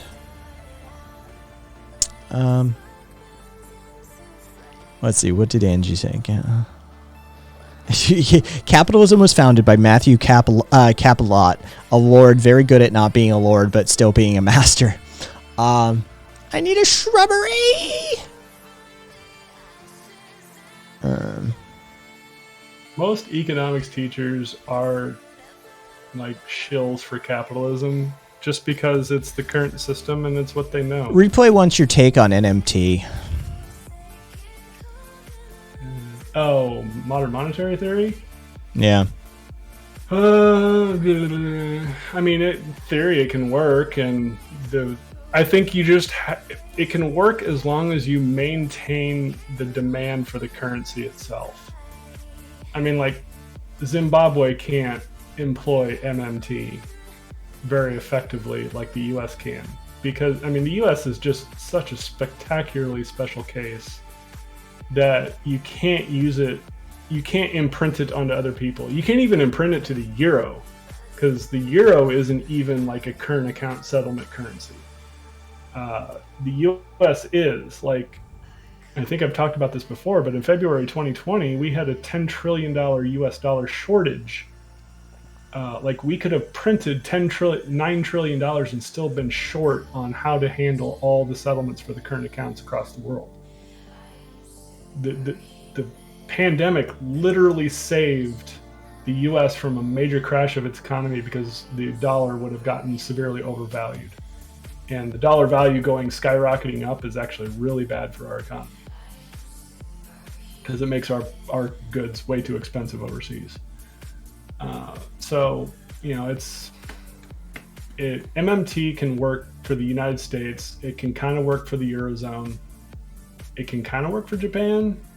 It really can't work for currencies that don't have a lot of history or underlying value behind them. Fucking, Japan, man, they're fucking talk about to go over a fucking waterfall.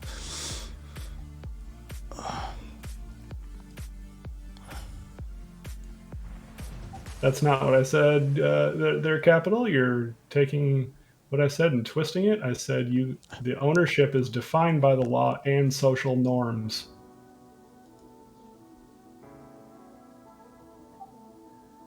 I'm more than willing to time him out if you would like me to. I mean, if he lies about what I said one more time, then I'll throw him under the bus. But Okay. All I'm hearing is that COVID was invented to prevent an even greater economic collapse, even a greater economic crisis. Exactly, Exol. You heard it here first. Yeah. I mean, the Fed would have taken action before it got to that. I mean, that's just assuming the Fed would never have taken action. Yes, you're being intentionally deceptive by changing the language about what I said. That's called lying. Heads you're gone, tails you stay. Flip a coin. Flip a coin, please.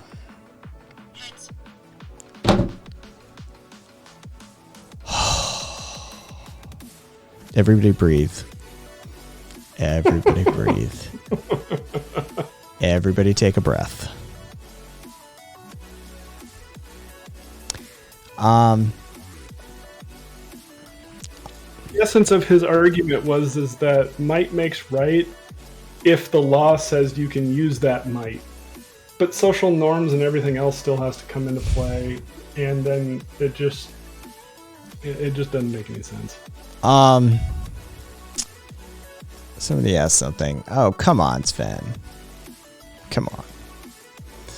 Which do you think is better? Oh, fucking I hate. Okay, 1, false choice. Allowing migrants to enter and make no-go zones for the nation's people. Just let that one sink a little bit in. Or force the migrants to assimilate if they plan on staying in the nation.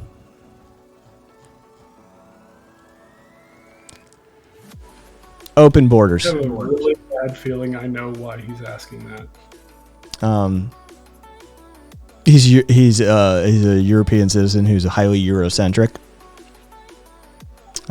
Swedish. Yeah. And he's asking because of what's going on in Malmo. Open borders. Open borders. There you go. There's your answer. Open borders.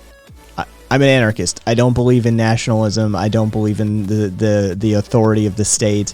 I think that closed borders or controlled borders are an absolute tool of oppression and are also bad for the economy. They're counterproductive. All of the reasons that you're going to give for cultural crisis and the burden of the native and those sorts of things have been disproven like 10 ways to Sunday at this point. So if you want a book to read on it, like I can give you some reading to do on this subject that's well sourced, has an entire section of sourcing on it, and is easy reading because it's in graphic book format. But open borders. Yeah.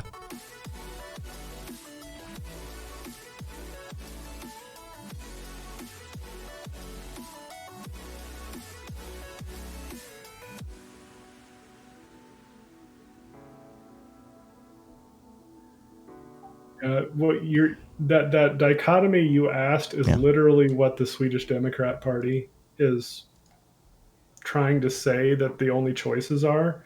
And the Swedish Democrats are the Nazi party, basically. And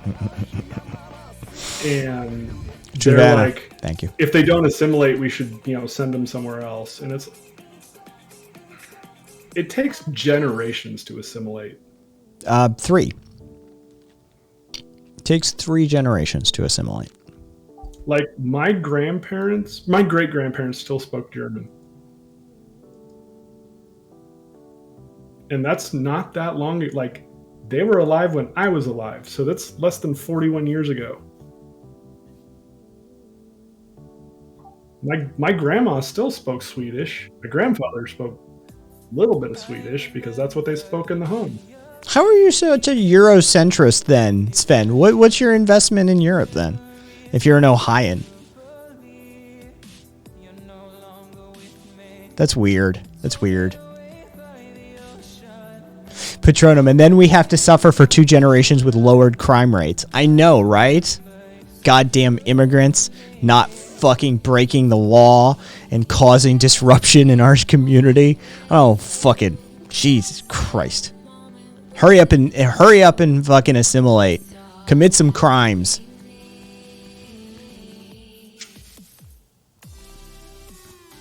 Worried about Kentucky invading Cincinnati. I don't, Wither. I don't have any theory in graphic format for you. Sorry. Wait, I might have... Let me look, Wither. Let me look. Svenska, most of my family lives in Malmo and Kristianstad. So that's where most of my family... half of my family lives in the Skåne region.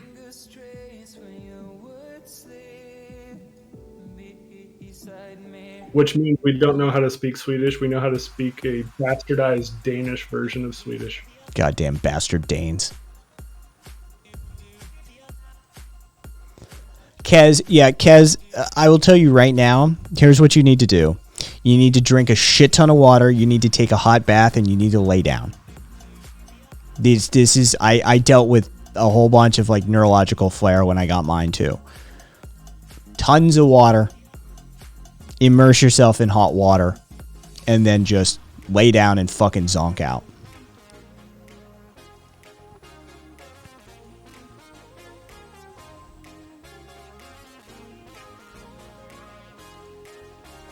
Power just flickered. That was weird. Travana, thank you for the follow, by the way. I don't know if you caught that. I did barely mouth it, but Travana, thank you for the follow and welcome. How long did it take America's Mexican stereotype to do a 180? Oh, fuck me. A while. Kez, I wouldn't know what to do without a bath. I know what surströmming is. I literally know like one of those words right out of the gate. Like, I don't even need a translation. I know what you're asking about.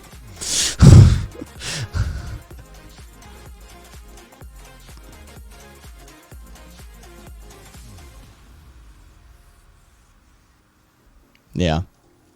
So can you speak Swedish? You know, he calls. I can read it, kind of.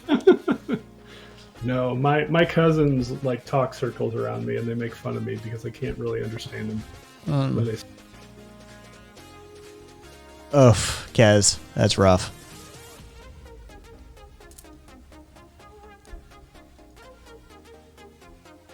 Yeah, Kez doesn't have a bath to start with, so we don't have to worry about that. Gosh,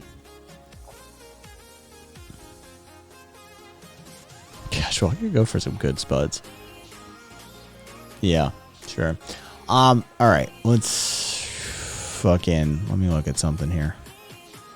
I don't know what potato sour herring has anything to do with anything, but yeah, that's not the like correct, like, I guess fucking whatever. Into. Are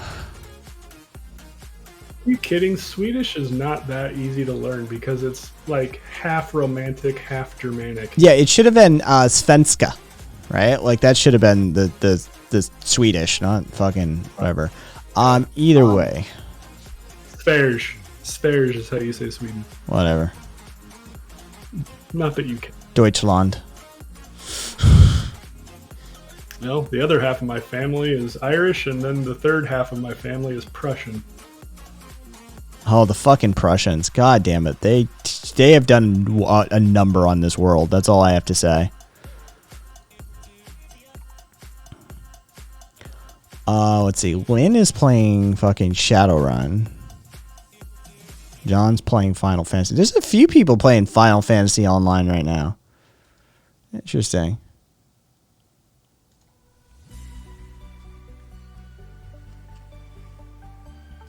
Oh, there's a lot of rain coming. Yeah. Oh, send it our way, man. Send it our way. I will take it. Yeah, oh wow. The wind just came up. Holy shit. All right. This shit is over. because the timeout on what's his name is about to fucking run out anyway. And that's a goddamn nightmare and a half. Well, Lynn will be fine, because fucking she'll survive. Get it next week. Get it next week when Bobby comes. Those of you who are going to be there for Bad Movie Night, we're probably going to do Masters of the Universe, followed up by, well, we know what we're going to follow it up with. We don't need to go over that again. So, take care of yourselves. If you hang out on the server on the weekends, I'll probably see you there. Otherwise, I will see you guys on Monday. And Tuesday, Kat will be in this room for a stream. So Tuesday night stream, Kat will be here for it. So that's happening. Either way, everyone, take care of yourselves. Swede, fucking, you did it yourself. Catch y'all later.